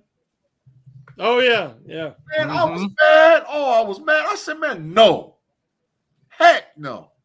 I mean, regardless if he did it or not and all whatever else, I don't want no cornerback that gets cooked 24/7 in the league. Even if he does play slot corner, he don't help us, man. Get him out of here. Hey, they're showing Lee right now. Yeah. But he does remind me. He does remind me of Kiesel. I Yeah. told you. But he is thin. Yo, about 290. About 290. They'll bulk him up, Shannon. They'll get him about. He's 6'5". He can put on some muscle, man. He's Yeah, bigger than some of the other guys that have 300 sitting on the frame. They're Well, gonna I get mean, him I on the like training you. table. I mean, Yeah. I like these highlights, but I just said he's going to have to put on weight. Yeah, they're gonna get some big sandwich. Yeah, he looks slender. Like he doesn't look bulked up. Yeah, yeah. But They're gonna get the big sandwich. I was talking about Brandon Dawes being available like early this. Like if you waited this long to get him, that's pretty nuts. Like, Hey, y'all see Tomlin? Yeah. oh, he'd be thrilled, man. Tomlin he had the Chester's cat grin. Yeah. Oh yeah, they like this. They did really like this guy. I just wondered, I wondered whether it would be. I thought they'd be able to use the next pick on him.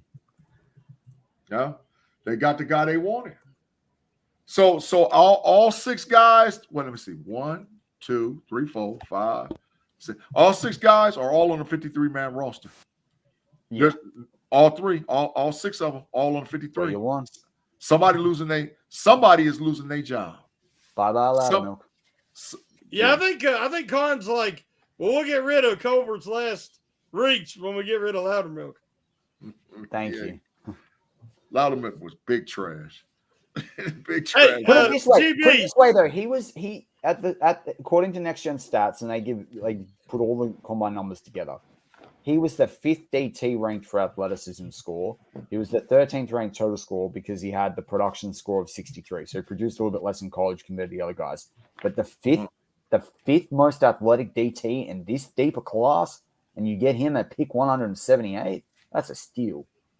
Facts. Hey, GB. And if KR's right, we just keep adding wrestlers, man. This is the wrestler team, man. This is WWE. Like, it's SmackDown, right? You say like it is SmackDown. Yeah. Hey, Big GB. Smack down under. Do you remember? Oh, he should Do tag you that remember my article when I criticized Loudermilk's pick?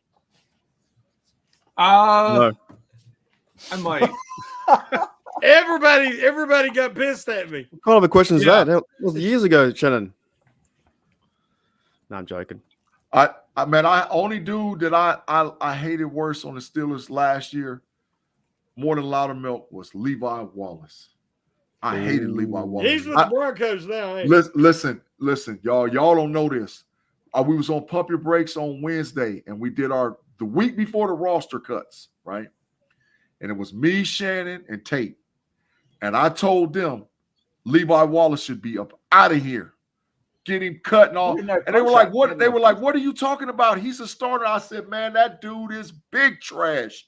And they was like, gee. And by about the 6th or 7th week, they was like, gee, man, you was G Stradamus with that, man. You seen it way out. I said, man, I was watching the film on him. He garbage. He should never even never had a roster spot. He garbage, man. He one of the worst DBs I've ever seen in my life.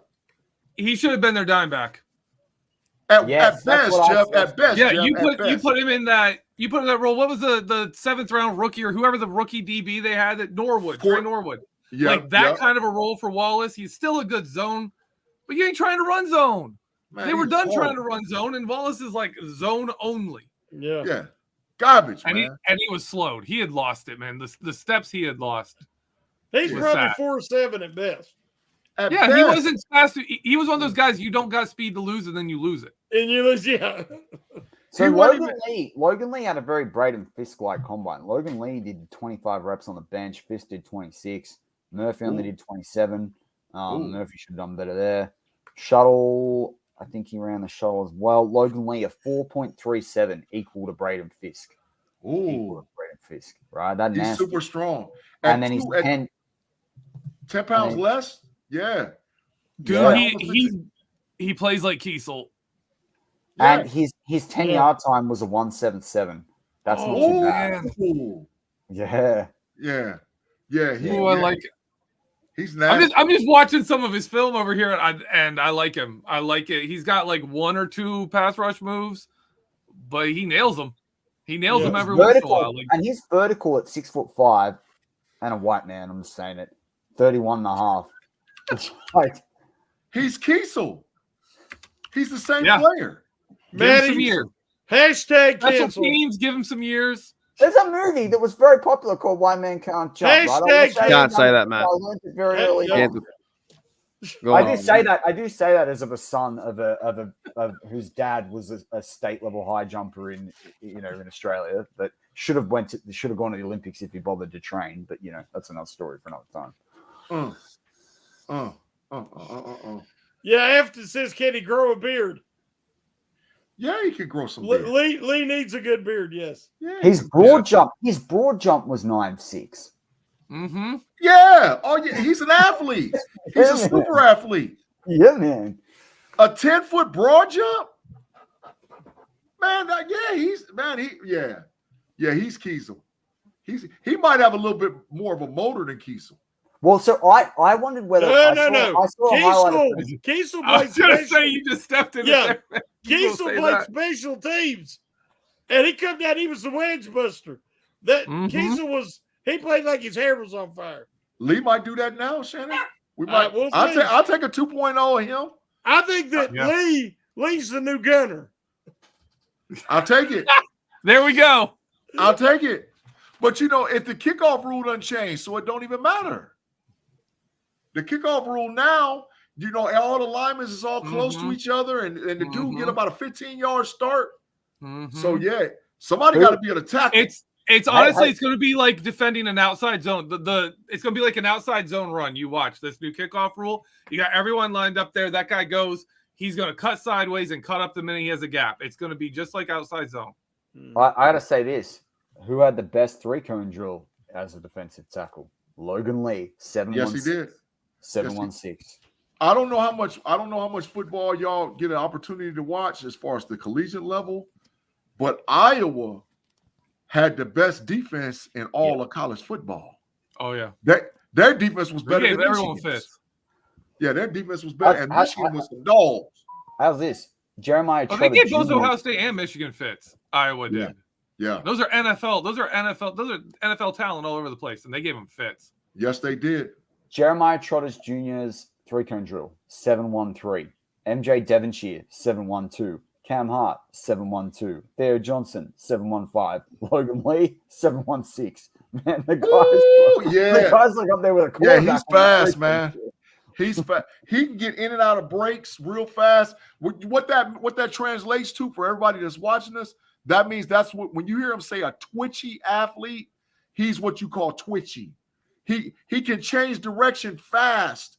And if he's changing direction at the same speed of as a cornerback or a wide receiver, oh yeah, we got Big D. Can he outrun Levi Wallace? Yep. Man, Levi Wallace was big trash, man. I'm so glad he gone, man. He was big trash. Get him out of here, man. He was horrible. Man, I'm so glad he's gone, man. But where this guy, like, watching some of his plays against pass rush, like his pass rush, if you remember Bud Dupree doing that 2-gap and bit where he'd get the guy, push him, hold containment, and then the minute you try to break, he's on you. Logan Lee was doing that in Iowa. Like, he's doing that from interior defensive line.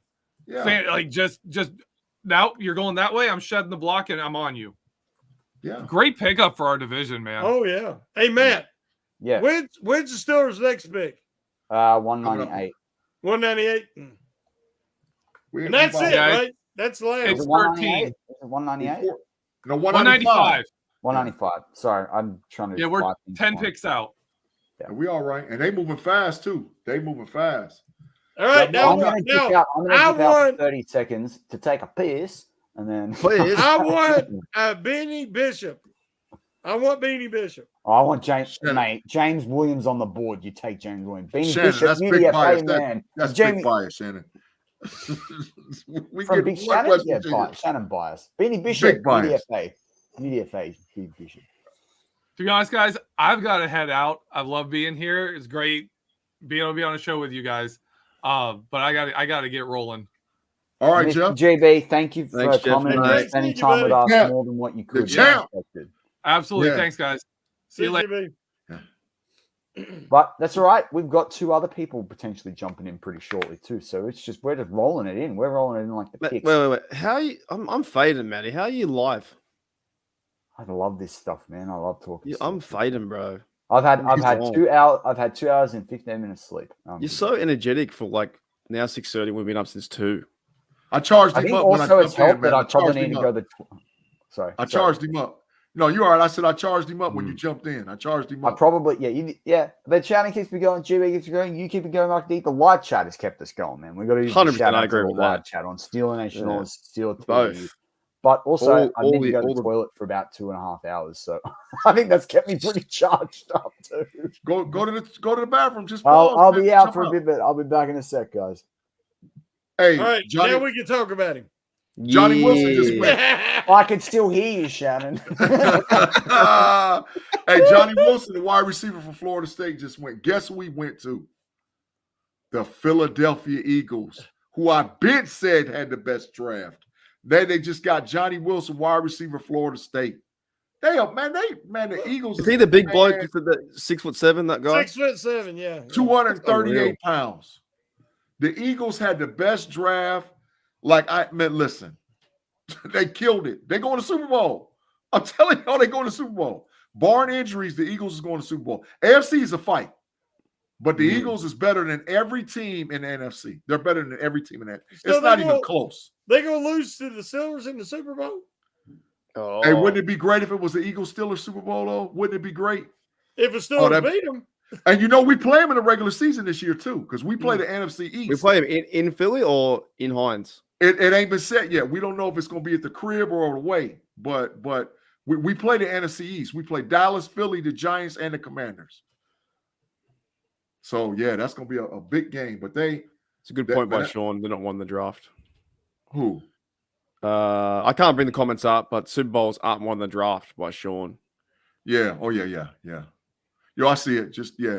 Sure is fun talking about it, though. Yeah, it's true that's not play. Hey, you can say whatever, But I know what the draft equates, Sean. Dubs. The draft equates dubs. Winning the draft equates dubs, big dubs, W's, wins. That's what it equates, dubs. So hey, listen, they handling their business. And they already had a solid team, and they added Saquon. Man, Philly loaded. Like I said, I'm down with the Steelers. That's my squad, but the Eagles are loaded. They are loaded. Listen, it's gonna be a battle, but they got the NFC on lock. They should win their division because Cowboys going south. They're average kind of thing. New York Giants and the Commanders don't know what they're doing. I thought they had a chance to win. Really, the Super Bowl a few years ago. I thought they should have won that versus the Chiefs. I've always been a fan of Jalen Hurts. I like the way he plays. I think he's cool. I like the way where he runs and everything. Now you got Saquon Barkley to go with him. They're going to win that. They're a tough team. They're a pretty solid team. They're hard to play, the Eagles, I think. Three teams with the RPO game that's going to be sick this year. The Eagles with Saquon Barkley and Jalen. The Lamar Jackson and Big Boy, what's the running back from Tennessee? What's Big Boy name? Henry. And the Steelers with Justin Fields and Najee. That RPO is going to be sick. Like you can't stop it. Well, I missed the point before. You think they play Fields this year? It's not just Wilson. He gonna play in every game. They got to have some specialty packages to get Fields out there. He's gonna play in every game. Remember how the Ravens did with Lamar Jackson when they had Flacco, but they kept bringing Lamar Jackson in for a series or two. Is that not going to annoy Russell Wilson, or is he a team guy? Like, is it going to work out with? If it's successful, it won't. Yeah. Now, if it doesn't work, then it'll cause problems. Yeah, I always find it funny with this. Like, I think you need one true quarterback, and then to see how it plays out, and then if it fails, go to the next guy. I never like the sharing kind of aspect. I see those plays where they run off and then run on. It's just, I understand, I get it, but I still think there's complications too when you do that as well. Like I said, if it works and the team's scoring and winning, you don't hear much complaining. No, but if it don't work, you got problems. Yeah. I feel like the quarterback's out of rhythm then. You know, they're moving down the field. It's 40-yard pass. They come off. The new guy comes in. It gets 2-yard play. You're back to 2nd and 8 or whatever. I don't know. I just kind of see I don't know what's going to happen. But Russie wants a Super Bowl. That's all that matters for Russie. Matter of fact, I promise you this much. If there's two things, if the Steelers make it to the Super Bowl and lose, Russie's might retire. But if they make it to the Super Bowl and win, he's done. Russie wants that Super Bowl so he can ride into the sunset. That's what he's playing for now. So it ain't gonna matter to him. But he's already won one.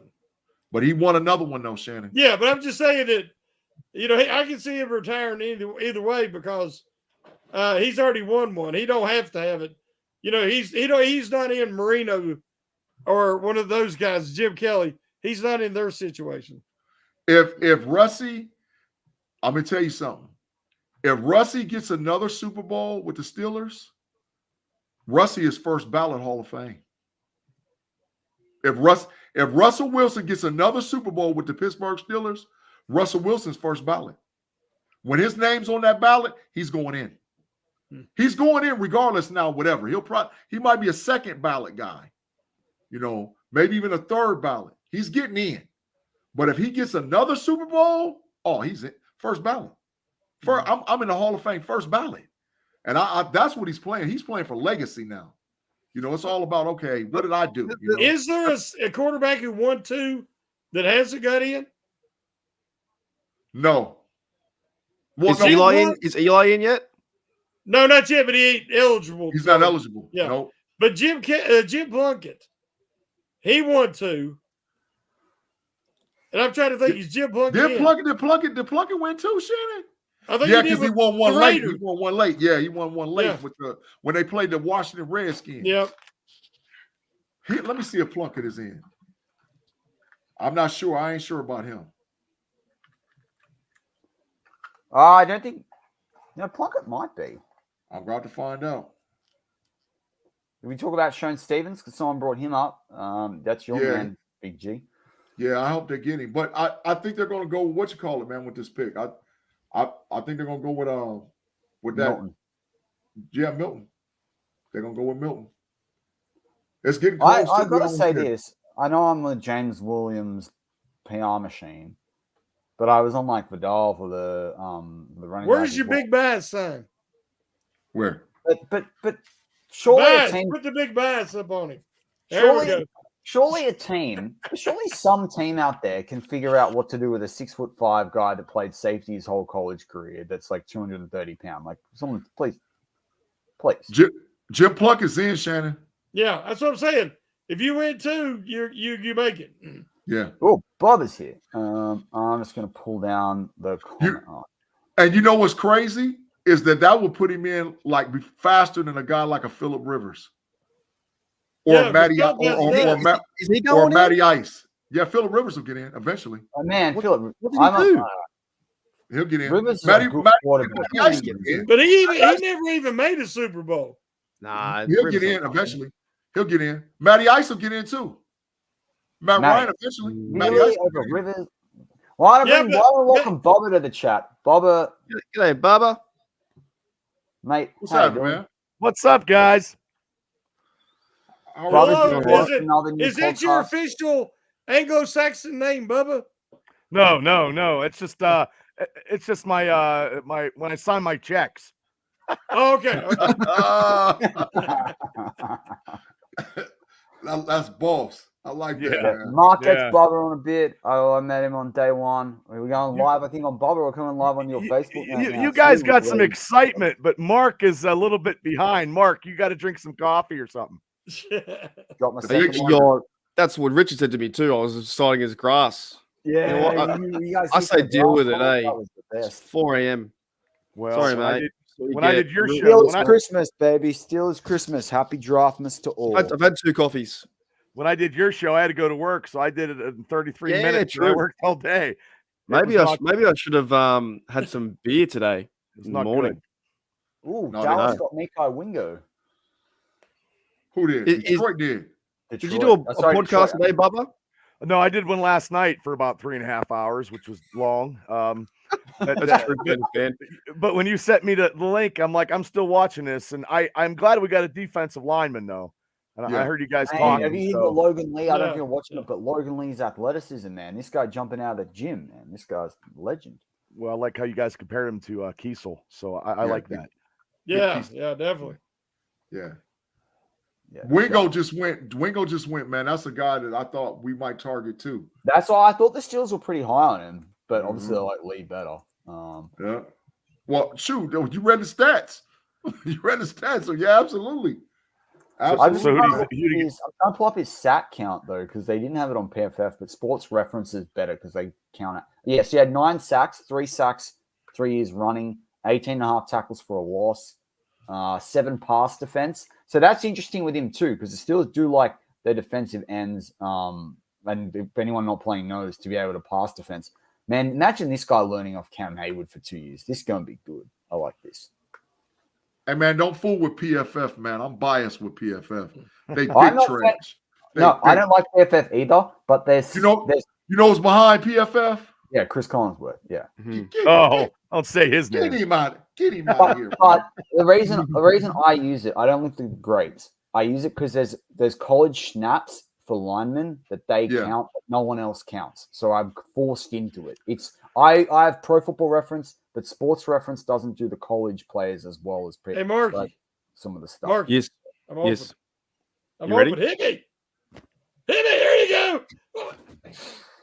Yes, that's a Kenny Pickett space. Hey, that's why Shannon gonna have the number 5-4 on his jersey. Shannon can't get a single digit. Shannon, you can never have 8. He didn't hit me. He wasn't even in the screen. 17, no 18s. No, you couldn't expect not me even to no get double, yet. No 87, no 88. No, I couldn't expect it to get you. That was a Trubisky throw right there. There you go. That's right. That's right. Don't blame the quarterback, Shannon. You're in the 50s. The 90s and the 50s is your number range. You got the perfect number on 97. That's it. That's it. We're not messing around, man. Hey, Bubba, where are you from? I'm from Western Pennsylvania. I'm from Indiana, Pennsylvania, about an hour north of Pittsburgh. Okay, you can be a Bubba then. Okay. Yes. my I'm from mother West didn't Virginia. like that name. Yeah, I'm from West Virginia. We can be Bubbas. You can be a Bubba. They're like, if you're from up north, you can't be a Bubba. Well, no, if you can circle, you can come all the way over to about the middle of Indiana, like I'm talking about like Kokomo, Indianapolis, that area, and then you can come all the way back across to that Pennsylvania, swoop down to West Virginia and Kentucky. That's it. And that's anybody outside of there that's named Bubba, you better be living in deep Texas. Deep Texas. There ain't no more Bubbas, bro. Maybe Alabama, maybe a little bit of Alabama, maybe. Yes. But you circle that area right there, there's a whole bunch of Bubbas over there, man. A whole bunch. My uncle's name was Bubba Bankston. That was my uncle's name was Bubba Bankston. That was his name. So, Marky D, you gonna throw the football? Yeah, you gotta catch it. Ready? Yeah. You wanna pick it special, Russell Wilson special. I want a Wilson, man. I want to zip on that thing, man. You want a Mason Rudolph special? That's a good I don't know throw. what that is. If it's a Big Ben special, it's a touchdown. Can we time this well enough or not? Right. Yeah. I'll be freaked out if Shannon catches this. That would really get me. That's hilarious. Do you want me to do a cadence or what? Yeah. Bluey, sort of me on the toilet. Oh, There it is. He gets like a number 7, a number 6, a number 12. One of them single digits. He might even get a number 3, something like that. He get a single but digit. he didn't even do a dilly. It don't matter. He caught all that counts is catch the pass. and I What caught do you gotta one-handed, do, man. Dilly I Dilly? caught one-handed. Odell Beckham that crap, man. Hey, I'm Sean, gonna bring Shane in as well. We got Shane who's on the Oh, my part of the family as well. We got Look out, this six bloke. rounds. 6 rounds. 6 rounds. Where is he? On his what's mansion. up, Shane? Man, he's out there chilling. We're all in, Yeah, we're all in guys, the basement in the dungeon. He's out there in the mansion. I've been listening to you guys all day. I've been monkeying on, doing laundry and stuff, listening to you guys, and I tell you what, you guys have some knowledge. I was giving you shit a couple hours ago, but I think Bubba and the new guys need to hear this. Can you believe these guys are so freaking knowledgeable, and they have to watch this shit at like 2 a.m. their time to like get any information current, right? Yeah. Isn't that amazing? They're hanging on in there. That'd be like me liking soccer. It ain't happening. I could see like it's soccer, but at least it's just I don't know. You guys boggle the mind, and then when you're talking that sweaty, nerdy NFL talk, Mark was amazed. I'm amazed. I'll tell you what. You better not let if you're married, you better not let your wife hear you talk like that. Oh, she likes when I'm busy doing NFL stuff. They know a lot of stats, Shane. They're blowing me out of the water because I've been listening to all the stats, and it was like an hour of just listen to like not even Lee Corso or Mark Herbstreit or Kurt Herbstreit. It's like I don't know. It was to the nth degree. It was like what's that guy on ESPN that just knows stats? Mel Kiper Jr. But he knows college stuff. I mean, I watch a lot of college games. You're a savant. God bless you.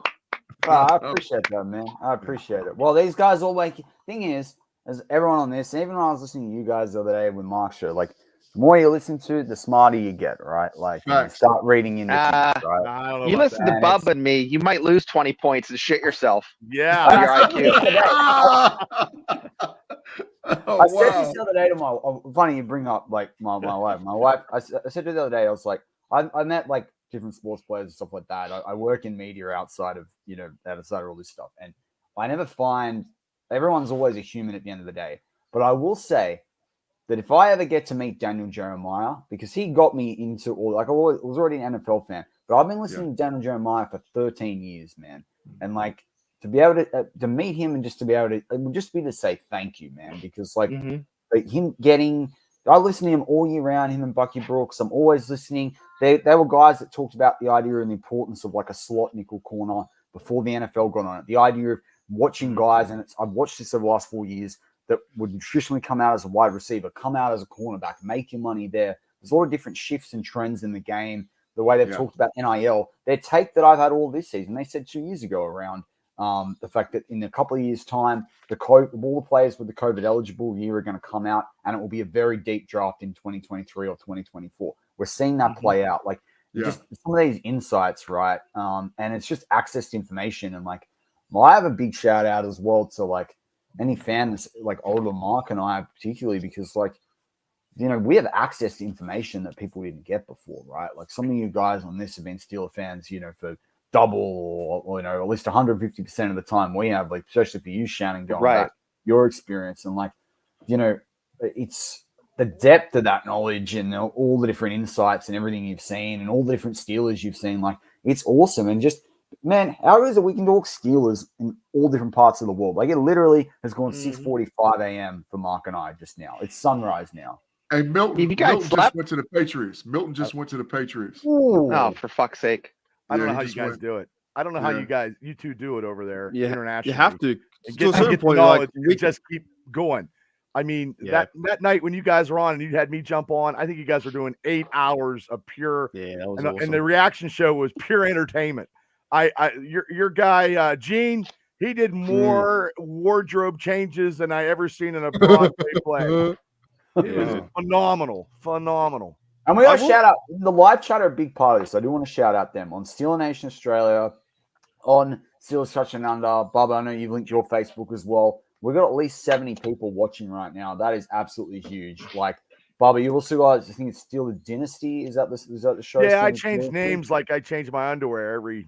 Oh, you change names like James changes his draft out. The Steelers on the clock, fellas. Steelers about to say, Tanner McLaughlin just went to Beanie, guys. This guy is a fan freak. He played in the Big Ten, then he moved to the Big 12. I'm a West Virginia grad. You know, I used to be a season ticket holder. I have a West Virginia show. So, guys, Beanie Bishop is a fantastic athlete. The only downside is he's 5'9". He's a little bit small, but big time player. Bigger. He plays bigger. But Beanie Bishop, as I said before, like I've said on a couple of shows now, Beanie Bishop faced the most amount of targets, second most amount of targets out of any college eligible cornerback this season, 88, and only allowed 54% completion rate. Hey, I got a Mountaineer on here with me. Yeah, he is. Right? He is. A fellow Mountaineer. Yeah. I'm in the middle. Yeah. The pick is in. The pick is in. We don't. I got to get a big shout out to Bernsey. Milton went to the Patriots. He did not go to the Steelers, like you said. My college analyst, B. Brian Burns, he's like 4 for 5. It didn't happen, Bernsey. We didn't get him. And I think Bernsey's like a NC-17 rated R version of me. Oh, you guys ever get him on a show, your ratings are skyrocket or you're going to get canceled. Definitely. Either one. It's a double-ended sword. But he thought that we're going to get a quarterback in that last pick. We're going to get him. We're going to get him. Milton. We're going to get Milton. But no. I like Sean Stevens or I like Brandon Rice, but it's not in yet.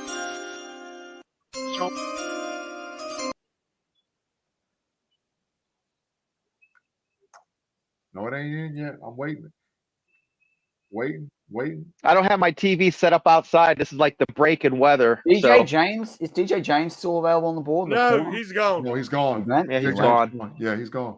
Oh, I went to see it. Seahawks. Fair enough. The pick is in. According to NFL.com, the pick is in. Yeah. Okay.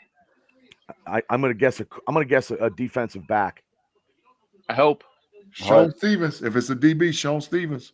Joe Porter's first cousin. Is that right? Yeah, Fair State. If it's Beanie, you know you're gonna hear it. I actually Ryan Watts from Texas. He's big trash. Oh my God! That's our worst pick, man.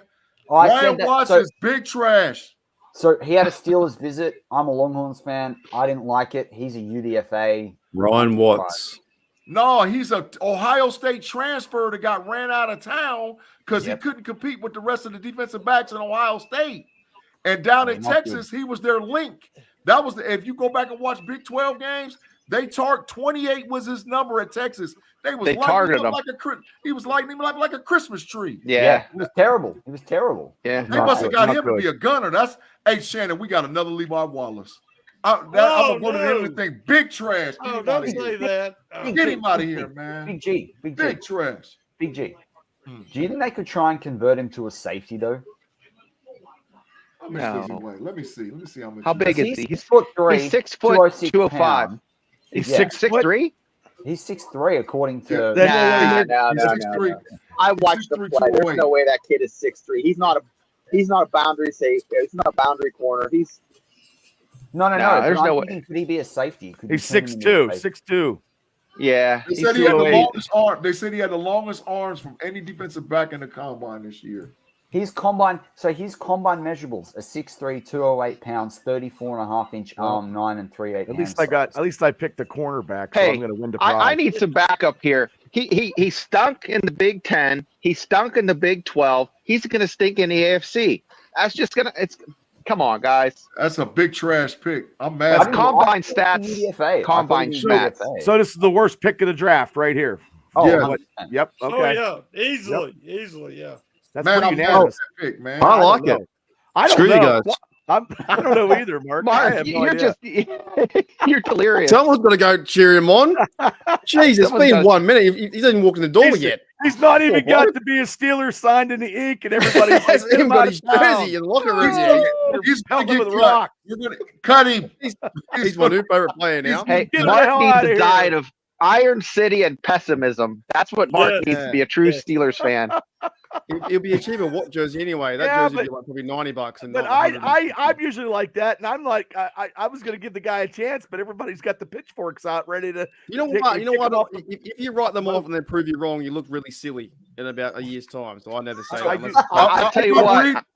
I'm reading, and they're saying that they're going to try to convert him to safety. I am. That's reading what that. I. Okay. I Well, caught that. Mark, Because that's he's a- smart. he's a- Okay. There goes he's a everybody's tackler. change of opinion right now. Everybody's Yeah. like, "Ah!" No, I'm not Man, changing my opinion. He's not a D-back. It's like, you know. You can't play him at that cornerback position, guys. Poor No. Ryan. But that's what I was getting saying. a I pressure. really like him to make him a safety. I'm Get reaching him out out to of him. here. He's a Get him out of special. here. He's a special teams player. Because A I got gunner. some comments. I got comments on my site. Still said he's a special teams guy. With the new kick strategy, good for him. I believe that would work. You know, there he is. There's a picture of him, number 8. Wow. Well, Man, he's ripping. That's a horrible, big trash pick. Well, I think part of my heartburn is I wanted Beanie Bishop. Yeah, me too. I'd have Me took too. Beanie. I'd have took Beanie. Oh, I yeah. haven't had a jersey since Cordell Stewart. wow, that's a long time. Whoa, that's a long time. Man, I can't believe we took that dude. Man, I'm mad. Man, they smoked the draft on the last. We're still gonna get an A, Yeah, but great, now Rod. we're gonna go to A. Rod, yeah, He'll be okay, a good- Rod. he'll be a Sorry. good- I think those measurables, he'll be a good teamer. He'll be a good teamer. We got to wait and see. Got to wait and see. Was the till Williams they- kid from Miami still on the board? Yes. Oh, come on, man. And you pick big trash. big trash. Man. It's not, you know what, guys? Come It's on, not man, as much stop against it. that kid. It's just we think there were better players Yeah. available Gabe Wood- that the Steelers could have taken. It's not on him. He's a young man. Good for him. Yeah, well, don't get me wrong, because I unfortunately I got hurt playing at the collegiate level, Division I level. I never played it down in the NFL, right? I never did. So any of these kids that make it, 1% of all kids in the United States that actually make it to the NFL. So he gets an opportunity to fulfill his dream. And I know because mine was cut short. I didn't get that chance. So what I'm saying is from a comparable standpoint, garbage. From a comparison, we got to get somebody different in there, man. What Congratulations, he made it. What position did you play in college? I transitioned all the way from offensive lineman to tight end to defensive end. I went to junior college out in Iowa, and I left junior college and I went down to Arkansas. Nice. Played collegiate football. Nice. So yeah, I played, bro. Shannon knows. I mean, I just don't go around telling people, Well, that's okay, but you have a right when you play that.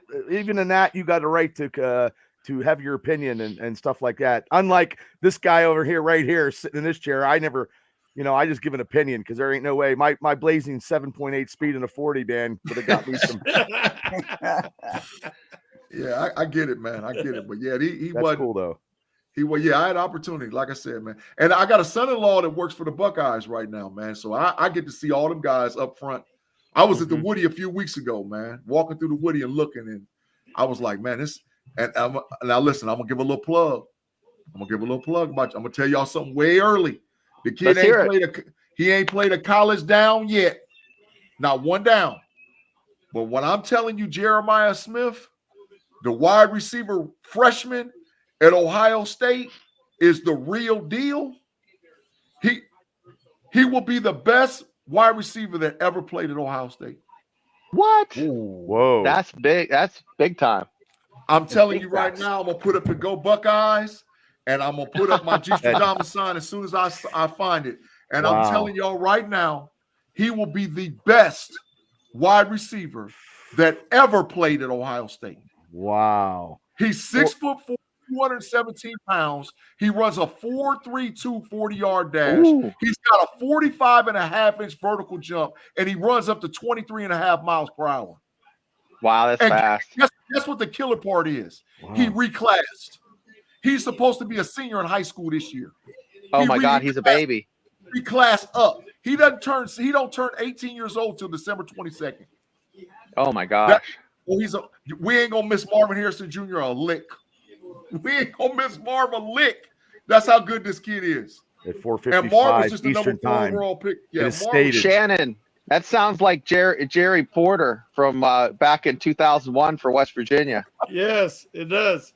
I mean, he was a freak like that. He was a freak athlete, and I mean, he had a decent career, pro, but yeah, he signed it. I'm not friends with him on Facebook. I actually know him, but he signed a $10 million contract and then resigned. But he signed a real nice contract with Carolina before he quit playing ball.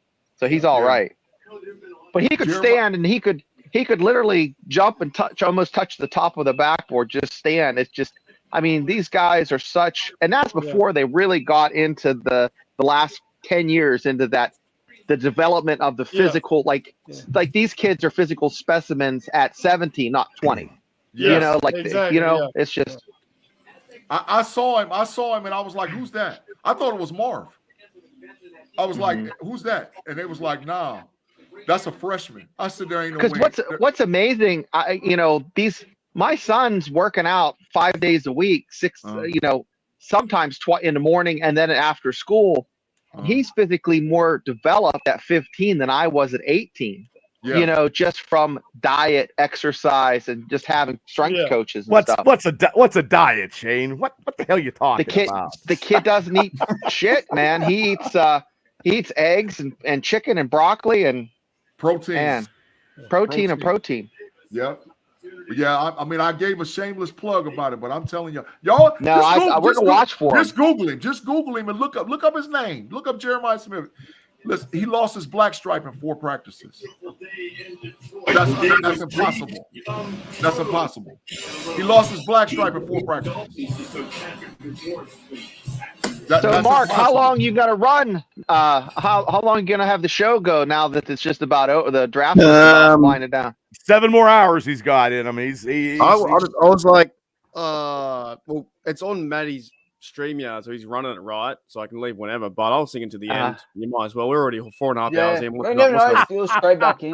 4.5 hours. How much time have you done? You got what, 25 to 35 plus hours doing the Steeler Draft podcast this year?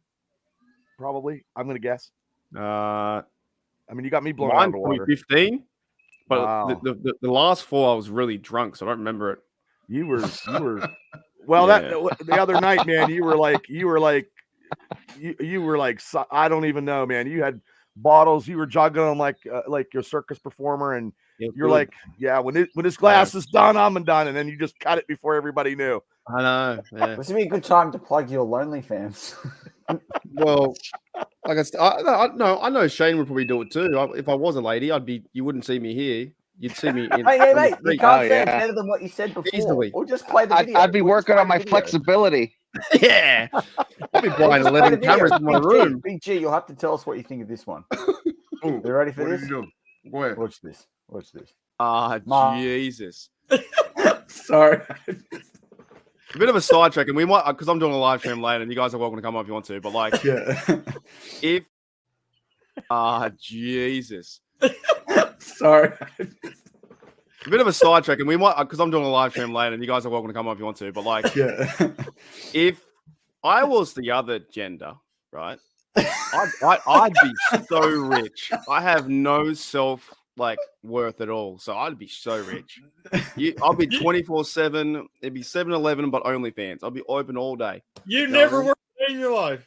Never. I wouldn't even leave my room. I just get DoorDashes and just have all kinds of camera angles going on and different things happening. So Mark, it would be DoorDashes and dildos, right? Yeah, dude, everything lined up. Yeah, I hear you, brother. I'm the same way. Millions. Hey, Mark, my God. you know your stage name would be Big Gulp. It doesn't matter what it is. I'd be making dollars and dollars. If you're 7-Eleven, Yeah, that could be your Big name. Gulp. Dollars and dollars. Like, Hey, man. they could not even leave their bed and they're making like $100,000 a year. It's crazy to me. It was meant for you to be a male. That's all I'm going to say. I'm very It was lucky. meant for you to I know. because I understand. I understand, boy. Some of those ladies are getting like more money than first round draft picks. It's insane out there. Yeah, in a week's time too. Yeah, it's nuts. My wife Anyway. watches a lady. My wife watches a lady on the internet on a YouTube channel, and she podcasts from like somewhere like in Alaska or wherever it else. And she talks about they live in a trailer that they've turned into like this bigger home and all whatever else. She has 697,000 subs on YouTube, and her average show is like 100K. Oh, I got a better one. My wife watches one where this lady cooks food for her 8 kids, and she got like 1 million views. And all she does is put food in a plastic bag, and it pisses me off all the time because all she does is cook big bowls of food and puts them in a plastic bag, and it's got 1 million views. And here I do podcasting out the yin yang, and I barely get maybe 10. I don't understand it. And You I was know, more entertaining than it her. makes me sad, but I've had this pop into my feed and I've watched it. This guy was a guide in British Columbia, and for 28 years, and all he does is just read Bigfoot stories. It goes walks up a trail, overseeing a mountain, and just reads Bigfoot stories. He has 800,000 views per show. It's ridiculous. But the OnlyFans, the only problem is when those girls get married, their husband's gonna need like a garage door opener to get into that, to get into the, Yeah. I understand. clank, clank, clank, clank, clank, clank, clank, clank. To bring up Johnny Quest one before, it's a good time in this draft if they considering trading back in. I don't know, but where do we think the needs are now, and how do we address it with either a free agent or and by that I mean like a free agent that's a veteran versus a UDFA free agent? I'm going to go around the room. Kick off with you, Big G, because you're about to say something. So probably so this is what that 17 or 18 million dollars that was freed up right before the draft happened. This is what that money was for. Yeah. So if I have targets, I would say safety first. I love Justin Simmons out of the Denver Broncos. I think that the Tyler Boyd situation still might be on the table because I don't know necessarily at the draft, at the depth position as far as WR. Roman Wilson though, you reckon he figured that one? No. Okay. And then maybe now in a wishful world, this is the Deebo Samuel, Brandon Ayuk, Cortland Sutton conversation. Because now we're trading for futures concerning the Pittsburgh Steelers. We're not giving up players off the current draft board that we have. And I personally don't mind giving up futures if we're having an all-in approach or all-in mentality concerning this season. So if I would say targets, I would say Simmons, the safety out of Denver, possibly Tyler Boyd, because get him off the street, but then the trade value with Sutton, Ayuk, Deebo. That's my thoughts. Yeah, I like that. And Deebo in the Arthur Smith offense. Ooh, man. Yeah. Ooh. Yeah. What about you, Shannon? At this point, I would just stay where I'm at. I don't see any reason to try to trade back in. And actually be more aggressive with your offers to these undrafted free agents. Usually the Steelers miss on these guys because they don't offer quite as much. And last year they hardly signed any. So I'd like to see them, especially guys like Beanie Bishop and some of these other guys that's left. if they go undrafted, then they really need to make them a good offer. Yeah, I agree. 100% agree. What about you, Bubba? Well, I think we get some free agents. Just look and see if we can get somebody to make the team, because there's some undiscovered gems out there, and I do like it if we can make a big trade for. I would take Debo right now, Ayuk, something big, and then do something for next year. And then with the Tyler Boyd, if he just decides, hey, nobody's knocking on my door, I'm going to give the Steelers a little in-town discount. Just I think he wants too much money, but maybe that option is still there. So it'll be very interesting. This is interesting too. People are talking about Rice. I'm going to go Shane and Mark. Like, I didn't have a first 5-round grade on Rice. I'm not surprised to see him fall at this point. But, You saying me? Why are you getting me in this conversation? Oh, because I think you got something to say. What do you want to do? What do you want to address after the draft? Oh, I thought you meant me to. I thought you meant me the scouting grade. I wouldn't have a clue who that bloke is. Like another Seattle has 2 losses. I need to watch some college football, man. I don't watch any college football. No, but what do you reckon? What do you reckon? Still things that need After the draft. They haven't really addressed quarterback either. I'm gonna throw that one out there. Like, they haven't got anyone late there. And Allen, They'll probably, to be honest, they'll probably go and get maybe another D lineman. I don't know. Maybe get a cornerback. Maybe even they could go safety too, because we don't know what's going to go with Kazi. I don't know. With Omar Khan, to be honest, I don't know. It's very hard to pick with Omar Khan. Right. To be honest, it really is. Like what he does, he just does things on his own terms. Because we never made big moves with the other bloke. With what's his name? Colbert. His name. Colbert. Yeah. We made some moves here and there, but as a Steelers fan for being 20 years, we never had a Fred period. Just nothing there. Colbert. It was Colbert. Matty. Colbert. Hey, Matty, is there a chance that Williams goes undrafted? Oh, I think so. There's been too many other safeties taken. Maybe there's something people don't like about him. But man, I'd bring him in in a heartbeat. That's hey, crazy. you guys are stealing my thunder here. I did, didn't I? Shane's up. Yeah. No. I'll tell you. In all seriousness, this draft is probably as deep as Mark's OnlyFans when he transitions to being a chick. But I'll tell you what's great is there are a lot of talented players left because of that COVID year. Yeah. And guys like Williams, Beanie Bishop. I mean, there's lots of plums to pick. So hopefully Omar Khan goes and it gets a little bushel basket and starts picking some low-hanging fruit because it's out there. Oh, I like that phrase, plums to pick. Now I'm using that. Yeah, baby. That one, plums to pick. Yeah, I mean, look, there's guys like Sam Hartman out there. I think he's really good value outside of it. People talked about Cornelius Johnson. Did Whittington get taken? He's a really good value late possession type wide receiver. You know who didn't get drafted yet? Who? Michael Pratt, quarterback out of Tulane. Well, I like that Tulane quarterback. Quarterback for the Steelers. How many good seasons did they put? They put 3 good seasons together at Tulane, which is a really tough place to recruit to, because it's overshadowed by LSU. Really good quality program there. That I think he's a fantastic quarterback. I'm glad you brought him up. Yeah.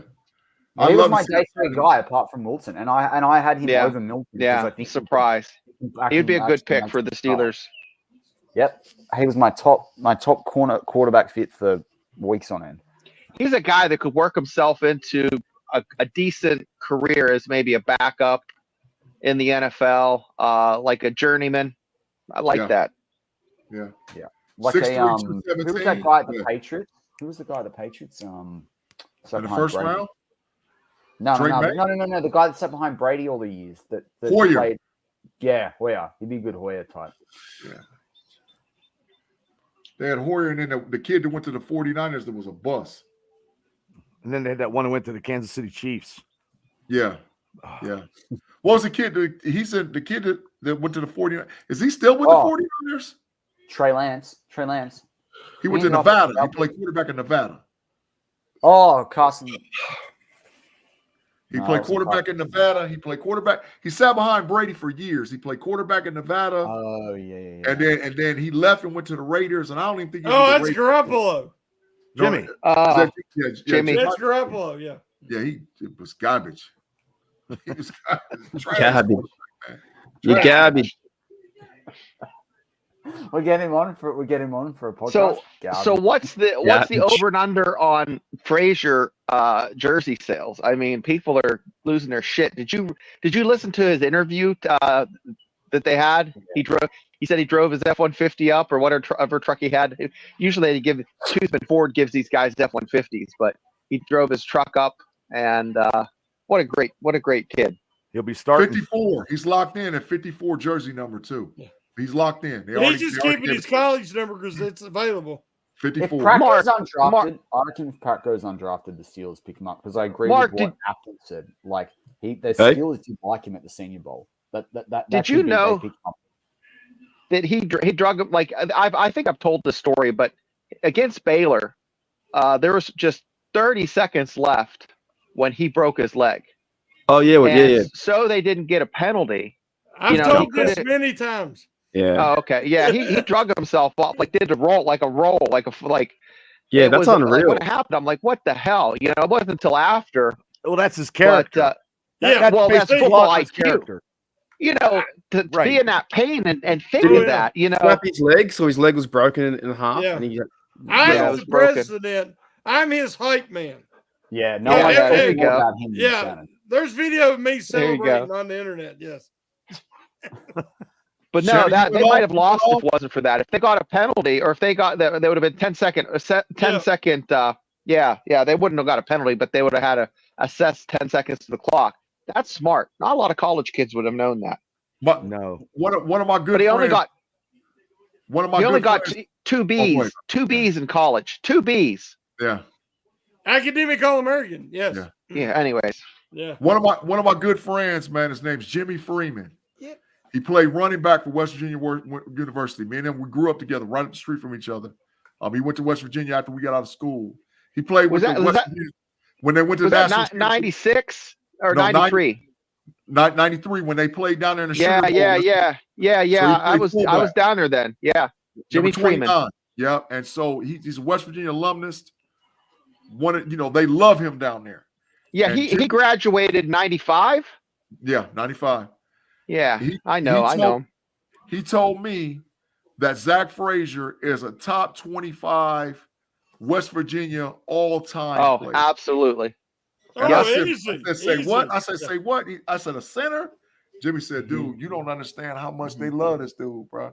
He was like, that dude, he personifies the West Virginia program. We're talking all sports. See Jerry West. We're talking Hot Rod Hundley. We're talking, James Jett. Did you Darryl see Talley. him when they announced the pick and he stood up and hugged his mom and his dad?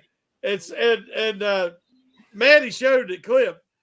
His hands, 11-inch hands. They're massive when he hugs them. Yeah, when he put his hand like this, it covered his dad's back. I'm just so glad we got a center now. We're good. Oh yeah. We are good. This offensive line is going to be totally devastating and dominating. Yeah, they don't have a hole in the middle no more. Nope. It was always a hole since Pouncey. Am I here? My internet went out. Am I here? I don't know. But we can. You're here. Yeah. Yeah. I hear you. Sweet. Just checking. You go cutting grass. Can you do that? Can you do that imitation again? That was great. Big G missed that one. I'm done, man. He was in the background cutting grass? He was weeding. He said I was. Tell Bubba we call weed eaters. Aussie humor was whacker. fun, but listening to it was like cutting grass. And by doing Shannon, you know what happened on my show, or our show, if that happened. What happened to him, Shannon? Fine. Yeah. I got a dumbass question in my Facebook feed. Some jackass I know wants to know what month is Shark Week over there. How do we know that? I don't know. And Shane, guess who asked the question, Shane? Guess. Take a guess. My sister. No. Take another Burns. guess. Yes. October. Just say October. That will do. There you go, Burns. It's October. Every week, Shark Week in Australia. That's right. You know, there's, you know, we've got that little I'm still fluffy- bummed that if you have relations with a koala, you get the herpes or chlamydia. Well, I guess don't fuck koalas. Like That's the maybe moral of the that's an easy story, answer. right? That's They're the moral of the dangerous story. anyway. You just put in jail, man. Like, apart from being put in the mental asylum, you just went in I'm like, jail. how do you find that out? You go on to wildlife and give them STD tests. I'm like, what the hell? What? Who got the grant for that? Yeah, the first person who did that, why would you tell someone? Yeah, it's like, where'd you get chasing chlamydia? koalas? Well, that eucalyptus tree was calling to me. Go watch Dave Chappelle. He does a really good skit about that with monkeys in humans. Oh wow, yeah. You see Sorry, I that one? went down a rabbit hole, guys. That's 5 hours. Anything's nice Oh now. my god, this is just these Where do you, Steelers all right, how draft about shows this? are How about this? crazy this year. Projections on Frazier. There's a lot of people on this channel high on Frazier. Yeah.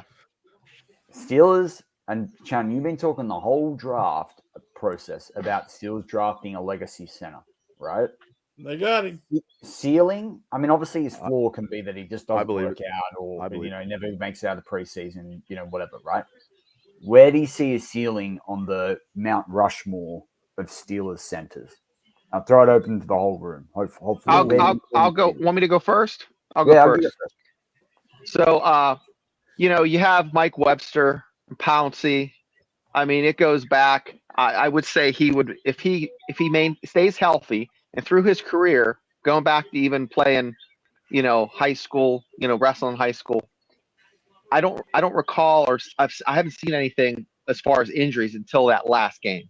And a break is not as big a deal as say like a ligament injury, guys. That's what Shannon and I were saying yesterday with the review of the pick. Like, you know, it's not a big deal. Than hurt it. No, yeah. So let's just call that a wash as far as health wise. He's healthy. Barring injury, I can see him giving the Steelers 6-7 years, good years. Will he retire a Steeler? I don't know that. But he will probably be in the conversation of top 4 centers. Ooh.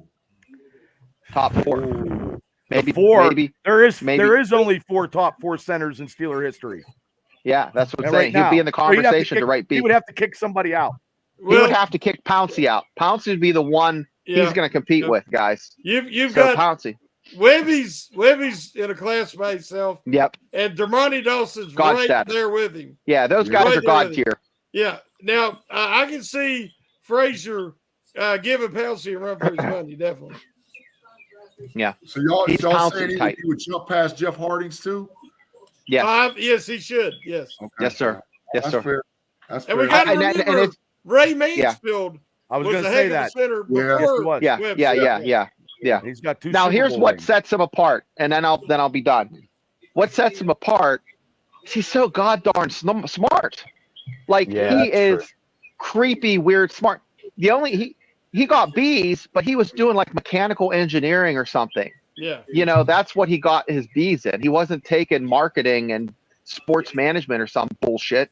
He was taking hard ass, you know, science classes. And he can learn a playbook in 2 weeks. He's had 4. Hey, Shannon, you know this. Let's list the quarterbacks he had at West Virginia. He had Daggy, right? Yeah. He had. Was he with Greer? Yeah, for 1 year with Greer. Will He would Greer. have had to been. He would have had to been if he'd been there all the time. Greer. Maybe his freshman year. Greer left in 2020. Green. And then Nico Marchiotto, I count him in there, and then one other quarterback. So 5 quarterbacks he's had in game time. To he had to adjust to snapping it, just under center, shotgun, and then he did a wildcat a couple times. Guys, he knows football, and that's what sets him apart. Well, just like Creed Humphrey, you got a guy who is fully committed to the position, who studies the greats, but you don't have to coach Frazier. Like most guys, you got to say, okay, you need to get better here or here. No. He sees his own, he self-evaluates, and he sees where he needs to work, and that's where he works. And that's why he improves his system. The proof of that is his only losses in wrestling was freshman year. Now he won 4 state titles. Yeah. One as a freshman. He lost 2 matches early on and he went back and watched film, self-assessed. He's very reflective, and he said that was early on in the season. I corrected my mistakes. I mean, that's just the way he talks. So yeah.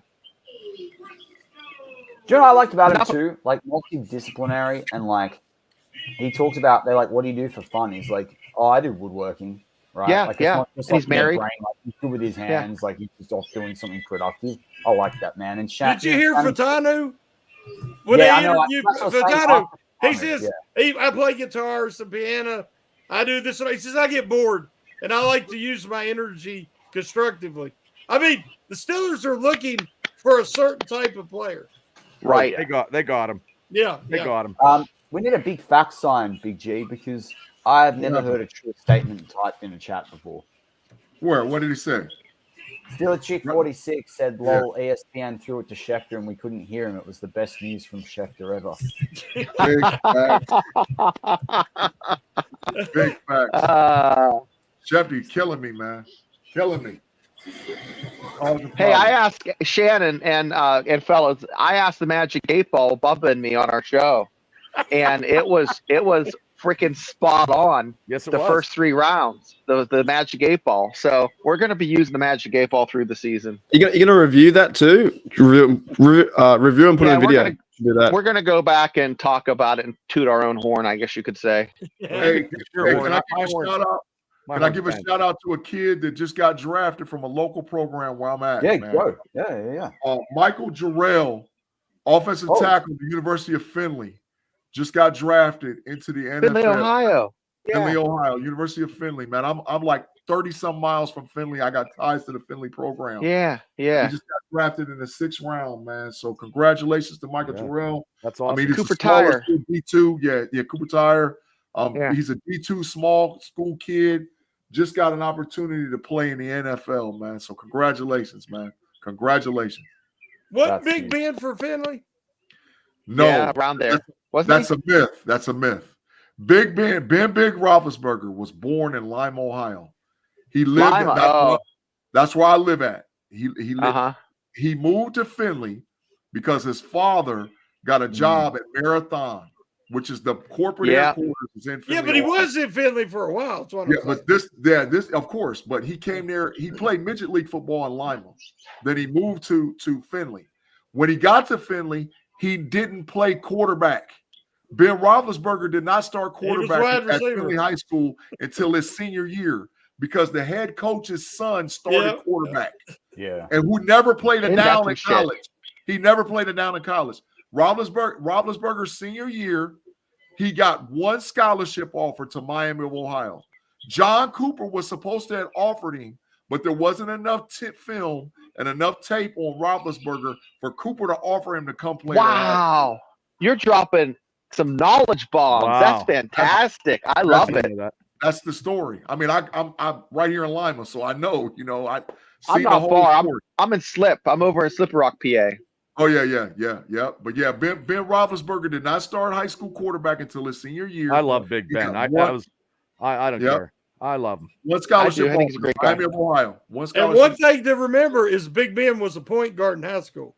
But point guard is a natural transition to quarterback. So the ties for Roethlisberger to get to Miami of Ohio was this. One of the coaches here in Lima is a guy named Rob Walker. Rob Walker used to be the athletic department director at Lima Senior High School and then he went to become a principal and then he went on to the collegiate level. Rob Walker's brother was the Coach Walker that died out of Northwestern University. Y'all remember that Coach Walker that died from Northwestern some years back? Like 4 years back. Yep, the cradle of coaches, he started at Miami of Ohio. So they knew about Roethlisberger when he was a kid out of Lima because Walker was right here watching him, and he was like, I got this big kid that's playing quarterback, and we just don't know what to do with him. And he was like, well, how big is he? Because when I'm telling you Big Ben Roethlisberger's a big dude, Ben has been a big dude since he was a little kid. Yeah. So yeah, that's actual facts for Ben Roethlisberger. He never played quarterback until his senior year in high school. Never, ever. I didn't know that. What's that? How long are you gonna be on? I don't know. Yep. Just shooting the shit. Why? The Roethlisberger family, man, was a big family from the Lima, Ohio area. Now they've all transitioned and went to Findlay. So because Findlay's one of the most developed cities and one of the up and coming developed cities in Ohio. Findlay's like grown like leaps and bounds, man. So, yep, that's the story. And they got a kid. They got a kid in Findlay now that's a beast. His last name is Montgomery. He just committed to the University of Georgia. He'll be a senior this year in high school. He was supposed to went to Ohio State. His brother is going to start offensive guard this year for Ohio State, Montgomery. But he was supposed to went to Ohio State, but quarterback. Ohio State couldn't get him because they committed to a St. Clair kid out of Bellefontaine, Ohio. There's a kid coming to Ohio State out of Bellefontaine named St. Clair that's a monster. And so they couldn't get St. Clair and him at the same time. And the quarterback room's loaded with Sand, the kid that transferred from Alabama, and Aaron Nolan out of Georgia. Well, one thing you're forgetting is the fact that you guys got to remember, and I don't know if you guys in Australia realize, I mean, the NIL has freaking just changed 100% everything. And that's these kids have to actively. The coaches don't go out and like recruit like they used to at high schools. They want the kids to send them tape. Yeah. But I mean, it's just funny. While we were talking, Mike Tomlin's on with the NFL Network, and I asked him, you took 3 offensive linemen that are all passionate about football. What, like why? And then Mike Tomlin just goes, to be honest with you, we just want to roll people. Yeah. That's why I love him, man. That's why he's the best. We just want to roll people. Shannon, how long have me and Tate and you been talking about we're building a bully with Pittsburgh? How long? We started that mess last year. We were saying they're building a bully. Last year was year 1. This is year 2. That's you what can the tell Eagles with Todd's first draft. That's what they're going for. That's what the Eagles did. These are Eagles guys. The Eagles build a bully. Right. And so that we're going to follow the same model in Pittsburgh. We're going to build a bully. I don't care if they take their lunch money as long as we get to win in a playoff. Exactly. Hey, Matt, I got to step out. Right. I got to get busy. But, hey, Bubba, Shay, great to meet you guys. Nice to meet you. Look forward to it. I'll see you soon, Big G. Yeah. Hey, love you, Marky. You the man. You too, I'll talk to you soon, man. See you, Shannon. See you guys. See ya. Hey, at 5:30, I got to get out too, man. So I got That's about all right, 5 man. minutes, That's and I'm all out of here, man. I got to do a wrap-up show on Steel Curtain Network Oh tonight. my God. So I got to do a wrap-up podcast with the Steel Curtain Network with the Homies podcast. And then tomorrow we're going to do the Know-It-Alls podcast, man. It's going to do the draft analysis. And we got a little couple of special guests coming. How many podcasts do you do? So here's the run. This for all the people that's listening to us over in the live chat, listening to us on audio and all. This is where you can find me, Big G, who's a Steelers podcaster. Okay. On Mondays, I do what's called the Level Up College Football Podcast on Fans First Sports Network. Right. I do that with a guy named Andy P. That's a Syracuse alumnus. Then he works for one of the draft betting sites across the country. So I'm on that on Mondays. That's at 6 o'clock Eastern Standard Time. That's okay. On Wednesdays, I'm on the Pump Your Brakes podcast with Shannon White, the Triple OG, my boy Kevin Tate, Big Tate Boy Fresh. We're on Wednesdays at 8 p.m. on Steel Curtain Network. On Fridays, I'm on the Homies Overtime and the Homies podcast with B Dirt, who runs Running Through the Jungle podcast, with Payday, who runs the Bear Claw podcast, and me and Tate Boy Fresh are on there, and we talk about all AFC topics. We have a show there that's called the Homies, and then we have an overtime show that comes on directly after that, where we switch over from Steel Curtain Network to Fans First Sport Network, and we talk all sports. Wow. And then on Sundays, I do the Know-It-Alls podcast, which is my home. That's the company I own. It's the Know-It-Alls podcast. It's spelled capital KNO capital ITALLZ. And we do that every Sunday. We just signed a contract with Chilltown Productions and Chilltown Network. So our audio is being broadcasted on Steel Curtain or Fans First Sports Network, but our videos now on Chilltown Network. So we just signed a contract with them, and we've had some big guests on. We've had Ray Jackson. We just had Chris Houston starting defensive back from the Detroit Lions. He started for years for them. We got a podcast coming up with Elijah Wiggins. We're going to have KJ Abrams, the guy from the Kansas Jayhawks basketball team. So I got a lot going on, man, in the podcast land. That's man. Congratulations. That's awesome. I love hearing that. Yeah, absolutely. I appreciate it, man. Yeah, man, that's great. We'll definitely get you. We'll definitely get some of you guys on our show to pump up our ratings because you guys are. Yeah, ours is at 9 on Wednesdays. Bubba and me's, and then I do a bunch of West Virginia shit Monday and Thursday, and then occasionally on Friday. But yeah, Bubba is an OG. Been doing this for what, 4 years? Well, for a while, but I'm just scratching the surface though. But this is the first year that I've been doing this draft stuff. Like, oh my God, this is unreal. You have to eat at lunch for this.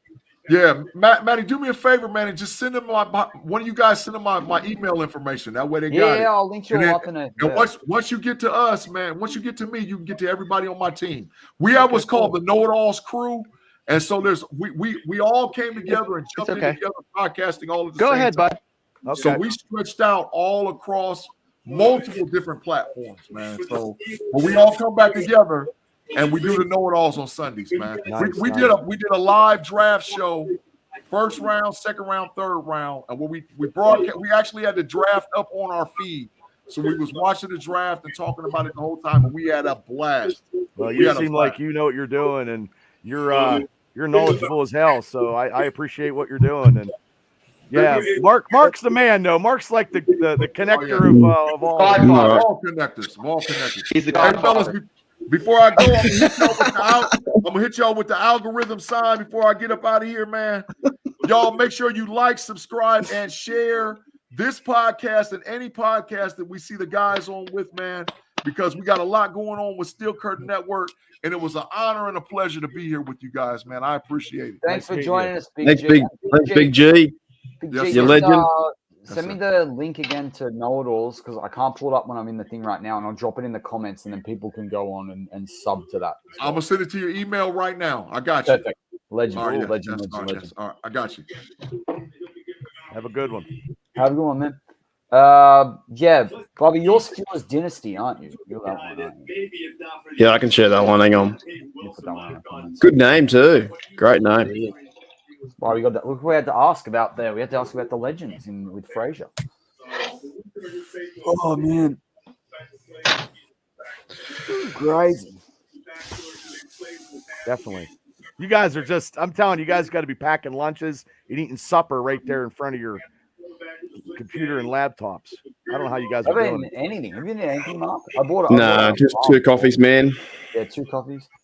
I got a rule. I never eat on stream. You never see me eat. You see me drink beer. I never eat. I like the idea of, you know what I mean? Yeah. I think I saw one bloke years ago. He was doing a podcast and he was just laying down and eating. I was like, what the shit is this? How lazy is that? Like he was That's like pretty lazy. laying down, going, hey, how's everyone doing? I'm just like, what do you be presentable with something? Have some honor. Did you ever see that video of that guy? Like he's like laying like this, and he's like bald and hairy, just like a typical 50-year-old guy. And he has like all his guns laid out. He's like in a Speedo. I'll have to send it to you. It's like somebody used it as like their cover, like Facebook thing, and it's really creepy. I saved it because the guy's like, it's like the caption is like, "What's up?" Like he thinks he's really cool. I don't know. It's pretty creepy. There's something out there. No, I think you gotta have like that's what they said. Your podcast together is really all good too. Just the connection back and forth. But thank you. Thank you. Yeah, I saw this bloke was 3-4 years ago when I first got it with Maddie and this guy just wasn't trying. I was like, you need to be somewhat presentable, even though I'm yawning and tired, but you got to be somewhat entertaining and presentable. You can't be eating food. I don't think I've ever eaten food on a podcast. I drink a lot of beer. Drink a lot of things. I ate something the other day. Was the first time I ate some kind of egg pizza thing that I'm making because I'm trying to eat. I had to eat something real quick before. I had like 3 blueberries, but no one would really know because I kind of just pop them in. Are you inside now? When did you move? That happened. He moves everywhere. My kid start mowing. I don't even have to ask him to mow. He just went out and I mowed like the day before, but I don't know. He likes to mow, so Wow. It looks Yeah. like you're living on Big Ben's mansion when I saw outside. It's you know what? I would be wealthy if I didn't have to heat and cool this place. It's like, oh, we around COVID. I bought it during COVID. I'm like, yeah, I can do this. This is fine. But it's the heating and cooling. Kaysen, I just found that pic. He's got a Guitar Hero controller behind. Guitar Hero controller behind the guns. So what time is it over there now? Carson just found the pic. Yeah. 7:30. It's really early. What time? 7:30 a.m. Yep. Holy. Why don't you guys take a break and go get something to eat one at a time? Like, I'm gonna power this out. Yeah. We're almost there. Last year was 6 hours. I feel like we started a little bit late today. We had the You got 5:09, and it's 5:35 over here. And yeah. Wow, you got Matt is like the he is like, I'm not shitting on you, dude. I'm giving you credit, okay? You're like, you have that superhuman like intense energy, like you could fucking run through walls. Sorry, I swore. You know what I mean? Like, oh, Steelers. But part of me, the super fan inside is like, oh, trade back in and pick another player. I know that's not going to happen. Yeah. They're on the phones. They're getting the UDFA guys. Like, you still have that energy. Like, Mark, you can tell the draft is over for him. He's like, yeah, I think we did pretty good. I'm good with it.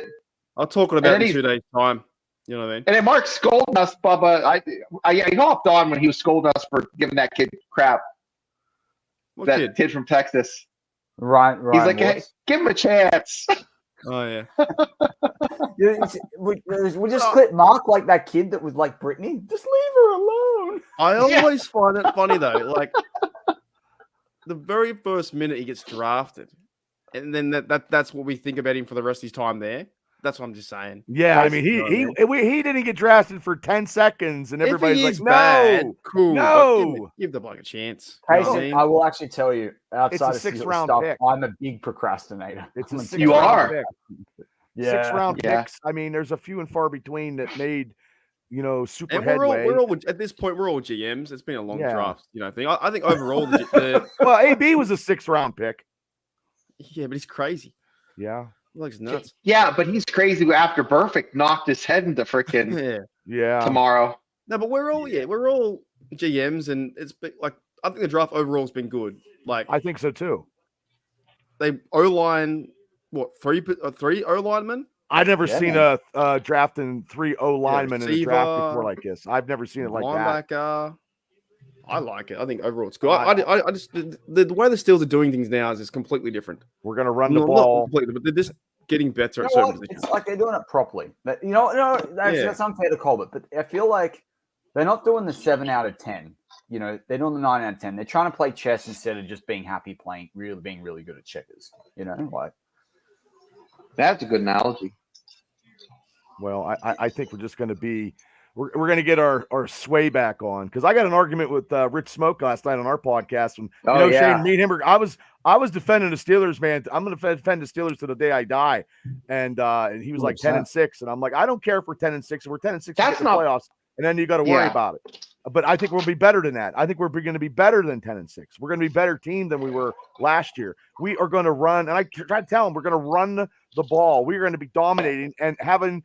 And just my opinion, guys, and everybody listen, I'd rather have us running the ball and controlling the offense and having long drives of 5 to 7 minutes and having the defense, getting tired and their offense sitting on the sidelines. And then he was like, hey, Bubba, it's a different league. They got to, they can't score as fast. I'm like, you know what? If they never get a chance to score, Smoke, we're not going to have to worry about it. It's pretty hard. It's pretty hard to score points if you don't have the ball. You can't get the ball. I mean, I believe we're going to get we're probably going to get I bet you 28 to 3,300 yards rushing this year. I just have, I think both, I know it's just crazy. I'm not on drugs or anything like that and I haven't drank a beer in a while, but Najee's definitely going to get over 1,000 yards. I think this year he's going to get 1,500 to 1,600. Warren's going to get probably, let's say 1,100. He's going to get that 1,000 yards this year. They're just going to keep running the ball. And then with Patterson coming in, he gets, oh my God, say he gets 5 to or 300 to 600 yards, and then Fields gets another 6 or they're going to use Fields. Absolutely. We're going to be we're going to run over people. I can't wait. From Russell Wilson, he's been tweeting like crazy about all these draft picks. He's been so good, so active. He's been so good and active Positive. in the Pittsburgh community. Yeah. Just going to the Pirate game and just being pro Steelers and having done everything right. And If he throws a pick, though, everyone's going to hate him. Well, I think they'll give him. I think they'll give him a little bit more leeway. How long a chance? If he throws 20 that's touchdowns. just it. The rope is very short. 2 games. If he throws 20 touchdowns, he's already a winner. We're already ahead of the game. Yeah, no, I think he'll be fine. Yeah, and here's the thing: the heat's not all going to be on him because they're going to use Fields. I mean, if you think they're not, then I still think they're going to sign him. They're going to work out a contract deal. They're going to 3 years. This year, Bubba. 15. I think they might next year. Yeah, they might do something this year for next year to get him signed and stuff. So it's not sitting on a table and people are talking about it and worrying about it, because usually the Steelers don't sign people during the season. But now that is so obsolete now, they start working and wheeling deals during the season. So they restructured Highsmith. They can restructure TJ Watt's contract and Fitzpatrick's contract and give him some little bit of, and then, and they can also, if they want to, extend Cam Hayward for next year, bundle this year's salary and most of next year's salary into a roster bonus. And then the next year they can add a voidable year or 2 in contract if they really, really want to, and spread Cam out. It's like a Cam tax for 2 or 3 years after he leaves. Like, there's a lot of stuff they can do like that. Right. And then also, you know who did that first? Barry Bonds. He played for baseball for the Pirates. It wasn't Bonds. Bonilla. It was Bonilla. With the Mets. Bonilla did it with the Mets, but he used to play for the Pirates. So he basically told the New York Mets, for the next 30 years, just give me $1 million. Yeah. So. He gets paid every year. Yeah. Do you know the thing about it? A lot of people don't like it, but this is where it's smart. I said this about 18 months ago. The salary cap goes up. When you defer that cost, a lot of people look at the salary cap in the raw number of what they're getting paid. It's better to look at how much percentage someone is taking up from the cap. And if you make those voidable years, like $1 million today as a percentage of the cap is going to be a lot less as a percentage in 2 or 3 years' time when the salary cap goes up. So, in fact, voidable years, people make the comparison, it's like putting something on a credit card. It's actually not. It's like taking thing in a bond with a good interest rate. And then after that, they're going to work on that deal with Najee. I mean, and I think Najee will realize he don't want to make the same mistakes that Le'Veon Bell made. Exactly. And what a mistake that was. That was Le'Veon Bell probably cries in his sleep every night. I talk about it from this perspective, that like legacy, legacy means more to these guys. They can more money over their lifetime. But if they choose to take the quick dollar, it's never going to work out. Never works Vlad out. Bell could have been in the Hall of Fame and won a Super Bowl with Big Ben, right? Yeah. That didn't happen because he was greedy. Yeah. And it was like the time back, because that shows my age, back when, Woodson, if the Steelers would have signed him a safety and then he went out and he left. I mean, he had that bar and restaurant in Pittsburgh, and it didn't last long, and it closed quicker than you could say hello. But, I mean, I know he got a ring with the Ravens, and he was still viable, and he was still a great defensive player. But, sometimes it's about a championship. I mean, we could ask Dan Marino, hey, Dan, would you like to have a ring, or would you like to have all those NFL records? Those records don't mean diddly. The championship, because you're going to still make money. Being a champion, you're always going to be a champion. So, yeah, that'll be – yeah, I just can't wait now. We're gonna sign a whole bunch of free agents. There's still a lot of people out there, like Shane said, with this low bearing fruit, and we're gonna be picking it off with a basket. We need to get some defensive tackles though. I'd rather have a little bit more. Now we need to work on that. I can't believe Gabe Hall, unless he's been gone lately. I can't believe Gabe Hall's still there. That guy is made to play Pittsburgh Steelers football, but I'm glad they got Logan Lee. Obviously, Logan Lee would have gone when you look at what he did. Well, I was looking at it. I know the guy that I was told to look at was the guy the Dolphins took before us. So, and if he was still on the board, the Steelers could have. I don't know what his name was, because me with my college background is not very good. Oh, Walter. Yeah, so it was the Dolphins. Dolphins picked him up before we did, and maybe if he was still around, he was a defensive tackle. But hopefully we sign a couple of them. We need to get some inside linebackers because Holcomb, I don't think he's going to recover. Kawan Alexander's, they could sign him. Marcus Golden still hasn't signed yet. They can sign those. Yeah, guys. I like the edge rusher Murphy out of UCLA. If they can get him as an undrafted free agent, that's going to be a freaking steal. And they're still, we still got to get a number 2 receiver. It's just. But I don't know. We're going to run the ball. Like Wilson. But the number two receiver is Pat Fryermuth. That's what I said last night. Yeah. Fryermuth. Give me Fryermuth with 8 touchdowns and 825 yards, and I'm a winner. I do like a Courtland Sutton for a cheap pick, but if they Debo would be a real weapon in the Arthur Smith offense. They got to sweeten. I just worry about the trade capital you got to give up. Yeah, I don't know what Omar got, what Omar can swing, and what kind of ingredients he can put in that trade potion to give the 49ers something, because 49ers got two of them that they could probably trade if they get a good thing for them. I'll take one or the other. I'll take either one. I mean, it doesn't matter. So I don't know. It should be something. I said this to the boys earlier. You guys probably heard it, but if the Steelers gifted you a free jersey and it's got to be one of the draft picks, which one are you getting? I mean, Shane, I probably can predict Zach Frazier. Yeah, you can predict. Well, I'm not a West Virginia boy because I'm a Penn State guy, but I would take Frazier because I know that we need a center that we can have linchpinned in there for the next let's get 8 to 10 years. I know Shane said 6. I'm going to go up a little bit better. I think he can play 10 years. I think he can play 10 years. So, and we haven't had anybody since Pouncey. We had all these other people, it's just like the inside linebacking position. We couldn't have anybody we got. Would you boys be happy with 6? 6 years would be fine. I mean, but I mean, 8-10 years. I think you'd want. I think you'd want at the end of his rookie deal for him to be signing a 3 or 4 year deal. Let's say it's 3, then it's 7, and then at 7 you're working out. Well, how old is he, Shane? How old is he, Shane? 20. He's 23. Yeah, turns 24 mid-season. Is that right? Yeah, he's 9 years. He's married. 32. 9 years. He's 32. 10. He's 33. 33 years old and having a 10-year career with the Pittsburgh Steelers. Yeah. Hopefully he got 1 ring on his finger. Oh, hopefully. I just hope they don't trade him. I'm just going to go 1.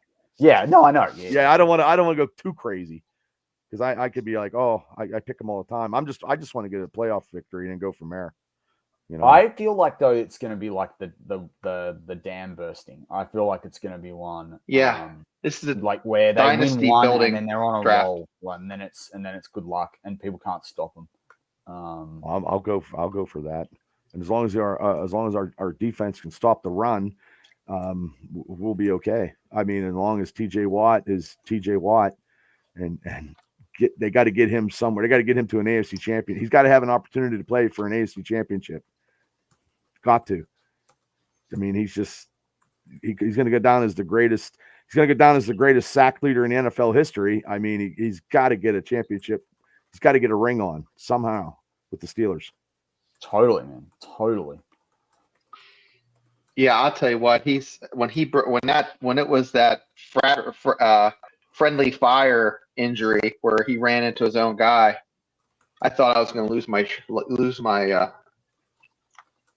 lunch. I was so upset. But for me, TJ Watt needs to be out there first 3 downs, not taking third down out. Sometimes he takes a break on third down. He should always be in there in third down.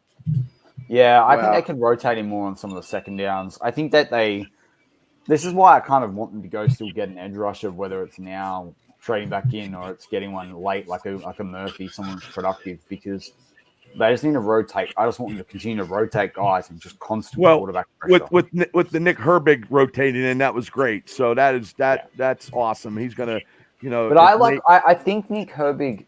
The thing I wanted to see last year, and I'm interested to see if they give it to him in year 2, and it will depend on who else they can fit in there, is Nick Herbig could be very good dropping back inside sub package.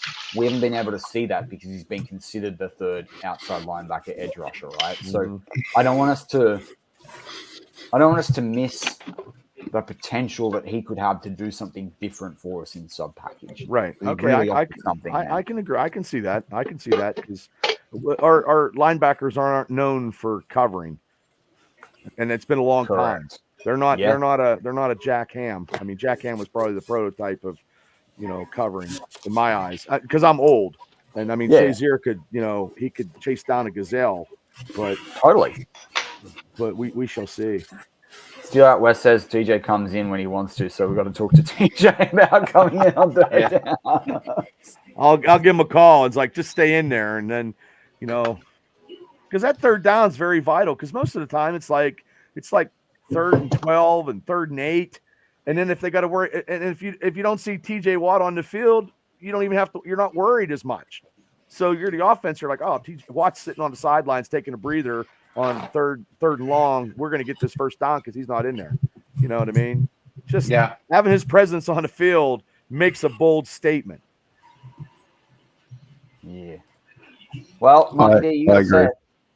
What's up? Hey, Pepper. What do you want me to say? Well, say hello to Pepper. Hey, Pepper. Oh, I did. Pepper. G'day, Pepper. You want me to say anything else, or? I don't know. I'm going to quickly duck to the Dude, I've done so many poos today. That's funny. At least 2. I don't know how. I've never done this before. Where all these podcasts, all these Steeler podcasts, are all intertwined.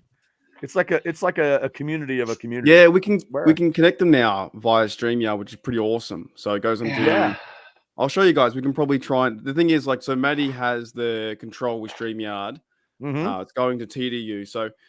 Me and Maddie, to catch us, some guys in chat know this, but me and Maddie have been doing podcasts since 2020 on a thing called Behind the Steel Curtain, right?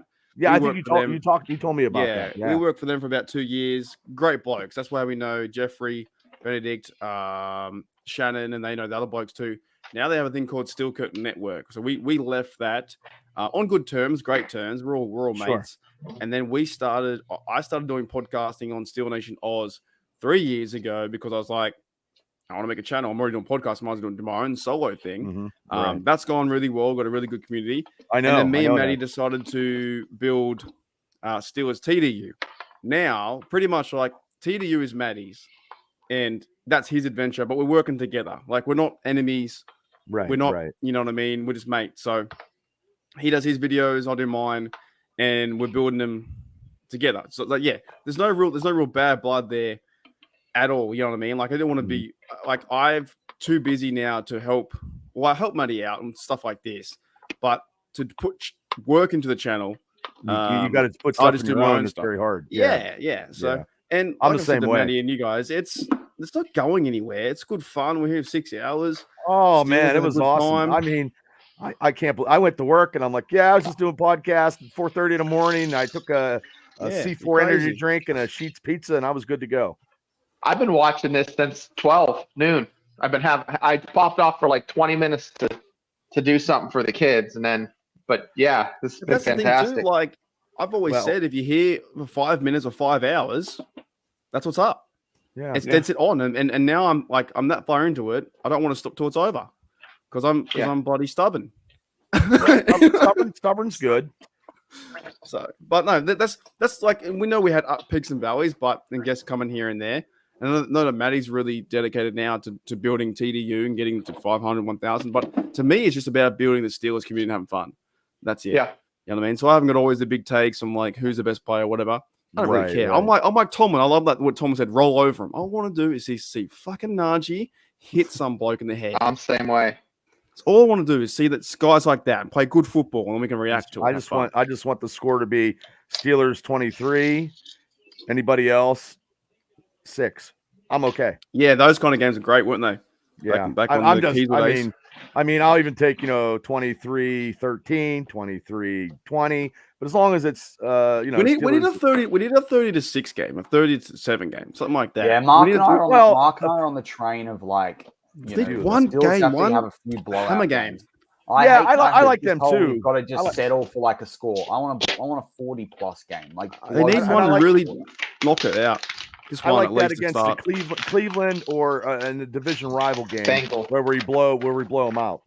It'll Bengals. never, Love it Bengals won't ever out. happen against Cleveland because they don't play that way, but maybe Bengals. It's like the Texan game last year. They took us over. They Yeah. absolutely took us apart, 30-7 or whatever it was, 30-6. We need something And like that, statement The one, to just thing wake is everyone that up. people say like, oh, you don't need to do that, just win the game. But you can put things on film when you blow someone out like that, then a defense has to think about for like 4 to 6 weeks to come. So it's actually like a gamesmanship, like tactical. Well, yeah, but that would only be later in the season. I would say Fine. beginning of the season, you don't want your guys getting so many reps and getting so many. Totally. Yeah. Yeah. You don't want to Or let if you everybody, do it, if you're especially in smart, college though. ball, not as much in pro, because you are what you are, as But even Tomlin if would it's say. like, even if it's like we're ahead by 10 the week before a bye, keep pumping it out there. Like, like just blow it out. Like I think. Plus, We've had way too many close ones back and forth in 3 years. I think it hasn't been. Maybe that's because of the Canada system or the way they're doing it. Tomlin as well, probably. But something just seems. No, I'm not saying first week win 40-0. It's like control a game and at home take care of an easy opponent and get the W. The other thing too is like there are games where we've looked ahead and a team's come back and suddenly we're playing overtime or it's going down the last drive and we do have to put the starters out. We're not able to rest people. So I'd rather watch them blow someone out of the water at the start of the second half than wait to win it in the fourth quarter. Like that's no fun. Like, they talked about Steven Nelson. I don't even think we have to trade for Steven Nelson. I think he's still a free agent. I think he's a free agent. Yeah, I don't really want to bring him back. I thought he left on bad terms. Didn't he say some stuff? He did leave on bad terms. This is why I don't want Boyd. Tyler Boyd has said some horrible things about the Pittsburgh Steelers. Has he? Yeah. Oh, but he was playing against them. I mean, yeah, but he said it outside of that as well. Like he's taken it to the extreme, overboard. Yeah. Well, I don't know. I don't know. Some people told me they're not going to sign him. He's too much money, and he's not seventh round now too. They just took the Bills just took a guy from Great Britain, 6'7". Yeah, it says England. Is that that just like the country? Yeah, unreal. Oh, the guy, the Travis. Wait, I don't know. Travis Clayton. Yeah, his draft bio just says England. That's it. Why would they do that? There's nothing else. His background is rugby and boxing. Unless they're going to lose so bad, and they punch 6'7". They get, if you have someone in the international program, there's like extra incentives that the franchise gets, or I think you get a compensatory pick if they play a certain amount. There's yeah, that's right. There's a trade-off for that. Okay. Do you know the big one though? We were talking about it yesterday's stream. Is like Kansas signed one of the best Welsh rugby players who was a freak. He's going to be. I saw that, and the guy's he has thighs that are about the size of normal people's bodies. Yes, this guy is very quick, very good ball in hand. Doesn't get as much space on a rugby field as he'll get on an NFL field. If Pat Mahomes can get him the ball in space, that's going to be fun for them. But this Clayton dude, has he got any experience like even playing like football, or they just throw him in just to get these compensatory picks? Well, it's NFL Bubba has a developmental league. I know, but it's foreign guys. But still, you still need to play the game. Like you still. Well, I agree, Bubba. It's not like playing in the SEC. But they're trying to get the NFL now is trying to do too much. Like I don't want to watch an NFL. Look, I love the NFL. I love Steelers. I cannot watch a game every day. It's too much. It's too much sometimes. It's just Thursday night's games have been terrible since the mid '90s. The Steelers do not have good records on Thursday night games, and I don't personally like watching Thursday night games. I know Amazon Prime signed that big money, and then everything's going to go to streaming. They're going to stream more, but I just don't. I don't like sometimes too much is a problem. I was also going to say that Mailata went after this pick, so he's been picked higher than what Mailata got picked, which is interesting. This guy went 221. And now, what's Mailata getting, like $60 million contract? Yeah, he's up there. He's a good player though. He's a good player. He's Man, can the Steelers just trade in and grab something? They're probably really. Will they do it? happy. Like, they're working the is it? phones with the UDFAs. What do you even do? Will they just trade next year stuff? They can't do it too late. Yeah, next year. Oh, I don't think they're going to do like- it. it's I like- think they're just going to wait for the UDFAs at this point. Is that coming? Does that come out tomorrow or today? No, it'll start coming today, but then it will come out more tomorrow. There'll be a bunch that they've got ready pretty much that are like, we're signing here unless we get. As soon as the draft's done, they'll sign the dotted line and get them on. You can sign 10. You can sign 10, right? Is that correct? There's a certain number you can sign. I'm not sure. Not? No, I think you can sign as many as you like straight after. There's heaps. It's whatever you can afford. You just can't, and you just can't go beyond the 90-man roster limit. Yeah. Okay. So you might even see the Steelers make some cuts if there's a heap of UDFAs that they sign. Man, I haven't got the energy to make any videos. Do it tomorrow. No one will be watching it anyway. People will be watching draft recap. I need it now. We need the news out now. Otherwise, I gotta lie in the title tomorrow. Breaking special news. Like you haven't lied in a title before? I never thought I'd be on this. Right. I thought I was done last night. I was like, me and Shane, we tapped out.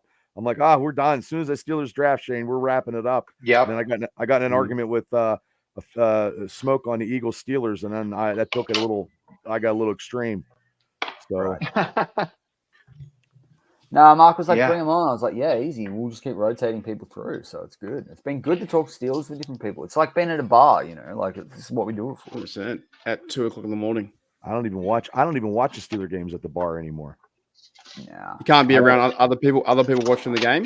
I watch it downstairs. I don't like to be bothered. But I mean, I've been to Steeler. I mean, I live in Steeler, around here. There's not too many anti-Steelers in a bar. So, I just like watching it at home. I don't like to be bothered. I can drink as much as I want and don't have to worry about it. So we can't really watch in the bar. We at 3 a.m. games.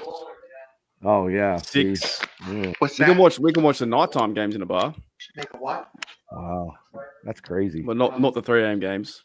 So if the first week will be like, Steelers versus Browns, 1 p.m. We can't do that. Watch it at home. Unless you go to Star City or something like that, a casino.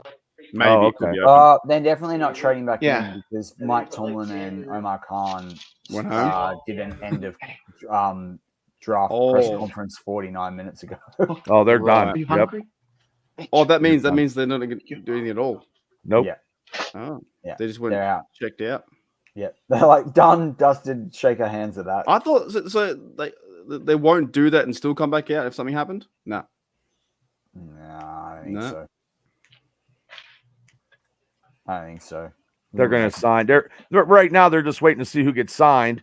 Yeah, so then they can go try to get them contracts. Yeah, they're doing UDFAs at this point. What do we got? Bengals up next. I think 1, 2, 3, 4, 5, 6, 7, 8, 9, 10, 11, 12, 13, 14, 15. It looks like Houston's the last pick. Is that right?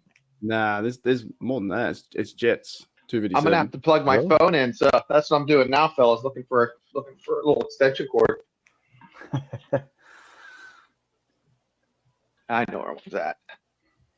See, I don't see nothing after Houston on my clicker. The big thing next is the schedule, isn't it, Matty? Schedule. Yeah, so schedule is due this week. I think it's our Friday, their Thursday, and fifth year options are due on May the 2nd as well. So things keep moving, don't they? They never stop. Mate, it's going to bounce. NFL never stops.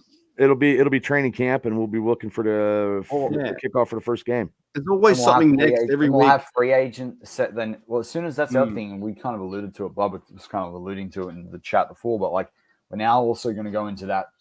I call it they call it the second wave of free agency, but there's kind of that also period after combine. So it's kind of like that's free agency 1.5, but it's like free agency 2.0, which is about to kick off as well. So yeah, they'll probably get somebody out of that. See, I'm still getting an NFL Network. I'm still getting nobody after Houston. If you boys want to get away for the winter, you can come hang out the Stottmiller Hacienda, and we'll drive over to training camp. We're going to do some live stuff at training camp, Shane. So get ready. Yeah. I don't know how we're gonna. I was talking to Jim Tiger about how to do it. You know what I mean? Have the thing and get some mics and me and Shane were supposed to do a big thing down in Pittsburgh today, and I had to cancel out. But the weather up here in Western Pennsylvania, it was bad. It was raining. Oh, so really? yeah, those Big parties, thunder boomers. Yeah, those parties that they had in the parking lot was probably pretty wet. But so you could go into I call it Heinz Field for $15. You could go into the stadium. Watch the draft in there. Watch the draft, see the number one pick, meet the number one pick. Cam Hayward was there.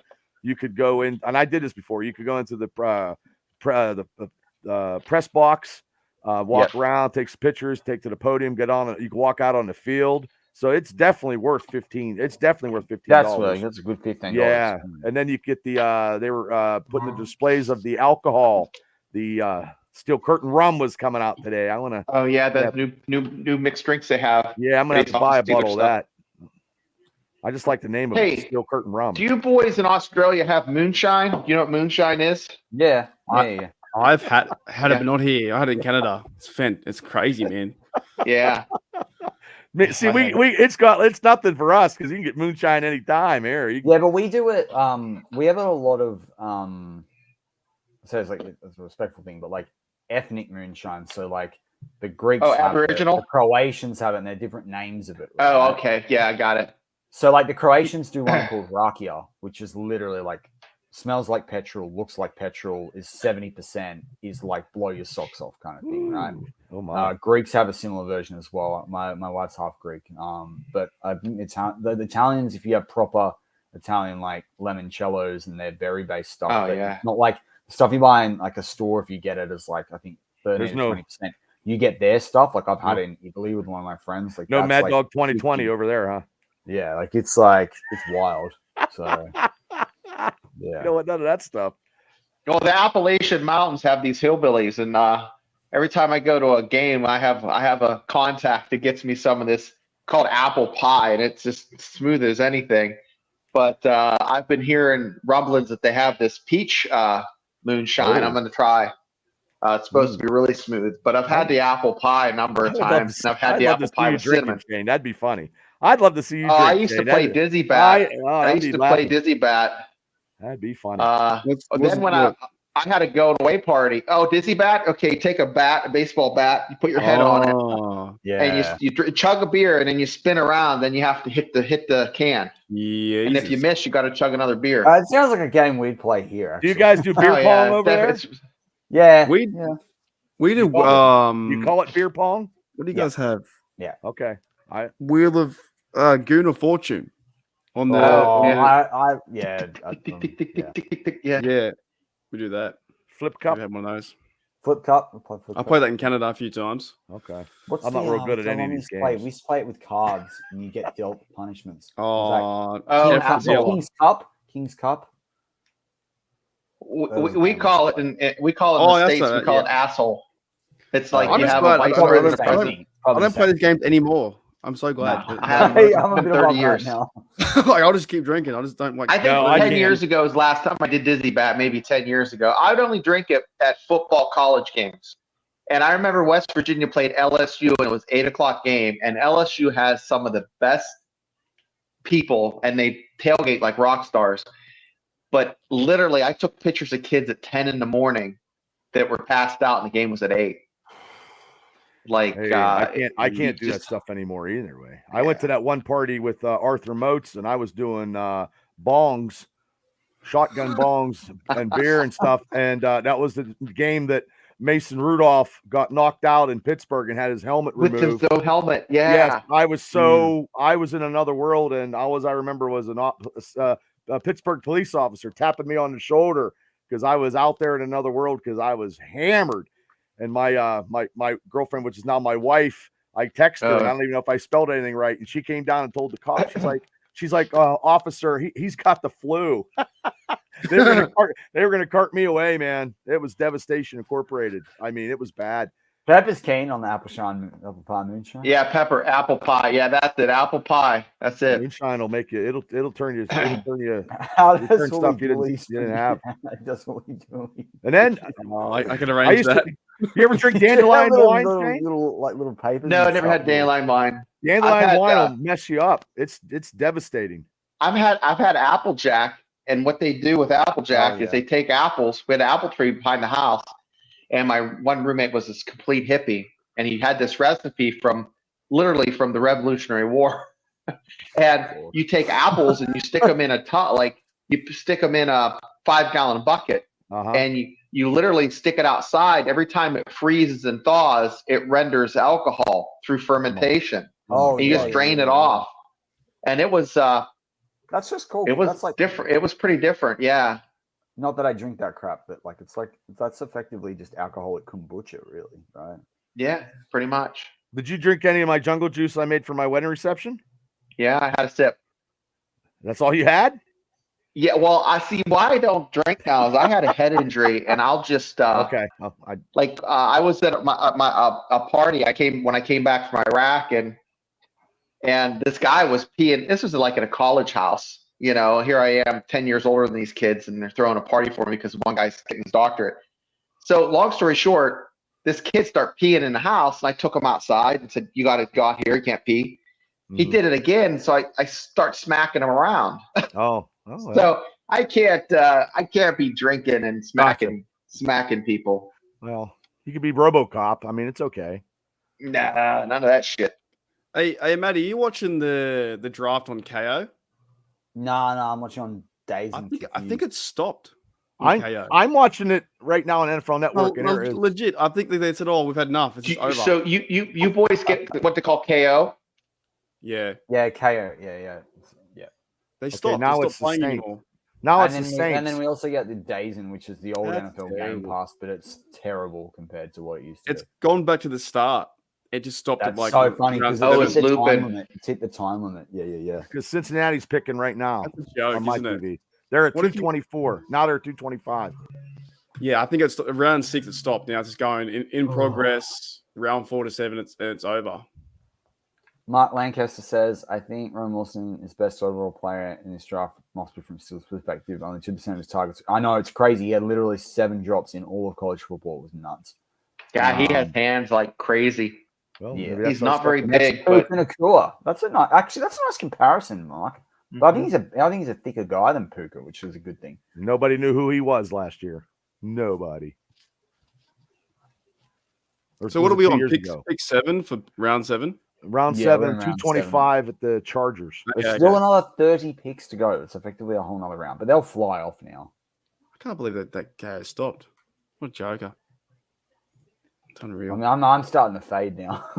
We can call it if you want. I can tell. We're No, at get you we'll through. finish it off. We got to finish. No, you got to finish it off. 6:12. So it's what, 8 o'clock up over there? Yeah, 8:12. 8:12. 6:12 over here. I didn't do a damn thing today besides nothing. Watch football. Same.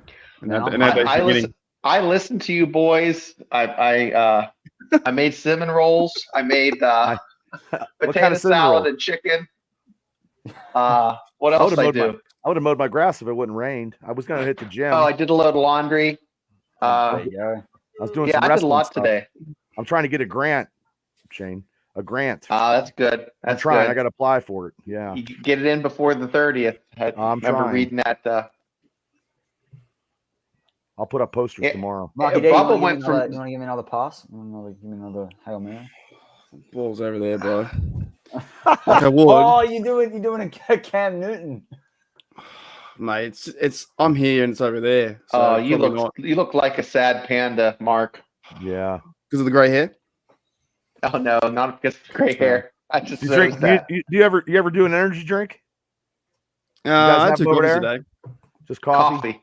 Yeah, that's good. I had Don't Red do Bulls that. once, and I thought my heart was okay. going to explode. Yeah. Yeah, I don't do actually Red met Bulls. One of my good I had mates. 4 in one Mark, night.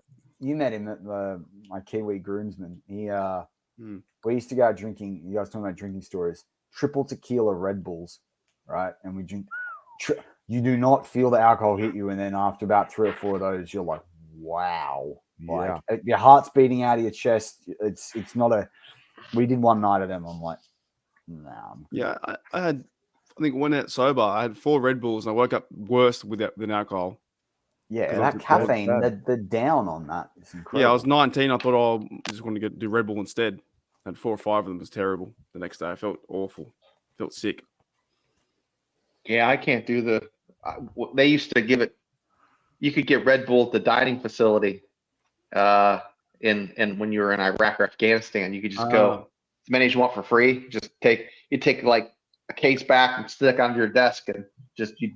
So guys, they did that because they knew the guys would get addicted to it. And then Monster came on board and start. So you need to see all these trucks and with Monster stickers. That Monster Energy is doing the same thing. The guys are like, I gotta have my Monster, gotta have my Red Bull. I usually drink that was like 2004. But I drank 2 yesterday because one to get me up for work, to get me going, and they just loved me at work yesterday at 10 after 7, and I was bouncing off the walls. And then I drank another one. So when I do my podcast, I knew I was fading, and I'm like, how long do they last you, Bubba? The Red Bulls? Well, I do the C4. The C4 usually is for workout for me, but so I talk all the time anyway. So I mean, I just never thought that. This is the first year ever. Like last year's podcast, I did the same stuff we did last night, and we did the draft on draft night. But I've never done like all this and then Thursday night just bouncing off, and then Mark sent me an invitation, and I mean it was just it was something else. Like it was good. It was great. I mean it was awesome. But it's like doing podcasting is it's like a job. I mean, don't get me wrong, I love doing it, but it's like you gotta. You got to try to do stuff right. You got to, Yeah, Logan Lee's getting the Kiesel going. Yeah, Kiesel beard. There you go. I talked to Kiesel and met him. I took my dad. We had this like veterans pass. They took veterans in, and he got to like throw the ball with Pouncy. My dad kicked a couple field goals with what was it? Was it kids start with an S? Squeezem. Sweezem. Yeah. Sweezem. Tom Brady. Yeah. And I remember that. But Kiesel's beard, man, he must have like conditioner in it, but he smelled as good as he looked. Well, he used to do that, shave the beard on DVE, the radio station, for all those donations. And give it to kids with cancer. What they do is they do a big donation thing in the Pittsburgh local radio station. Every year he grows his beard, and then he gets all this donation, and they have a big party, and he shaves it off. People show up. They've been doing it for a couple years. Remember his Bucks interception was freaking awesome. Remember that? Well, Logan Lee had a lot of pass defenses in college. Great. Like he could be doing that stuff. Man, I'm thinking about growing my beard back over winter. For Kiesel beard. Yeah, they keep putting. Brendan Rice putting just went. down there. There you go. Finally. Rich Smoke says Philly had the best draft. That's because he's pro Philly. Shout out to Rich Smoke. I'm up to 10 with the Vikings, 230. That's where I'm at. That's where I'm at. When crops get planted, you have to wait for them to grow before you yield the harvest. That's it. That's what's the thing with these player development. Maybe this Ryan Watts, who we all like poo-pooed. Because we all, I stuck up for him. You stuck up for him. He didn't get his jersey. I'll get it. Just a cheaper what? Because you get the cheaper one when it's got a little S next to it. But they could I think they can turn into a safety. They'll put him on the practice squad for a year, and then who knows next year. It's good times. It's only the first day reaction. They're not even in the door, or they're not even on the field yet. They're not even doing anything. He'll say something, and everyone will change their opinion. That'll be the thing. But it's just that's what we are. That's what fans are like. It must be hard being a player. Couldn't be a player. Yeah, they can wipe all their tears with that fucking money. Well, you can't be a player now because everything's on social media. You got this. In the 70s and 80s, you could be a player and do a lot of stuff. And actually, I think Mel Blunt saw that. I think that Mel Blunt said that. He's like, man, if we had cameras in our day, they'd be in trouble. Well, Jack Lambert. Now, Shane, you know this story. Jack Lambert used to go to this bar called the Sunset Grove out here in 85. In Armstrong County. He would go out there and he would get in fights all the time. He would get thrown out. He would beat people up. He'd even got beat up out there. In the 90s, he was big into playing hockey. And I dated a girl whose brother played hockey with him. And if you ask him about football, you get your teeth knocked through the back of your head. He would not. When I met him, I tried to buy him a drink. I'm like, Mr. Lambert, can I get you a drink? He's like, can I get you a beer? No. Can I buy you a Coke? No. But I did get an autograph because he was doing autographs. So I got it downstairs, that famous one where he's got the helmet. You know what I mean? That famous Jack Oh, Lambert yeah. pose. But he was He's like- real skinny. And then we ran into Brian Hinkle, former Steelers middle linebacker. He was walking his dog, and he goes, "What are you guys doing down here?" We're like, "Well, we're down here to see Jack Lambert." And he goes, "What's he looking like?" Looking kind of skinny. Looked like he's got some kind of sickness, right? And I was like, "Yeah, he kind of sick." He was busting Lambert's chops. But we go, "Hey, Brian, do you want a beer?" He's like, "Oh, absolutely." So we drank beer with Brian Hinkle, but Lambert would not budge. Yeah, but you But got it to think was about those great. guys in that era as well. Like, how many of those guys had CTE that like totally changes you, man? Probably a Like, lot. in those days, and what people like the style of football, like just different world, man. Like, Well, those guys, Antonio Brown. Antonio Brown's Yeah. a perfect example. they're going to use his brain for science when he passes It's away. gonna and they're glow. It's glowing right now. See with that it's shit. bad. but even you look at like when they opened up Junior Seau's brain, they were like, wow, like that was meant to be pretty insane. Hey, like, even when they did the wrestler Chris Benoit, he had a brain of an 85-year-old. I mean, it was You bad. want to see like the technology they have now for helmets? Let me get one. Oh, this is crazy. You guys will be like, yeah, I'm interested in this. I bought a new this is a high school. thing. This is a high school helmet. Yeah, it's interesting because of like helmets in like rugby and concussions, but then also like I just bought a new helmet for my mountain bike, and like I was upgrading. It was really interesting. The guy was taking me through. Oh, concussions ain't nothing to mess with. I've had two. I've had wrestled two. and, I've had two. and more than I care to admit, I'm sure. Yeah, I passed a concussion test and went on a Sure, full the night out helmet's drinking different. and ended up in the ER. I So- took 13 concussion tests in a year.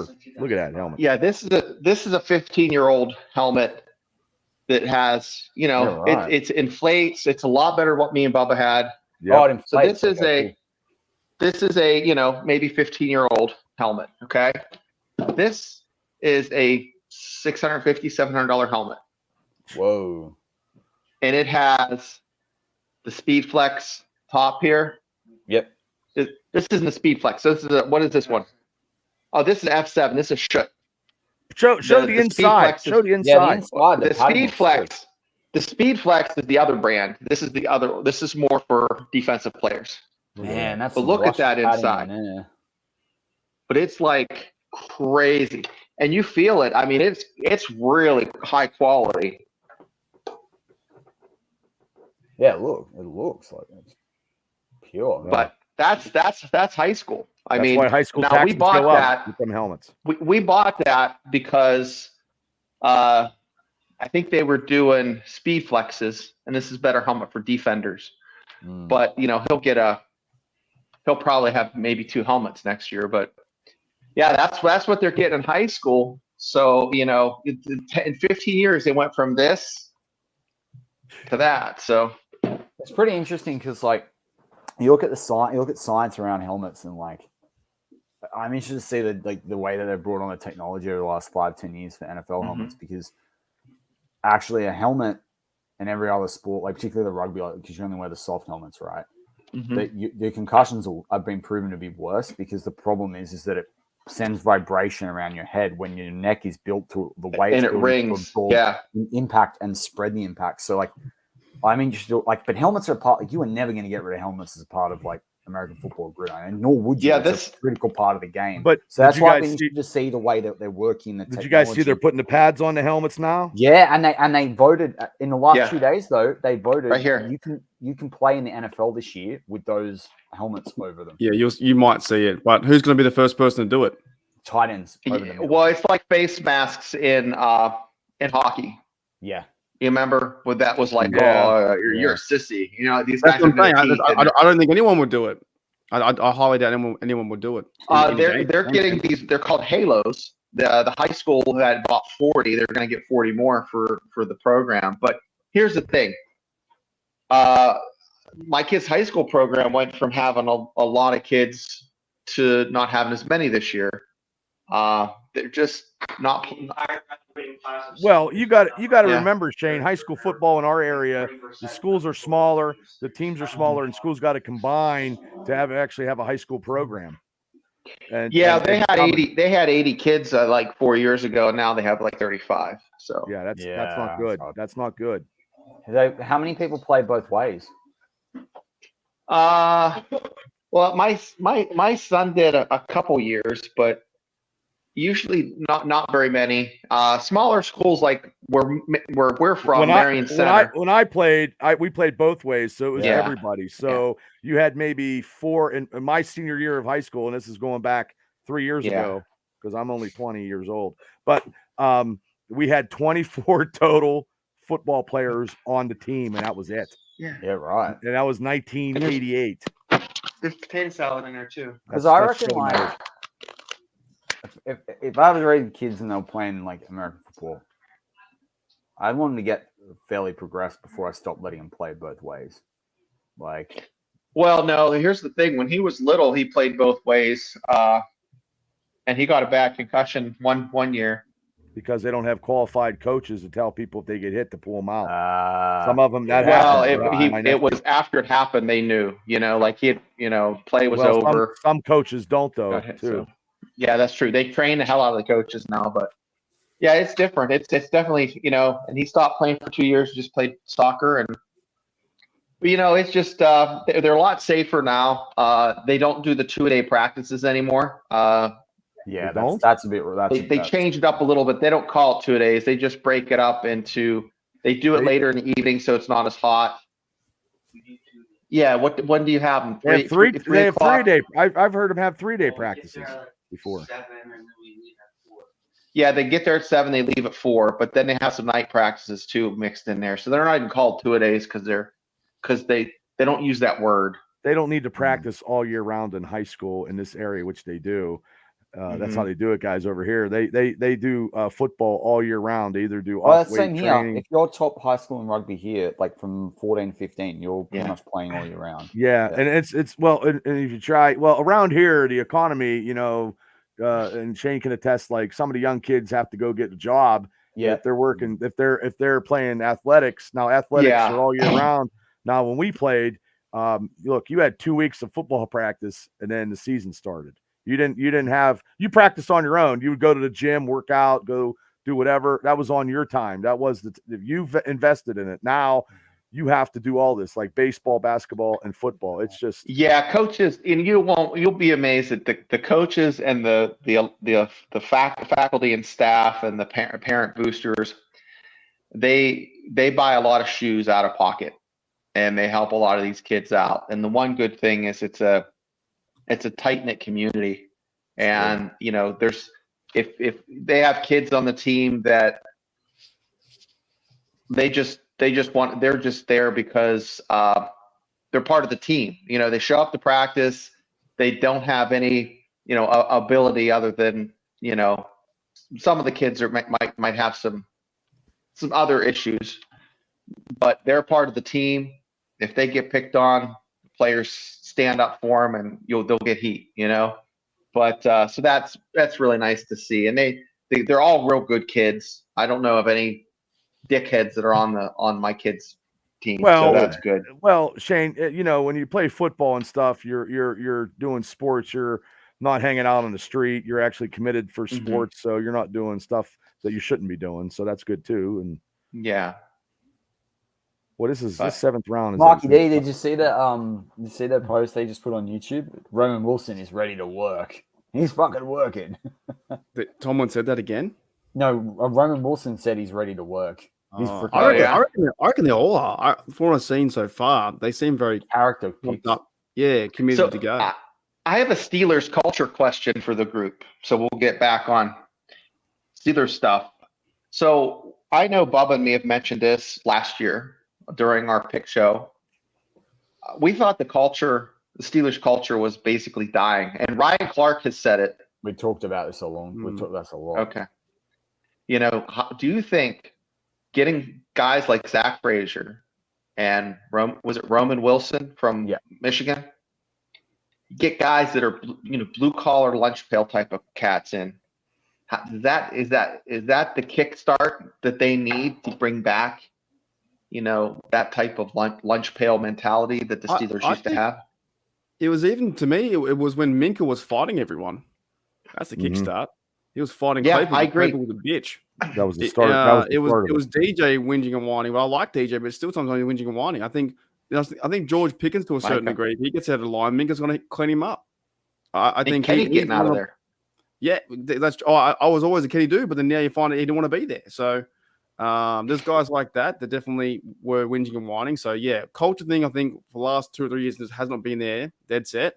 They just got to get back to that mentality of, tackling, but then at the same time you can't. And then they go and get Queen. So yeah, I think they got rid of the Claypools and Juju. He was a good player, but now you've heard nothing about him since. Most of the time when you leave the Steelers, you never hear anything about him. The Kendrick Green signing was an anomaly that you never would have thought. And then Dobson signing with the Rams for big money. Those two, that usually doesn't ever happen because lately, if you leave the Steelers, you go off into the land of the rising sun and you never return. But now, in the last couple of years, if you leave the Steelers, some of the players actually make good money and get to be Pro Bowl talent players. So hopefully we get back to the mentality of playing football and not worrying about social stuff and having locker room leaders, which we never had since Big Ben left. Tom Brady, and I don't agree with him. I just don't like Tom Brady. He was a great quarterback. He talked about that the other day and said the new players are just more worried about their social brand on social media than their football brand. And they are. Most of them got podcasts. A lot of them, Cam's got a podcast, but he's done his thing and doing his thing. But a lot of the young blokes, like Claypool, he's more worried about going to a France event, putting on the clothes. And not against that. I'm just saying he's more worried about doing that stuff, building his brand, than football. And it shows on the football field. If you're not playing, he's caught himself a top 3 receiver, and it was terrible. You know what I mean? So, but they're making money outside of and maybe it comes back to the college too, because they make money in college too, right? Get those deals and stuff like that. I don't know. But I'm not in their shoes. But I think, definitely, it's not like the old days when in the 70s or 80s and whatnot, like you're hitting people and getting coin. It's like you got to build a brand outside what you have, because there's only 3 years in the league and you're done.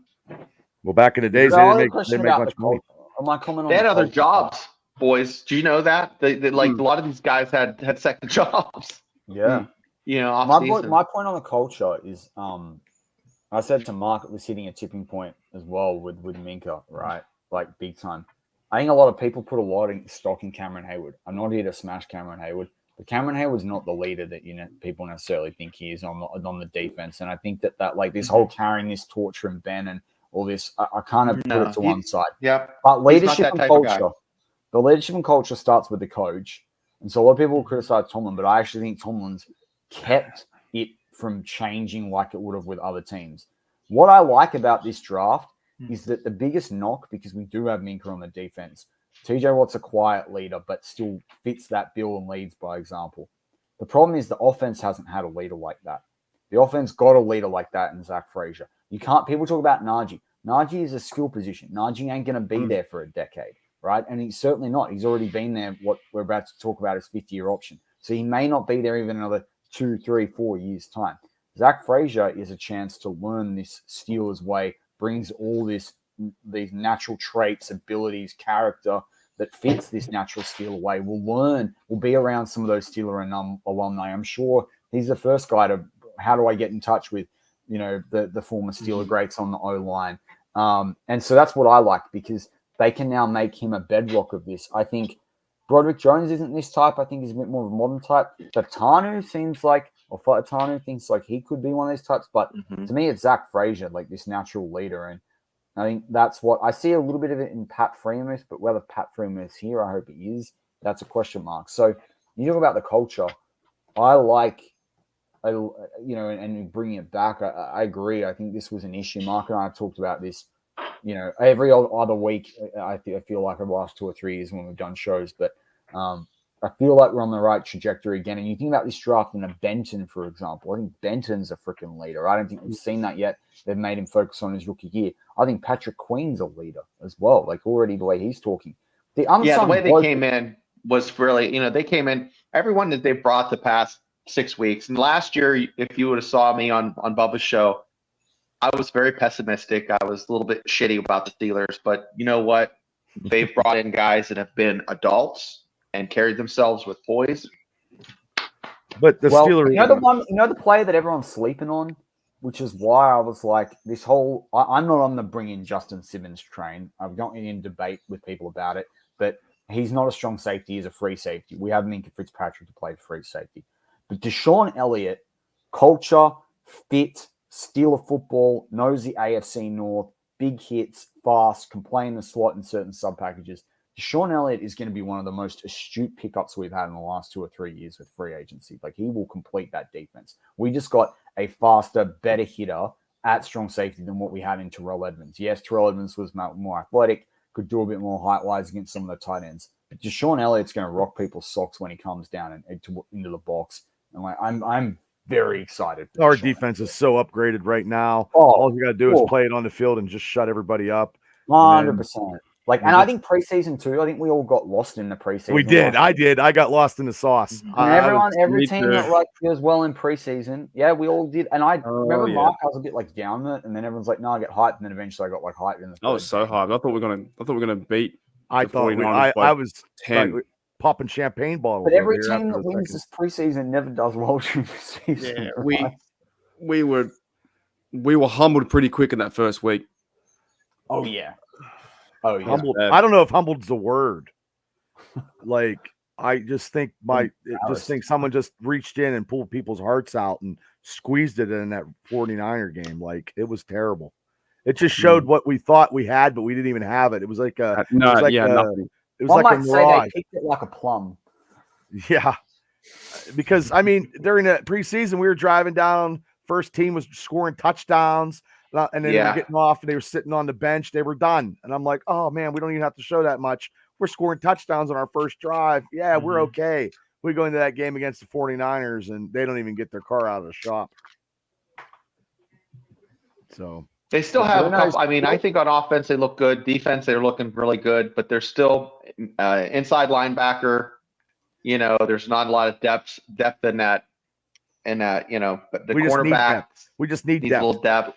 Yeah. We just need depth on the defense. We got enough depth on the offensive line, but now we got to know what our how our offense is going to play, because it's a new offensive coordinator, a better offensive coordinator than the guy we had in the last 2 years at the Dollar General prices. So we'll have to. Well, he wasn't an NFL caliber offensive coordinator. So that was just big trash. Big trash. That's what that was. But the other thing too is, you know, Mark and I was going to say, you say similar things to me on this. Sometimes we just got to enjoy steel football, like in that the team can always be better. The team's never going to be like perfect. There's always going to be a position that we're like, hey, I don't really like that, or it doesn't seem.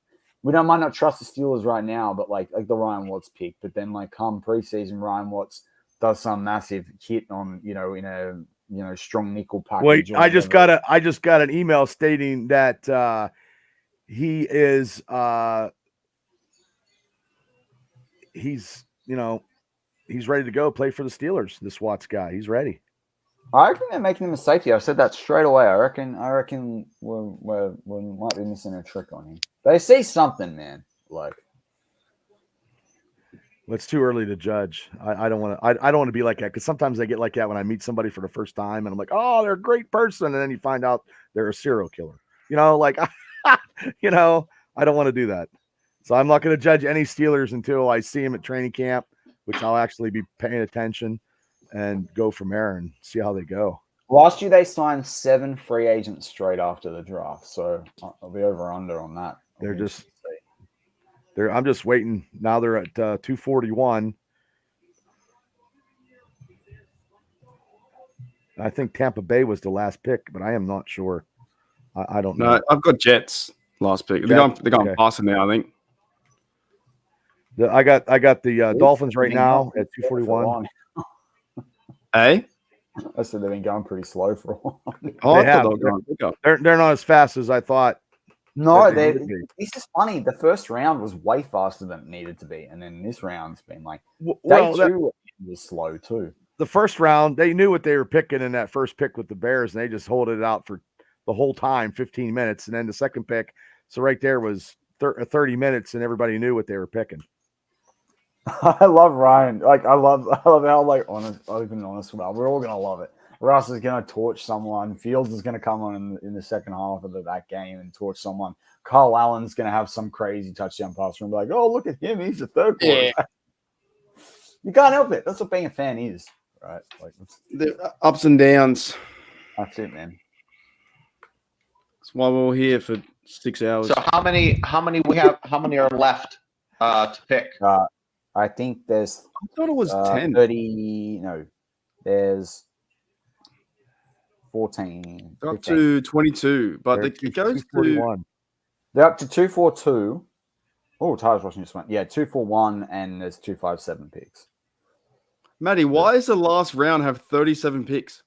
Because compensatory picks, remember, from the third round onwards. Oh, my goodness. The third round had 37. Wow. This show's been on for 6 hours and 13 minutes. Yep. Wow. Best show on YouTube, besides you guys down here. And, God bless you. I've been listening all but like 30 minutes of it, too. I don't know if we could go. I don't think me and Shane could go 6 hours. I don't think. Now we'll have to top it. Next year we'll have to top it. Now that'll be the record. Whoever can get the longest. We do have to thank you guys. Show. We got to thank Shannon, thank everyone, and Jeffrey Benedict, because like last year we did it pretty much. We just did it. Yeah, it was just us two on our own the whole time. We had the last. No, thank you. No, second to last. We had one of the third last picks or something like that. Yeah, something weird. Or 252 or something. Yeah, I appreciate coming on and doing stuff like this. We talked through basically 2 whole rounds without a pick. Yeah, none. I think 112 picks, right, or something, wasn't it? We've done better this year. We've been more attentive, for sure. Yeah. 242. See, we're getting better. We're having that rookie rise. Hey, just me? Yeah, we got it. We're rotating it. We're keeping it fresh. Yeah. It's all good fun. You only get one draft a year. But yeah, everyone in the live chat, if you haven't already, hit that like button, hit that subscribe button for the different channels. Swing into it until we finish. Oh, my James Williams. Your arm will fall off. Tennessee Titans. Titans have had a pretty decent draft, actually, in fairness to them. Well, they don't have Derrick Henry. We'll be seeing him twice this year. Mm-hmm. I'm not real worried about him at all. No, neither am I, actually. Cameron Hayward came out and said something about that too. He wasn't too worried in his podcast. I'm not worried, and I'm not worried about your team that you hate so much either. I'm not worried about anybody in our division. We beat them up last year with the quarterbacks that we had, and they're not even with the team. So we upgraded in that position. And Bengals did have a good. I'm not afraid of them either, but they did have a good draft. They filled a lot of holes. They got a lot better. Well. And it is interesting. They took 2 tight ends. So, like, Baltimore have 2 good tight ends. Browns, I don't know if they took a second tight end. Obviously got Njoku. I would have liked to have seen us sign a tight end late, but we might sign a free agent. We have 4 in camp right now. Yeah, but Connor Hayward's and then they signed that one from Atlanta that was under Arthur Smith. Yeah, Pruitt. Pruitt. Even then, Pruitt, he's not a receiving tight end. He's like blocking tight end. Well, I'm okay with that too. I like a Mark Brenner type tight end. If Freemuth, the problem is the offense was included, and Pickett liked him, included a lot of Pat Freemuth last year, and then when he missed a lot of games, we became less multi-dimensional, and I think that's a problem. So that's my only fear.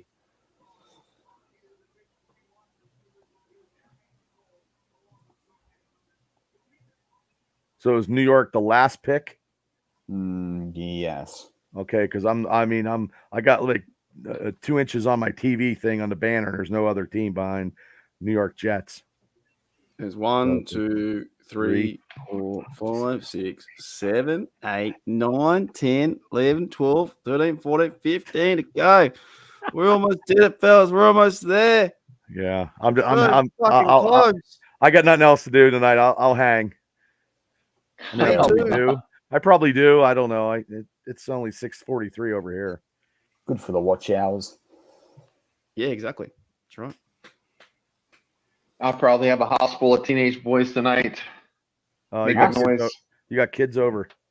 Yeah, they're probably gonna. I'm gonna have to go pick a couple of them up It's at school 7. holidays? Oh no, wait. It's your weekend, isn't it? It's for No? It's Saturday night.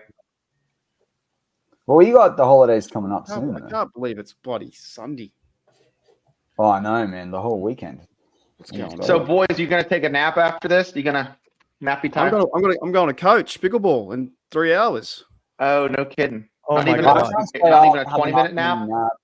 I think I I'll might try stay and have an up. afternoon nap, maybe, but I'll probably, knowing me, I'll probably just go through and then 9:30 tonight, I'll be like, I'm done. Shane, after I got off of Mark's show, I was doing a little bit of stuff, and I woke up at the seat right here and went up and got a shower and went to work. I don't even know So you what it just was. kind of It like was brief. you just kind of put your head down and slept It was there. a brief, like maybe 5 minute or something like you're boom, and I rose up and I'm like, oh my God, I got to go to work. That after stream show was meant to be half an hour. I went for 3.5 hours. You're kidding me. Yeah, it's on my. Oh video. my God, it was. I had a great time. I thought it was great. I didn't know I had a Gene good was time living. when I He was lives on down the the road here. Gene lives down in Katanning. Yeah. 3 hours and 20 minutes was the breaking news reaction, first round live stream reaction. And in the first video, the first bit I was meant to say half an hour we'll be here and then we'll get out and they're just there forever. There's a donut shop in Katanning that I have to hit up that's supposed to be. Well, that's where he really lives, good. Katanning. I mean, he would change. He would come back and he'd change it. He had a pirate jersey on. He must have changed 17 times. Gene was at the Heinz Field today. Oh, I bet I'm sure he was. Yeah. And that story That'd that be he awesome. told about the Yeah, that's a dude. true story. Yeah, 100%. How cool is it? Yeah, that's a Pretty legend. unique. That's a like a fable. You know, that stuff happened, and Yeah. I knew it was true. Very, didn't very know. unique. Yeah, What story is that? his dad is His dad's in sprinkled. Heinz Field. Yeah. sprinkled. Oh, over Michael there. Pratt just got drafted by the Green Bay Packers. Damn. Yeah, so no, Gene knows a lot of. Well, he's met a lot of Steelers and knows kind of a bit like you, Bubba. Like, you know people here and there. I don't know when you're in the scene, you know. And that story's pretty cool. He He's a good probably bloke. knows a lot more. He knows a lot more than me. They probably like him more than they like me. I just is like I'm an attention seeking whore, I guess. I don't know. Oh. That's my. Hey, if That's you're why gonna I be a open whore, up. that's a good one to be. Yeah. Yeah, if you're gonna be, don't worry about it. I saying if you're not doing that, not making any money, are you? What's the point? Oh boy. Next Hey, question. do you want me to run your Lonely Fans out again? I've got it already. Nah. Oh no. Jesus. Okay. Yeah. Yes, that'll help us out. Oh, they took Michael Pratt. Did you hear about that hot take about Penix? Like that was like a terrible pick for. Yeah, left it. He's old Kirk, and Kirk's there. yeah. I thought Yeah, it him was for cool. 2 I thought years. it Man, was I'm odd. calling Kirk the can, man. So the You know, Packers like- took a quarterback. Yep. Tulane. That's good Michael for them. That's Pratt. smart for them. But they want to be a playoff team. They need to be able to have a You're gonna quarterback. sit that bloke for 4 years. You got to have 3 to 4 quarterbacks in Yeah. every team anyway Totally. because of injuries. 100%. I mean, that 49ers championship game, we didn't have anybody and had McCaffrey taking the ball from center. You can't have that. That's it, man. That probably cost them that championship a year prior. I'm gonna pop off here. I gotta go. Joy, nice having do you. some It's good daddy having you stuff. on, Hey, Shane. Shane, Nice to mate. get you on. See you, Shane. Thanks, guys. Bubba, boys, lots See of you, love. See you Wednesday. For you. I'm hanging loose. I'll be the American standing. Yeah, you got to do the whole thing. I couldn't You do know this. what's Give up. interesting though? It's interesting. Like you got the Spider-Man framed. Oh yeah, I got Big G- Steelers stuff all over the wall. And But, Troy but you too. got the Spider-Man, and Big G had a Spider-Man. Well, I'm a jumper on huge, as well. I'm a huge Marvel guy. My downstairs bar, I got black. I got black and gold. I got a bar. It's painted black and gold, and Yeah, nice. it's I use sometimes I do the podcast from downstairs, but I don't like hauling everything downstairs. Oh yeah, But I know that yeah, one. we had a mega show where we had 2 shows combined, and we had Randy Fuller, who Steeler, who was in the championship game of '95, and he was on, and then my power went out. Oh no. And I was the host. I was hosting it, and Oh, they I hate kept that. going, but I was off the screen. I almost had a coronary, but I've had a couple. I've had 2 Steelers on with the other guys' podcast, but I never could. I've tried to get a Steeler myself. It's hard. I'll keep trying. Oh, and just hope we just got to hope Brian Dooley, and then we can all get on with Brian Dooley. That'd be fun. Oh, yeah, if he gets drafted, I'll send him a text saying what's up. Well, I hope he doesn't get drafted. Well, obviously, I hope he gets drafted. Oh, true. But if he's a UDFA, then we might get him. Oh man, I don't want to. Do you know what? I know everyone hates it. No, it's trash. But I got custom sliders. I've got most of Steelers picks anyway. Like I already had them. I just want to play some Madden. I want to play with the new draft picks, man. You're not gonna buy the new game? I'm gonna buy the college game. I'm not buying another Madden. I got pissed off with the way they did one thing this year. They told me it would be fixed and it wasn't. So they don't get. I haven't played in years. I got beat by a 10-year-old kid, so I quit playing. Oh, that's like the start of the what's that movie? I like that movie. Couples Retreat with Vince Vaughn. Where the kid beats him. Yeah, and he gets really cranky. Yeah, I get real mad. I tried at a tournament one time, and they played big money on there, but I got beat. The guy was talking to me, telling me how to do it. He was in Dallas. He had the Cowboys, I had the Steelers, and he beat me 60-3. He never talked to me again. So 60-3. It was terrible. Remember when we played? I think it's 2-2. Remember that? Yeah, but remember when we played and I had Arizona? It was so funny. I had Kyler Murray, and Mark just absolutely blitzes everyone, and I'm Kyler Murray. I just run like all the way back behind. Yeah, and then track all his defense to this massive lob over the top. I played a guy one time. I could never. He recovered every onside kick every time. Oh, I hate to see. That's the it problem was with Madden, though. terrible. Is that and that's why I play custom sliders and I don't play online.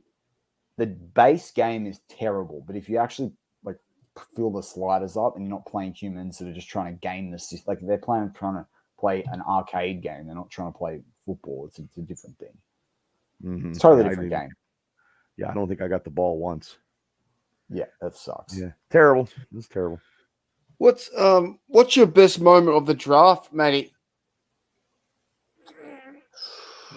So far, in draft streaming or news or what? Both. You did something very funny the other.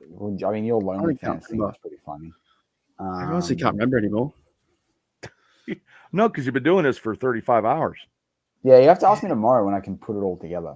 But Yeah, what's your tape? when Shannon said piss, it was pretty funny. That was pretty funny. That was up there. Because it feels like now, like we had the draft for what Utano. That feels like that was last year. I know. It doesn't even feel like it happened 2 days ago. Well, I was trying to quickly calculate it before. So this stream's let's just call it 6 hours, but it'll be more than that, right? So 6 hours. We did the 4-hour one yesterday, so that's 10 hours. I did an hour post-game reaction one before that. I did a pre-draft show, 49 minutes. They're just the lives. Then the other videos, there's another 3 or 4 hours. So yeah, I don't know. I think you had more because you did longer lives, but I think I'm now at 15, 16 hours streaming in 3 days. I think I'm 17. You guys got good. Vegas, we could do that. I think Pro Football Network put it up. You know what? I that almost made me throw up. If I see a fucking mock draft, I want to throw up. I'm serious. If I see one, I reckon they usually put it up the next day, but sometimes they put it up by the end of the 6 rounds happening. Actually, you know what? I might call it at 9 because I need to probably go to eat something. At 8 minutes. Yeah, they haven't done it yet. 1, 2. I want to. No, I'm kind of. You got 8 picks, man. You got 8 picks. I'm at 248, and they got 1, 2, 3, 4, 5, 6. Yeah, I need to eat something. I'm just counting how many hours I did on my stuff too. I did 7 on my stuff, 3 with Mark the other day. That's 10, and I'm over 11 or 12. I got about 11 or 12 in. Yeah, can't be healthy. No, not but it's fun. Yeah, you know I next year's going to be. I got a top. It looks like 6 hours and 27 minutes. I don't like this Kansas City offense at all, though. It looks too fast for me. Oh, it's going to be good. And I think they're coming to Pittsburgh. Yep. But Patrick Mahomes, he gets sacked about 4 times by TJ and fumbles the ball and a strip sack. I'm okay with that too for a touchdown. I'll take it. Well, I'm hoping that it's early on in the season before they get like they get their rhythm in. Yeah, earlier in the season, like September, like not a home opener. Yeah, I'm hoping it's week 3. Second home game. That's the game I'm going to week 3. Yeah. Well, that would be the second game then, because the week before would be the home opener, or maybe it's the first game of the season is the home opener, and they come back the third game. There's going to be some good games. Well, you'll know here probably this week or next week. Yeah. I don't have to plan my schedule around because I'm off every Steeler game now, so I'm good. I don't have to call in sick, or I don't have to pretend I'm sick, or because everybody at work knows they know that Steelers Sundays, they know, I'm going to be angry because I got to watch it there, and I'm good.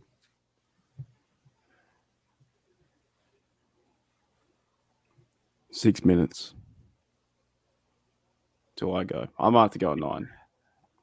Well, I'm going to go when you go. Mate.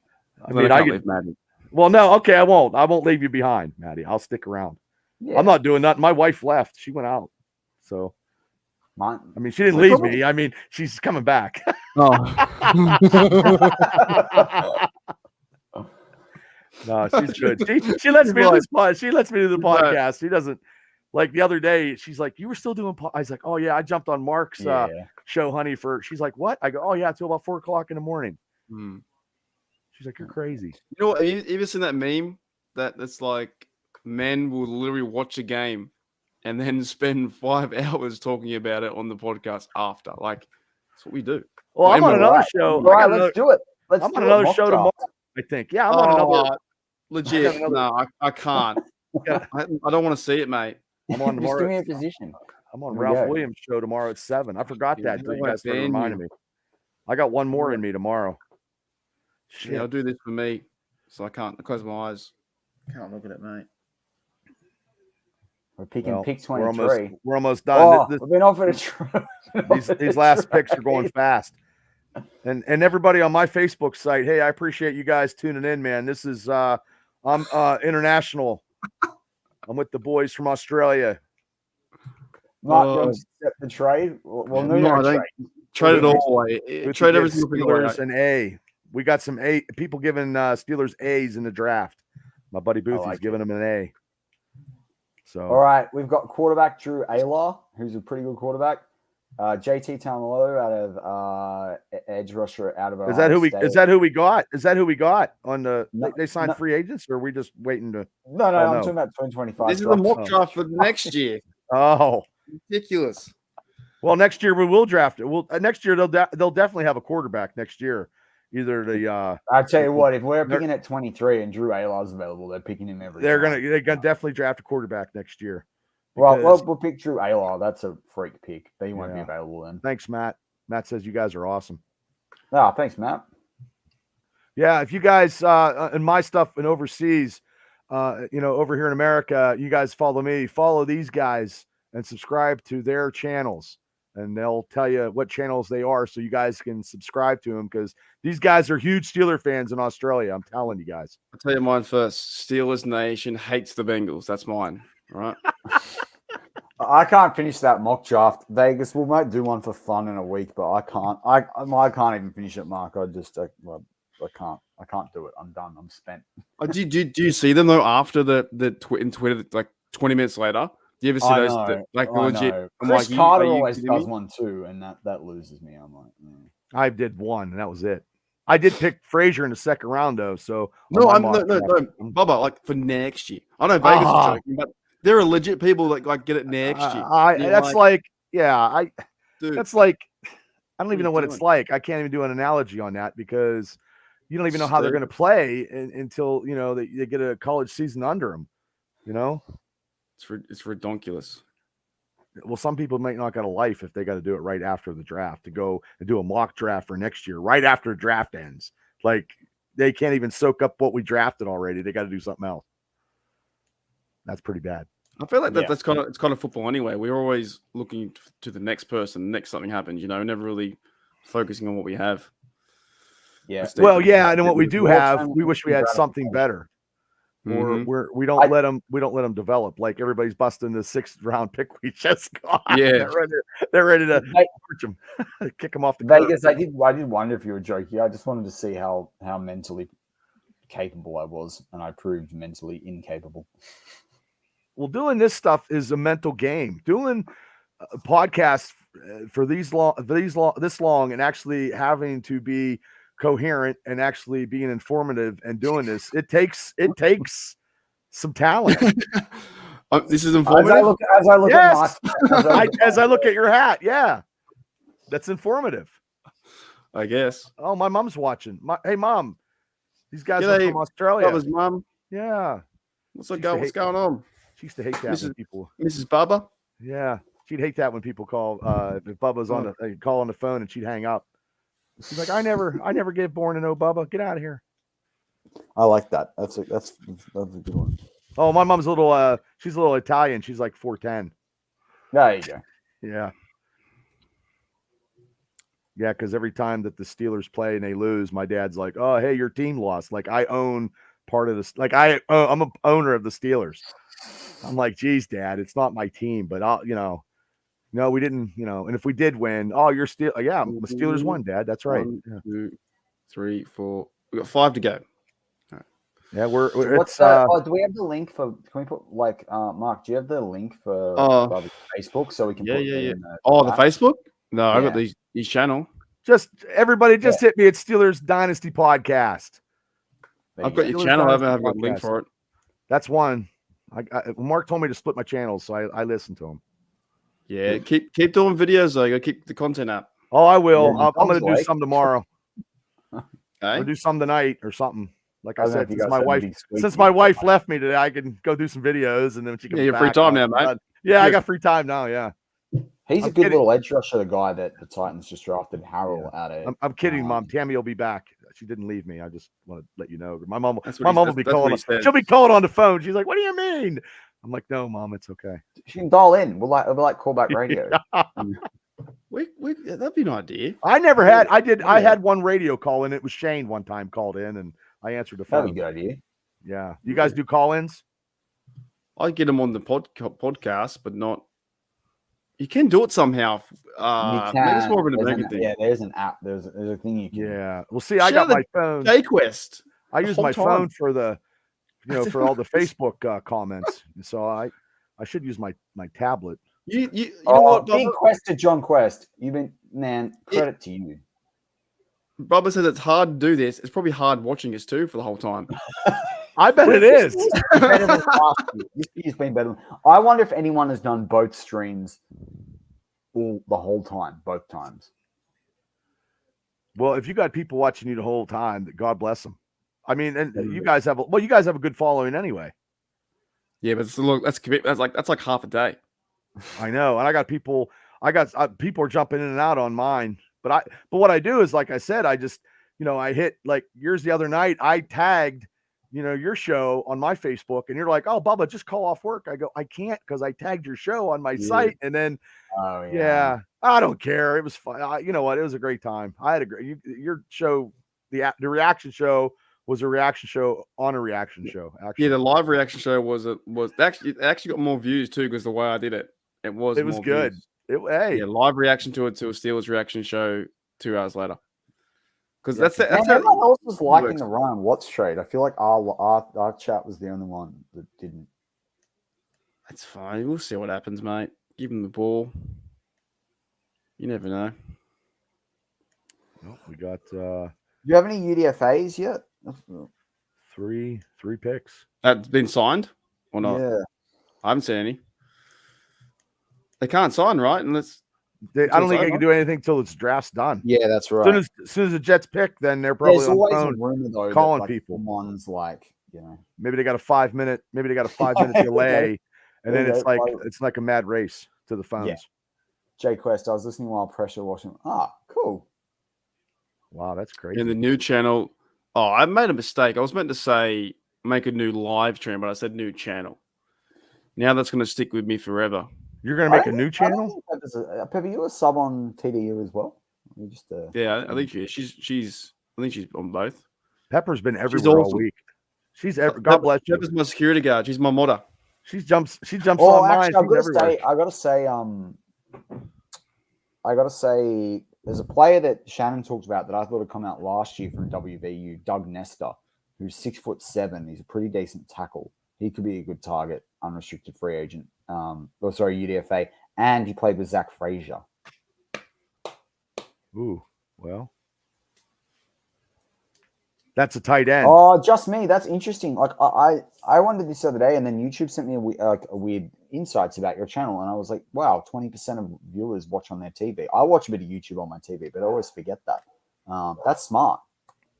Have YouTube and you can watch it on your TV and then comment on your phone because you can type. Yeah, that's smart. Yeah. Because I think I got 2 channels. I think I subscribed to Mark's show twice. So Thanks, mate. Appreciate that. Nice hat. No, I mean, it's kind of like a Steelers sombrero. You ever see the old helmets? They have the black or the leather helmets. Yeah. When you guys get your Steeler merchandise, you have to buy it overseas. They don't have anything over there that like. So they've got some stuff. I use not Fanatics. much. Sometimes. But their shipping fee is really expensive now. Oh, I bet. The Steelers one's more expensive, but the Steelers stuff comes really quickly, like within 4 or 5 days sometimes. So me and but the it's Steelers $50. It's $50. Am I right, fellas? What's that? So me and the Steelers have something in common. What? I gotcha. Yeah, I heard that. Yeah. Oh, thank you. I'm here for the next 5 minutes. Are you really not going to make it to the end? 4 picks. I always make it to the end. When I'm ready, I'm ready. That would have been funny. It's only 7 o'clock over here. yeah, it's 7:05. 6 hours and 39 minutes of a I'm gonna go have, I'm gonna have some breakfast. I'm gonna go to work. Some breakfast. I'm not gonna sleep because I think that'll be probably the worst thing to do. It's probably the worst. That is the worst thing to do because then you feel like crap. I didn't do that yesterday, and then I finally crashed at 2 o'clock Eastern time from yesterday, and then I finally went to bed this morning, Saturday morning. So we're at now? With so we've got 5 to go. So 4 to go. So 3 now. 35 picks: Packers, Broncos, and Jets. I just want to say, as we start to wrap up, and I've got a bit more energy here and now. Thank you. Thank you to everyone coming into the chat on TDU. Thank you, Bubba. Thank you to the people who invited me, guys. To all the guests that came on, like everyone, Shannon, Jeff. That's cool seeing Jeff again. Fantastic. Big G, all the fellas, Shane, and all the people in the viewers. Like dead set, it's been over 17 hours of content. Fuck, it's been fun. It's been awesome. I'm just happy, man. I know. It's unreal. You guys are great, man. It's unreal. Like it's just fun. Thanks. I mean, who would have thought? I never would have thought, years ago that I'd be talking to 2 Aussie guys talking Steelers football. Never in my mind, but not 2. No, not 2. Well, even 1, 2. Now it's 2. I never would have thought like, wow. I just never would have thought. Someone tells you that in a random bar, you're like, get the F out of here, you loser. That ain't gonna happen. Nah, you're fucking crazy. No, never ever. It's I told you, fun, I listen to your stuff going to work, man. It's like you got 5 minutes, you got 8 minutes, you got 14. I can watch. Yeah, mine just go everywhere. No, dude, it's great. You're the one. You're the guru. No, I told you, you're the most positive. You're the most positive Steeler podcaster that I know. Yep. And I wouldn't do it any other way though. You can do it other ways, but it's like no, you don't want to go any other way. And then you believe what you believe in is what you believe in, and if we lose, you don't dwell on it. That is the perk about you. That's your it sucks. Like your superpowers. That's your superpower. It sucks, and you just go, fuck. What do you do? Then you got to go to work. I know. When we lost to the Patriots, I was bummed. I still hold that every time we lose to the Patriots. I hold it dear to my heart, and I can't get over it. It's like a girl that didn't give me a dance like 30 years ago, and I'm scorned. Yeah, no, I think like I'm not happy with the team all the time, but no, I think what like when you swear and you throw something in the live stream. Dude, there's when with the Buffalo Bills to the house 98, I was pissed off. You know what I mean? But like, I think when you stay there, for me, when you stay there and always like, oh, this team's terrible, it's like, that just gets in your mind all the time. And I can't do that. No. You know, that's why I'm not really analytical. I'm just like, want to see him, to support him and cheer him on. But if we've got some ass hats like Claypool and those kind of blokes, in the air to get off our team. But I'm not going to sit there and say we won't win a championship next year. It's like, what kind of fun's that? Right. Well, I mean, you guys are fans of the greatest franchise in sports history. Yeah, I mean, there's no doubt about it. Like, I could, when I get home today, I could watch all 6 Super Bowls and Game Pass or whatnot. The Bengals can't. You losers. No, they got none. Hey, Cleveland are can't. They gonna go home after a girl breaks up with them, or they're this sounds bad. Their grandmother dies, something like that, and get cheered up? No, they can't. They're 0-3. They cannot do anything like that. They're not allowed to. We're almost You're not done. gonna go. You're not going to go and watch the Rams Super Bowl loss. You losers. You lost. We can do that. We can go watch Debo and I like Quest's comment. It's the first time I saw Shannon and he's funny AF. Oh, really? That's awesome. That's so good. Yeah, that's heaps good. Because a lot of people have seen Shannon, so that's I good. didn't know that. I thought Jay Quest knew Shannon. I thought Shannon's a good bloke. Yeah. But That's what I like. I like that we brought on so what do we have? Technically, Mark, we had Shane. One more pick. We had Big G. We had Big G, GB, Shannon. We had 5 guests on through this podcast. And you had everybody, most of the guys that you had as a guest have their own shows. Yeah. Everyone does. Everyone's got their own shows. Yeah. He used to have his own shows, but he can't for family reasons now. So but he could have easily 4 shows. But that's a huge networking community right there. Like everybody.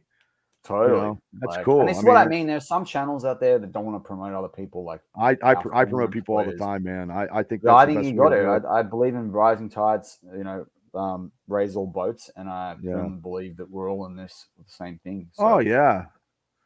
And your takes could be different than mine. So if I watch your guys' stuff, it's different, or it could be the same, or you know what I mean? You always, pick up something from watching other Steeler podcasts, because some people might like somebody a little different than you do, Totally. And diversity of thought, it's really important. Like, look how well it's working, Weidel and Khan,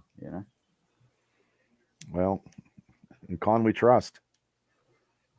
I got to get a picture of William Shatner and, The Wrath of Khan. That's a Star Trek 2 movie. You guys ever see that one?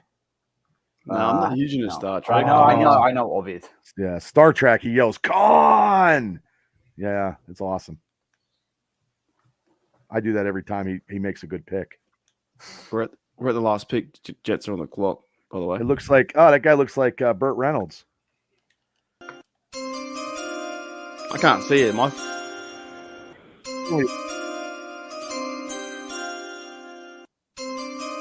Oh, stop. It just keeps playing.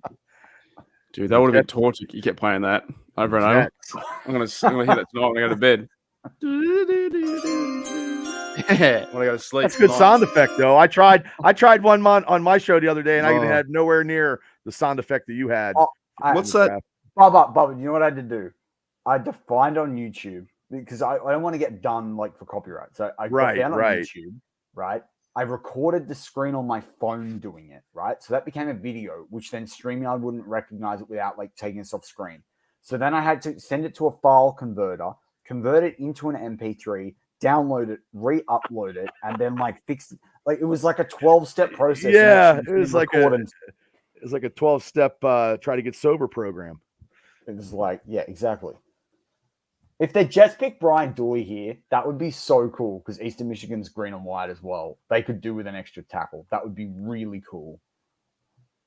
Are they walking up to the pick yet? Yeah. The CEO of Irrelevant Week. That's hilarious. You'd hate to be the second last pick, wouldn't you? You get nothing. But you're picked. You're still picked, though. Just to be. You're still. Yeah, you're picked. It's 1%. I think making it in the NFL is 1 or 2% or something. Yeah, but UDFA, you could get a better bonus.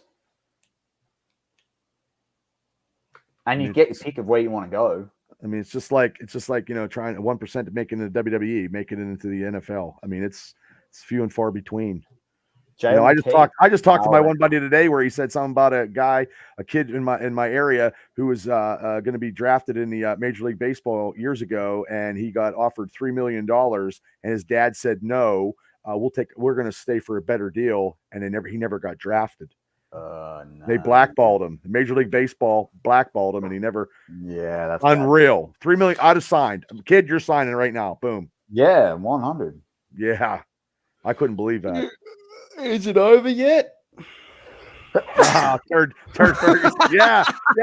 Classic moment. Me yawning and sneeze. Oh man. Hey, fellas, thank you. And ladies. Oh, you mean fellas to us? Just everyone, just all the fellas and ladies, and all the what's that song? All the fellas by Black Eyed Peas. Well, I appreciate you guys inviting me on. Thank you. Thanks for coming. It's been good. We shall catch up shortly. For those that have stuck in, like John Quest, Blue Nose has been here a long time. Pepper and Just Mean have been here a long time. Afton has been here a long time. Just gone through. Kaysen was here for ages. Someone's left their phone on by accident and left us on there. Yuli has been out for a while. Rod's been driving. He had us in the car today doing Uber. Oh, so he was shopping us to all the people. Was he Ubering or Uber Eats? He's the Uber driver, and he said you're on the radio while driving around. Oh, that's cool. Yeah, I love that. No, I love that. Pretty awesome. Yeah, people got to work. Mark's got to go to work. You got to get something to eat. I got something to eat. Fellas, it's been fucking fantastic, and we'll do it again next year. And I'm gonna have a quick break of the internet. And then come back tonight and make a video. Oh my God! We do. Never stops. But we do hope everyone enjoyed the draft. The Steelers, no matter what you think of a couple of the picks, the Steelers got a lot better this past 3 days. It is going to be a good rest of the offseason. I'm excited. Guys, out of 10, what do we rate the draft? Not A's and B's and all that. Out of 8. 10. 8. Yep. Well, it's fine. I'm going to say a 9.6. Ooh. Oh, you're going to go points. Okay. Yeah, I like that. I'll get that. 9.6. I like that. I'm going to go a 9 flat. Oh, no, 9 flat. Yeah, I think that feels good. I'm glad that everyone's here to work. I'm glad that Tomlin's excited. I'm interested to see the draft press conference. Yeah, 8.5 feels pretty good. I just think those first 4 picks were just so lights out. Getting Zach Frazier's huge. I think we're going to wrap it up. 6:50 on the clock. We didn't quite make it to 7 hours. Thanks, Eric. You stuck in from almost all of it, if not all of it. So that's awesome to see. Mikey D, any final thoughts? Eric, well, honestly, 9.16. No, honestly, just one huge thank you. I think it's it's very cool that people will listen to you for 7 hours. I know, like that's insane. Especially after last year, people like Eric were listening to us last year.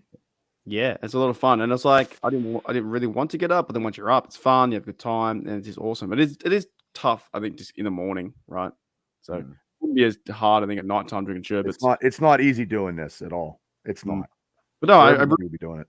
The chat who made this far and people at the very start. I think everyone is having a good time. Like I said, with Bubba and his podcast, Steelers aren't going anywhere. YouTube's not going anywhere. Keep building it, keep having fun. I'm doing really well with the community here. Maddie's doing really well, getting to almost 500, and we've done all the content, and it's something different. We're fans. They're fans. You're fans. We're not analysts. We're just blokes in a room talking football. And that's the best part. That really is the best part. 100%. Talking it every day. Every day. Mm-hmm. Pretty much. Every day, but we're not who day. Who they gonna beat the Bengals? We did. Well, thanks everyone for joining us for the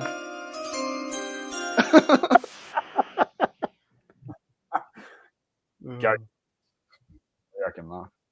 Go Steelers. Here we go. Good day.